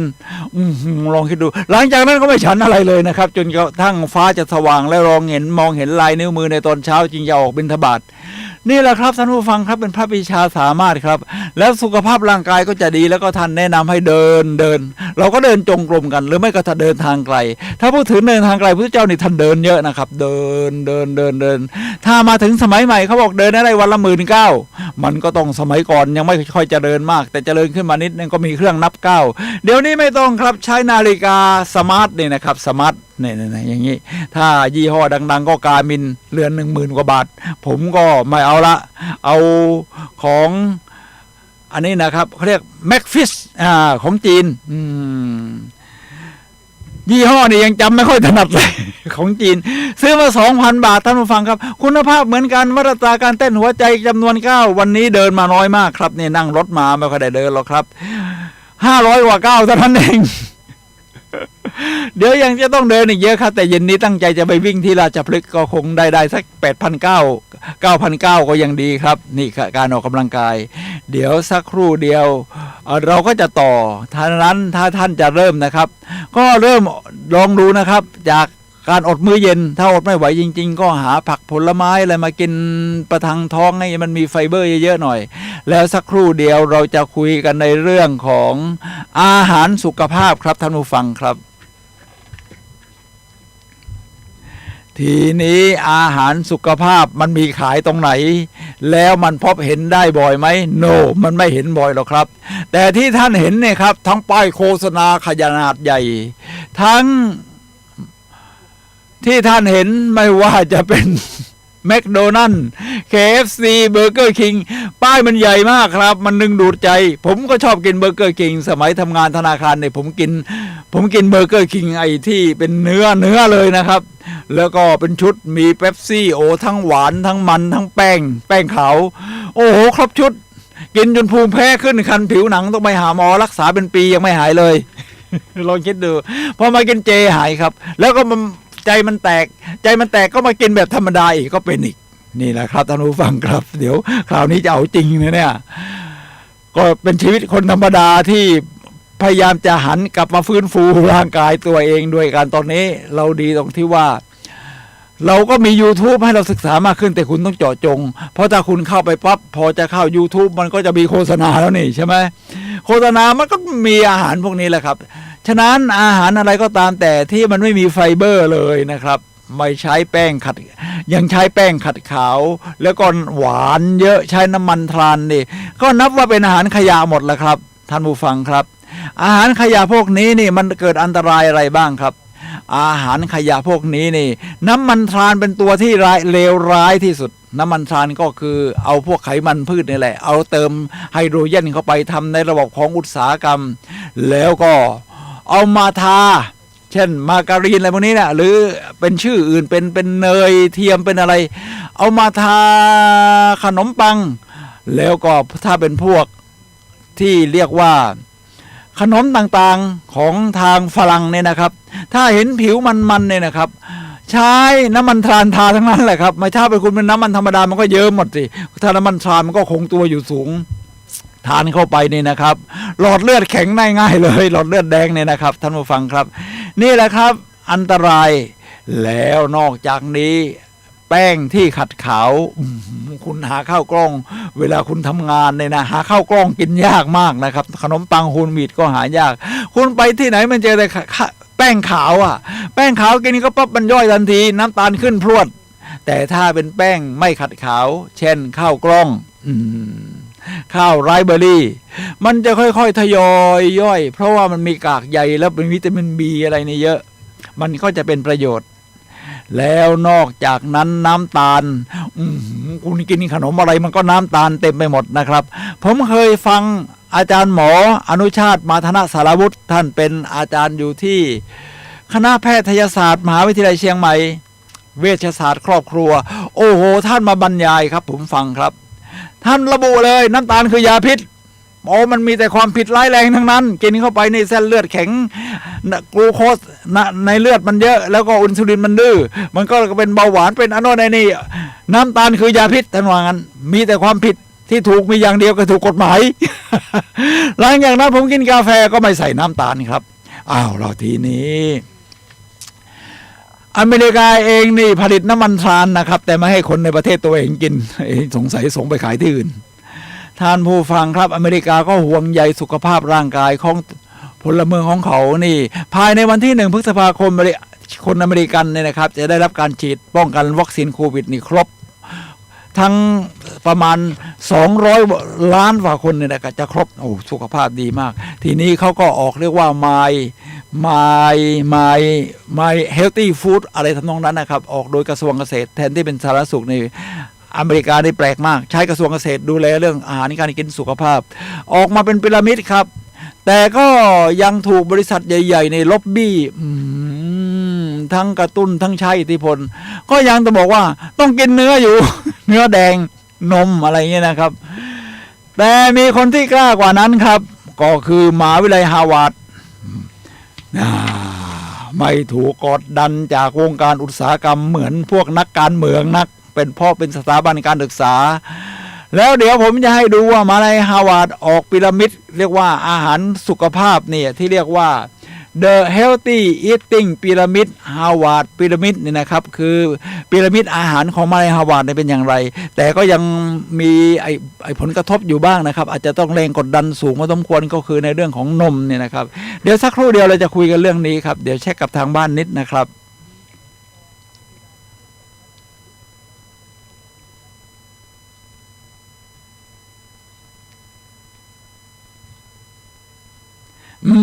ภาพเสียงยังชัดเจนอยู่ครับท่านผู้ฟังครับ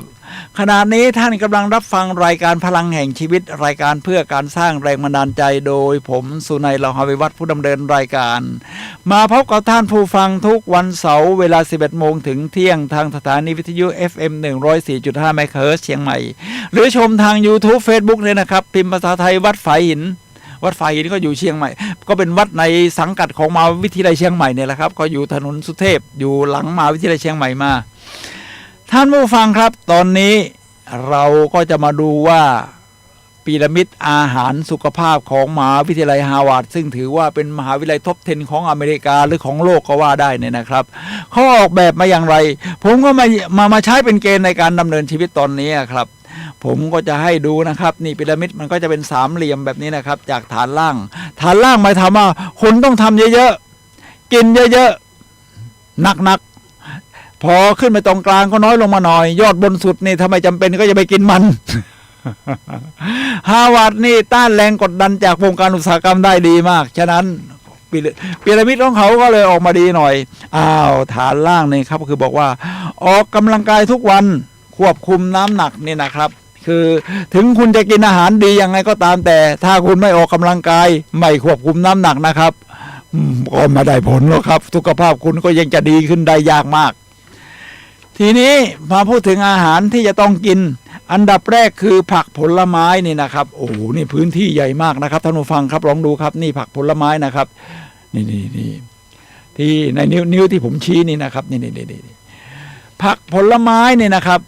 ในเมืองไทยนี่หาง่ายมากพวกนี้จะมีไฟเบอร์สูงเป็นความยอดเยี่ยมครับไฟเบอร์จะสูงมากหาซื้อได้ไม่ยากนะผมว่าถ้าไปโลตัสบิ๊กซีมันก็มีอยู่แล้วล่ะแล้วถ้ามาตามร้านนอกถ้าเป็นของการ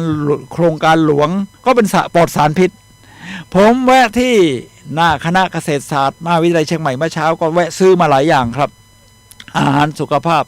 ทั้งชมพู่ทั้งฝรั่งตรงนี้เนี่ยคุณต้องกินได้สัดส่วนมากๆถ้าคุณเป็นโรคหัวใจเป็นโรคความดันโลหิตเป็นความดันโลหิตสูง149ขนาดผมเนี่ยคุณต้องกินผักเยอะเลยจะเรียกว่าถ้าเป็นแอปเปิลนับนะแอปเปิลคุณต้องกิน5ลูก5เสิร์ฟคุณต้องกินแอปเปิล5ลูกถ้าคุณลดแอปเปิลลงมาเพราะคุณคงกินทั้งวันไม่ไหวคุณก็เป็นผักผลไม้อย่างอื่นก็ชดเชยกันไปได้5เสิร์ฟและตรงนี้นะครับทางด้านขวามือสุดนี่นะครับทางด้านขวามือสุดนี่ก็จะเป็นแป้งไม่ขัดขาวขอเน้นนะครับคือแป้งไม่ขัดขาวนี่นะครับตรงนี้นะครับแป้งไม่ขัดขาวได้แก่ที่กล่าวไว้แล้วนี่ก็คือข้าวกล้องข้าวไรซ์เบอร์รี่ถ้าเป็นขนมปังก็ขนมปังโฮลวีตเพราะมันก็ยังมีเปลือกอยู่ที่ให้สารอาหารโดยเฉพาะวิตามินบีนี่สูงมากคุณก็ต้องกินให้มากพอๆกับผักหวานให้มากพอๆกับผักน้ำหนักเห็นไหมครับน้ำหนักเนี่ยน้ำหนักมันใกล้เคียงกันตรงนี้ก็เป็นเรียกว่าธัญพืชไม่ขัดสีนะครับในหมวดนี้ที่เป็นอาหารพื้นฐานที่คุณต้องกินนอกจากผักข้าวไม่ขัดสีคุณก็ยังต้องกินเรียกว่าไขมันสุขภาพเช่นอะไรครับน้ำมันมะกอกเมล็ดทานตะวันแล้วก็ถั่วนี่มีน้ำมันเยอะนะครับน้ำมันมะกอกผมก็กินอยู่แล้วล่ะตอนนี้ถ้าคุณจะกินมะเขือเทศแก้ต่อมลูกหมากโตคุณปิ้งมาเสร็จนี่คุณก็พอปิ้งปั๊บสารต่างๆมันออกได้ดีคุณก็น้ำมันมะกอกราดซะหน่อยหนึ่งมันก็จะทำงานกันดีขึ้นและทีนี้มาถึงน้ำหนักน้ำมันมะกอกเมล็ดทานตะวันก็ช่วยได้ครับเมล็ดทานตะวันถั่วตอนนี้ผมทำเองครับซื้อถั่วโดยเฉพาะถั่วเปลือกแดงเนี่ยนะครับใช้ถั่วลิสงอะไรก็ได้เอามาคั่วเองเอามาคั่วก็คือง่ายมากทุกบ้านก็มีเตาไมโครเวฟแต่วิธีนี้คั่วคุณไม่ใช้เตาไมโครเวฟอยู่แล้วใช่ไหมคุณก็ใช้เตาปิ้งเตาปิ้งซึ่งไม่กี่ร้อยไม่ถึง1,000 บาทเตาปิ้งคุณก็เอามาเกลี่ยให้มันเต็มถาดแล้วคุณเอาถาดใส่เข้าไปในเตาเปิดลงเอาเบาๆก่อนดูดิถ้า5 นาทีมันเกรียมพอดีก็พอถ้าไม่พอคุณก็ค่อยเพิ่มหรือว่าเพิ่มความแรงคุณก็ปรับเอาเองสักพักคุณก็รู้ขีดว่าตรงนี้กำลังเกรียมพอดีผมพอทำเสร็จครั้งแรกนี่มันก็ไหม้ไปสัก 10% ก็คัดออกครับมันดำเนี่ยคัดออกกินเข้าไปเดี๋ยวเป็นมะเร็งสารก่อมะเร็งแต่ตอนนี้เหลือเม็ดแดงมันหอมมันฉุยนะครับเราปิ้งเองสุดยอดครับท่านผู้ฟังครับผมก็ใส่โหลไว้กินทุกเช้าตอนนี้เมื่อเช้าก็กินเนี่ยกินถั่วแดงเปลือกแข็งเนี่ยถั่วแดงเขาเรียกว่าถั่วเปลือกแดง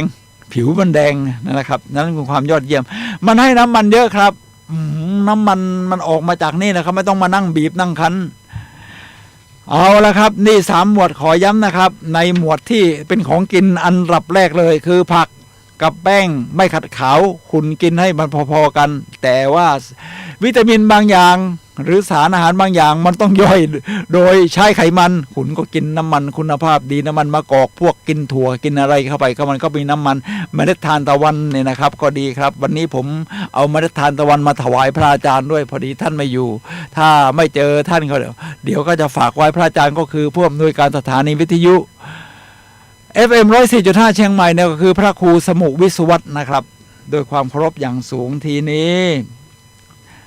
เขามีเสริมมานิดนึงนะครับว่าเขาบอกว่าวิตามินบีรวมกินทุกวันก็ได้วิตามินดีแต่เสริมวิตามินดีให้มากหน่อยที่นี่อเมริกาเป็นเขตหนาวแดดมันก็ไม่ค่อยมีใช่ไหมเขาก็กินวิตามินดีบ้านเรานี่ไปเดินตากแดดนี่ผมว่า10 นาทีนี่วิตามินดีพอแล้วผมก็เดินทุกวันแหละครับพอจะออกมาตอนเช้าหลังกินอาหารเสร็จก็มาเดินเล่นถอดเสื้อเลยครับใส่กางเกงขาสั้นเดินผมว่า5 นาทีก็พอไม่ต้องถึงก็ได้3 นาทีวิตามินดีพอนี่แหละครับคือหมวดแรกครับท่านผู้ฟังครับทีนี้มาถึงหมวดที่เป็นขั้นกลางๆขึ้นมาที่เป็นอาหารนี่นะครับหมวดขั้นกลางๆผมจะดูว่ามันมีอะไรบ้างทีนี้มาดูทางซ้ายมือสุดเขาบอกว่าเมล็ดพืชเปลือกแข็งเช่นถั่วเต้าหู้นี่นะครับเมล็ดพืชเปลือกแข็งถั่วเต้าหู้เพราะตรงนี้มันก็เป็นตัวเสริมโปรตีนให้เราส่วนผักที่อยู่ฐานล่างเนี่ยมันเป็นพวกไฟเบอร์ส่วนขนมปังโฮลวีตแป้งไม่ขัดสีนี่ก็จะเป็นประเภทให้แคลอรี่ให้คาร์โบไฮเดรตทีนี้ถ้าเป็นเมล็ดธัญพืชเปลือกแข็งมันจะให้โปรตีนให้วิตามินอะไรอีกหลายอย่างคุณก็ซื้อมาครับผมก็พยายามหาพวกนี้แหละครับมากินหาพวกนี้มากินตอนนี้ก็เป็นมนุษย์กินถั่วแต่ว่าเดี๋ยวพอปรับตัวได้ระยะหนึ่งก็คงจะต้องกินพวกไข่บ้างอะไรบ้างค่อยๆพัฒนาไปแล้วดูว่าความดันของเรามันเปลี่ยนแปลงไปในทางที่ดีขึ้นไหมทีนี้มาทางน้ำเต้าหู้นี่ผมฟังหมอสันพูดคือมันก็ใช้ได้อยู่นะแต่ถ้าให้ดีนี่มาดูท่านบอกว่าท่านไม่ชอบทิ้งกากคือถ้าเป็นนายแพทย์เรียกว่านายแพทย์คนนี้ที่อ้างถึงไปเมื่อสักครู่นี้นะครับที่นายแพทย์โยชิโนรินางูโมหมอผ่าตัดทรวงอกเลยนะครับท่านบอกท่านต้องกินทั้งตัวผลไม้ท่านต้องกินมันหมดเลยเม็ดยังกินเลยเหมือนกับหมอสันเลยหมอสันยังกินเม็ดองุ่นเลย เหมือนแฟนผมคุณสิรินันท์เขาก็กินเม็ดองุ่นเขาบอกว่าต้องกินทั้งหมดกินปลาเขาต้องกินหัวเหอก้างเคี้ยวไม่ไหวก็ไปปิ้งต่อให้เพื่อไม่ให้แคลเซียมมันกรอบก็เคี้ยวได้ง่ายนี่น้ำเต้าหู้ท่านก็บอกว่าถ้าไม่มีอะไรจะกินเอาน้ำเต้าหู้ก็ได้แต่ว่าถ้าให้กินมันต้องควรมีกากอยู่ในนั้นด้วยรวมทั้งผลไม้ที่เรากินอะไรเงี้ยแต่ไปคั้นแต่น้ำมันนี่ของดีมันก็หายไปเยอะต้องกินกากด้วยทีนี้มาดูด้านขวามือนะครับนี่ด้านขวามือนี่นะครับด้านขวามือก็จะเป็นพวกโปรตีนที่เป็นปลาเขาเน้นปลานะครับปลาเพราะมันย่อยง่ายแล้วก็สัตว์ปีกในนี้ไม่พูดถึงสัตว์เลี้ยงลูกด้วยนมที่ให้เนื้อแดงเพราะตัดออกเลยนะครับท่านผู้ฟังครับตัดออกเลยในนี้เน้นว่าถ้าคุณกินปลาไม่ได้คุณอยากคือกินได้แต่ว่าบางทีก็อยากกินเนื้อสัตว์บกบ้างคุณก็กินสัตว์ที่มีปีกเช่นไก่เป็ดอะไรทำนี้ห่านไก่งวงคุณก็กินประเภทนั้นครับซึ่งมันจะให้สารพิษน้อยกว่าแต่ว่ามันมีประโยชน์มากกว่าแล้วก็เน้นเรื่องไข่นะครับไข่ตรงนี้โปรตีนคุณก็จะได้รับครบถ้วนแล้วทีนี้ยอดบนขึ้นมาล่ะครับยอดบนขึ้นมาก็มีก็ยังมีต้องมีแรงกดดันอยู่บ้างในวงการอุตสาหกรรมเป็นเรื่องธรรมดาผลิตภัณฑ์นมแต่ถ้าเป็นของกระทรวงเกษตรสหรัฐนี่ให้กินนี่ตั้ง2 ถึง 4 แก้วในนี้บอกว่าให้กิน1ไม่เกิน2 แก้วต่อวัน นี่ของฮาร์วาร์ดนะครับเชื่อถือได้นะผมว่าแล้วก็กินสารเสริมวิตามินดีเพราะว่าในอเมริกาเขาไม่ค่อยมีแสงแดดตามที่ว่าบ้านเราแดดเยอะก็ไปเดินตากแดดเอานิดๆหน่อยๆก็พอแล้วและตรงนี้ด้านบนสุดถ้าคุณไม่กินเลยได้ก็ดียกเว้นคุณไปงานบางงานเขาไม่มีประเภทโฮลวีตให้คุณกินหรือข้าวไม่ขัดสีนี่นะครับข้าวไม่ให้คุณกินคุณอาจจะต้องกินบ้างแต่เลี่ยงให้มากที่สุดครับมันมีอะไรบ้างครับยอดบนสุดเป็นอาหารที่คุณควรจะเลี่ยงแต่จำเป็นต้องกินบ้างก็เช่นไม่มีอะไรจะกินเขางานเลี้ยงกินก็กินเช่นเลือกกินอย่างรอบคอบอะไรฮาวาร์ดไว้อย่างนั้นนะเช่นเนื้อแดงเขาไม่มีไก่อย่างงานนี้กับปลามีแต่เนื้อกับหมูคุณก็ต้องกินนิดหน่อยเนยของหวานเพราะคุณต้องไปกินน้ำตาลมันเป็นยาพิษอยู่แล้วใช่ไหมแต่ถ้ามันไม่มีอะไรนี่คุณก็กินนิดๆหน่อยๆนะครับแต่เลี่ยงให้ได้มากที่สุดทีนี้มาถึงอย่างอื่นครับมาถึงอย่างอื่น แอลกอฮอล์ดื่มบ้างก็ได้ แต่ไม่เหมาะกับทุกคนนะครับ เอาละครับนี่คือ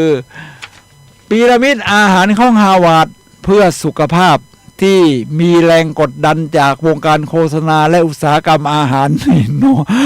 น้อยมากฉะนั้นเป็นเรียกว่าพีระมิดที่เชื่อถือได้ดีทีเดียวเอาคนไทยเอามาปรับปรุงปรับสูตรให้เข้ากับผลหมากรากไม้ของเมืองไทยก็ได้ครับเดี๋ยวผมจะพูดถึง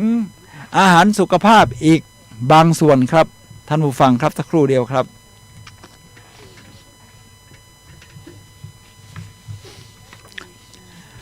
อาหารสุขภาพนี่นะครับเดี๋ยวจะพูดก็จะมีเมล็ดฟักทองเมล็ดทานตะวันซึ่งมีงานวิจัยรองรับมากที่เป็นเรียกว่าเหมือนกับอาหารเสริมแต่ว่าถ้ากินทุกวันได้ก็ดีแล้วก็แฟกซิดผมเพิ่งรู้จักเมื่อวานนี้เองแฟกซิดและที่เรียกว่าโปรไบโอติกมันเป็นจุลินทรีย์นะครับภายใน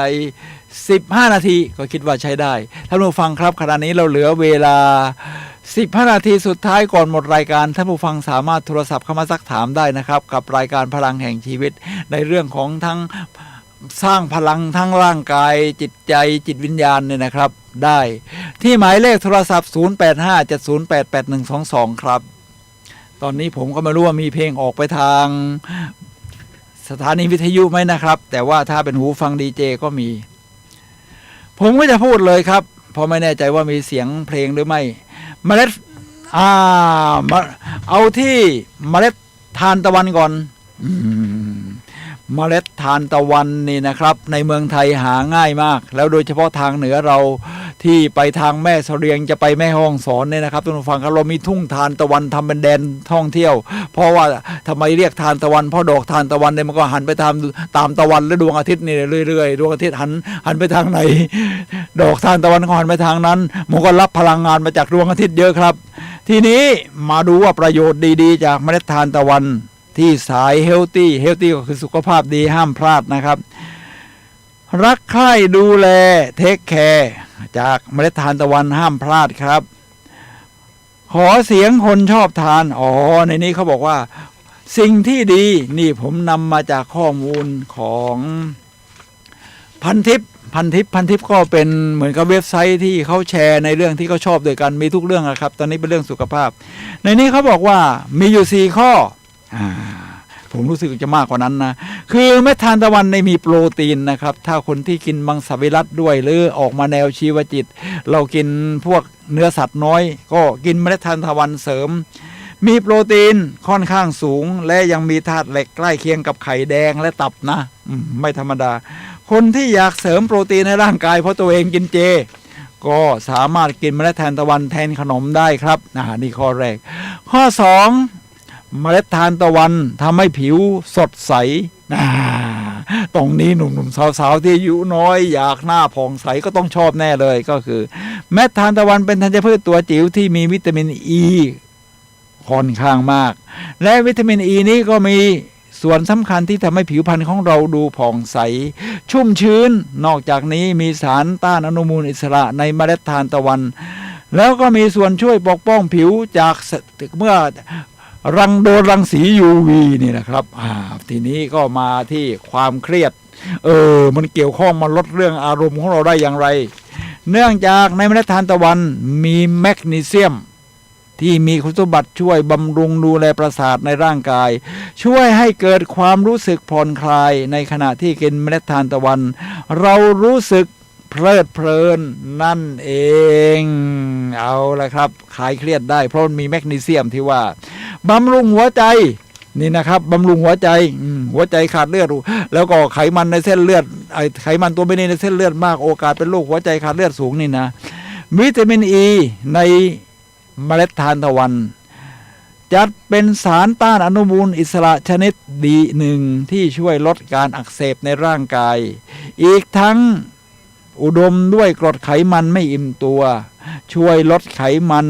ในหลอดเลือดแล้วมีส่วนช่วยลดความเสี่ยงจากโรคหลอดเลือดหัวใจได้ด้วยครับท่านผู้ฟังครับทีนี้มาเรื่องบำรุงต่อมไทรอยด์นิดนึงผมก็ไม่ค่อยถนัดเรื่องต่อมไทรอยด์ก็ลองดูนะมันมีเซเลเนียมครับท่านผู้ฟังเขาก็เป็นสารต้านอนุมูลอิสระชนิดหนึ่ง ซึ่งเป็นสารสำคัญต่อกระบวนการทำงานของต่อมไทรอยด์ดังนั้น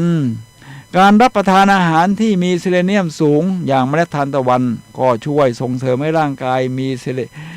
ธาตุเซเลเนียมที่ช่วยการทำงานของต่อมไทรอยด์ทีนี้ผลของเหน็บชาลดอาการเหน็บชา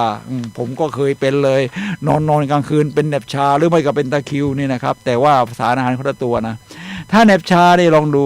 ในเมล็ดทานตะวันมีทั้งแมกนีเซียมและวิตามิน B2 ที่ช่วยบำรุงระบบประสาทและเส้นเลือดช่วยลดอาการเหน็บชาอีกทั้งช่วยเสริมมวลกระดูกได้ด้วยโอ้โหเสริมมวลกระดูกนะลองคิดดูสิครับท่านผู้ฟังครับเนี่ยปกติเราก็กินแคลเซียมกันใช่ไหมครับเดี๋ยวเราจะต่อด้วยเมล็ดฟักทองนี่ของพื้นบ้านเราทั้งนั้นนะครับท่านผู้ฟังครับทีนี้ผมก็แนะนำเรื่องวิธีซื้อนิดหนึ่งเวลาเราไปซื้อตามห้างสะดวกซื้อต่างๆนี่นะครับก็ต้องดูให้ดีเพราะเรากำลังดูแลสุขภาพเราไม่อยากกินน้ำตาลที่มันเข้ามาโดยมันไม่ได้มาตามธรรมชาติเช่นกินผลไม้มันหวานมันก็หวานตามธรรมชาติแต่ที่นี่ที่เติมน้ำตาลแปรรูปที่เขาเติมเข้าไปรวมทั้งเติมเกลือปกติเกลือที่เราร่างกายเราต้องการเนี่ยเรากินผักกินเนื้อสัตว์นี่มันก็มีเกลือเพียงพอแล้วไม่ต้องไปเติมเกลือนี่ทำให้หลอดเลือดแข็งแล้วก็ดึงน้ำมาทำให้ความดันโลหิตสูงอีกโอ้อันตรายแล้วผมไปดูเมื่อคืนที่ห้างของโลตัสหางดงเชียงใหม่โอ้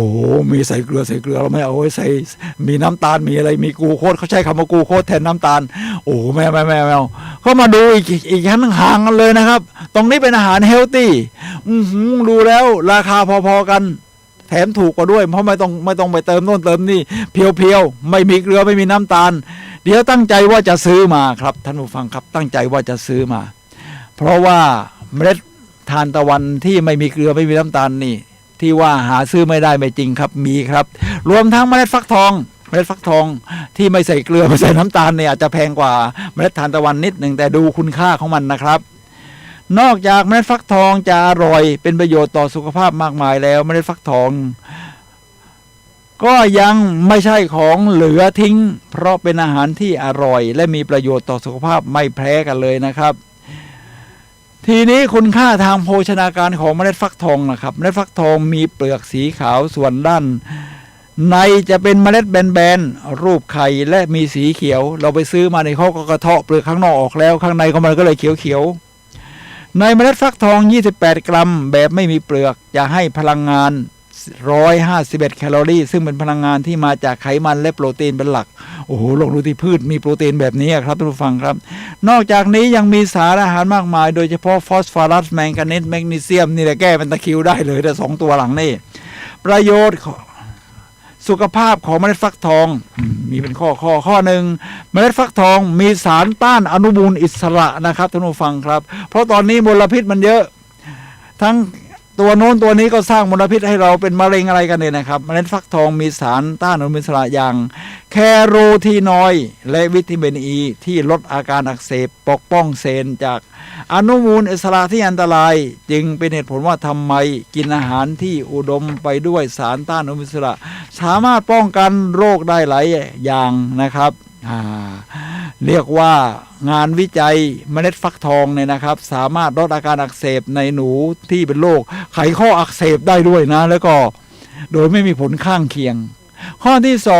2เกี่ยวข้องกับความเสี่ยงโรคมะเร็งบางชนิดนี่ละชัดแล้วครับคนไทยนี่เป็นมะเร็งกันเยอะนะครับติดอันดับต้นๆของโลกเลยทีเดียวงานวิจัยให้ข้อมูลว่าอาหารที่อุดมไปด้วยเมล็ดฟักทองเกี่ยวข้องกับการลดความเสี่ยงโรคมะเร็งของกระเพาะอาหารมะเร็งเต้านมมะเร็งปอดมะเร็งต่อมลูกหมากกับผู้ชายอย่างพวกเราก็มีต่อมลูกหมากแน่นอนอยู่แล้วมะเร็งลำไส้นอกจากนี้ยังมีงานวิจัยที่พบว่า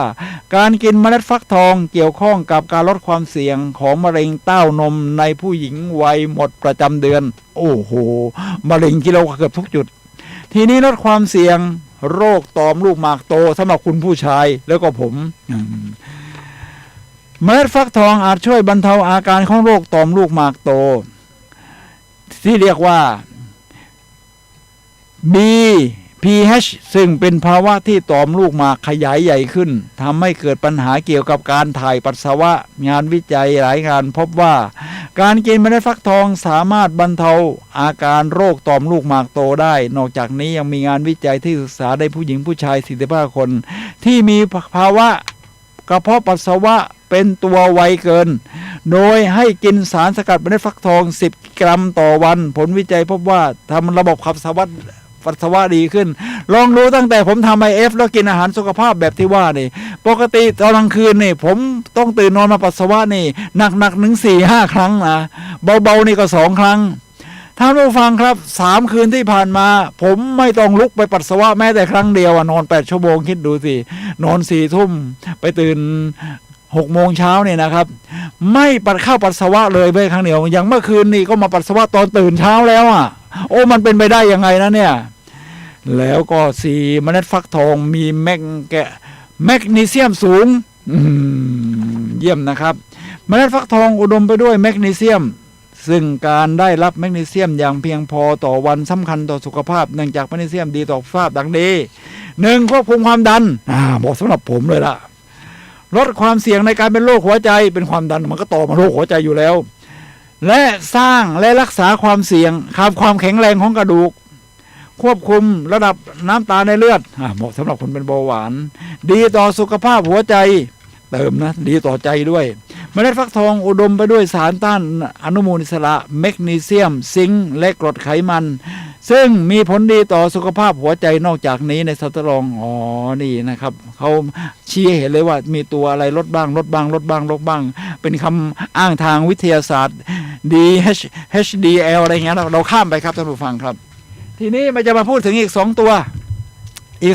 คือซีดเมล็ดซีดนี่นะครับแฟกซิสกับโปรไบโอติกแฟกซิสผมเพิ่งได้ยินเป็นครั้งแรกจากที่ดูคลิปหมอสันตอนที่วัดแล้วความดันผมสูงเขาบอกกินแฟกซิสลดความดันได้ผมก็ไม่รู้จะซื้อที่ไหนเห็นขายแต่ออนไลน์ก็ไม่ได้ซื้อนะครับจนผ่านมา2 สัปดาห์แล้วเนี่ยเมื่อคืนไปเดินที่ห้างโลตัสหางดงมีขายแฟกซิสยี่ห้อของโลตัสเลยนะครับยี่ห้ออื่นก็มียี่ห้อโลตัสก็มีผมก็ลองซื้อมาถุงหนึ่งครับ50 บาทเขาลดให้6 บาทเราก็ดูใน YouTube ครับวิธีกินวิธีปรุงก็เอาไปคั่วผมก็คั่วตอนเช้าเลยเมื่อเช้าเนี่ยเพิ่งคั่วเมื่อเช้าคั่วแล้วเวลาจะกินเพื่อได้วิตามินโอเมก้า 3 สูงแล้วมันมีสารอื่นอีกเยอะครับ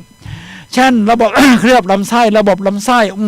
ประโยชน์มันมหาศาลครับท่านผู้ฟังครับผมก็เอาเครื่องปั่นเม็ดกาแฟของผมชอบกินกาแฟก็มาปั่นครับเมื่อเช้ากินไป1 ช้อนโต๊ะนี่แหละครับคือแฟกซิสครับผมว่ามันต้องดีแล้วก็ถ้าท่านดูว่ามันจะมีประโยชน์ยังไงมีหมอหลายท่านพูดถึงครับรวมทั้งหมอปุ้มที่ผมชอบดูท่านในเรื่องด้านสุขภาพนะครับแพทย์หญิงทิตินาถนี่นะครับท่านผู้ฟังครับแฟกซิสนี่มีประโยชน์ขนาดนี้เลยคือมันขึ้นในเมืองหนาวนะแล้วมันเม็ดนี่โอเมก้า 3 มากกว่าปลาแซลมอนอีกหรือออยฟิสิกผมไปเดินที่ร้านดอยคำเมื่อเช้ายังมียี่ห้อของดอยคำเลยดอยคำยังทำแฟกซีดขายนะครับท่านผู้ฟังครับหาซื้อไม่ยากอาหารสุขภาพเนี่ยมันยอดเยี่ยมแล้วทีนี้หัวข้อสุดท้ายจะพูดถึงนะครับเหลือเวลาแค่2 นาทีก็คือในเรื่องของโปรไบโอติกผมเพิ่งเคยได้ยินโปรไบโอติกมาเมื่อสัก1 สัปดาห์ที่ผ่านมา ทั้งที่กินยาคูกินพวกนมเปรี้ยวมานานแล้วมันอยู่ในนั้นแหละครับท่านผู้ฟังครับจนกระทั่งผมมาอ่านหนังสือนี่ในนี้บอกว่าที่เขาบอกเขามี3 เล่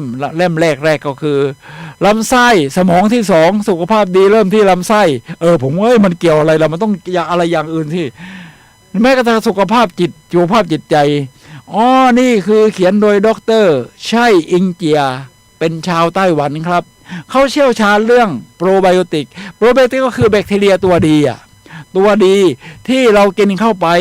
แล้วมันจะไปอยู่ในลำไส้ทั้งช่วยย่อยทั้งสร้างสารฮอร์โมนถ้าเป็นโรคข้อจิตใจมันก็สร้างเซโรโทนินแก้ทั้งเด็กที่เป็นออทิสติกแก้ทั้งพวกที่อารมณ์ฉุนเฉียวเนี่ยนะครับแบคทีเรียตัวนี้มันจะสร้างเซโรโทนินออกมาทีนี้ในลำไส้เรามันไม่ได้มีแต่แบคทีเรียตัวดีมันมีตัวไม่ดีเยอะฉะนั้นถ้าตัวดีมันน้อยลงเพราะเราไปกินอาหารขยะเนี่ยมันแบคทีเรียตัวไม่ดีมันชอบอาหารขยะ ตัวดีมันก็น้อยลงไอ้ตัวไม่ดีมันก็ครองจักรวาลเราท้องผูกบ้างอะไรบ้างเนี่ยนะครับเราก็ต้องกินเสริมเข้าไปนะ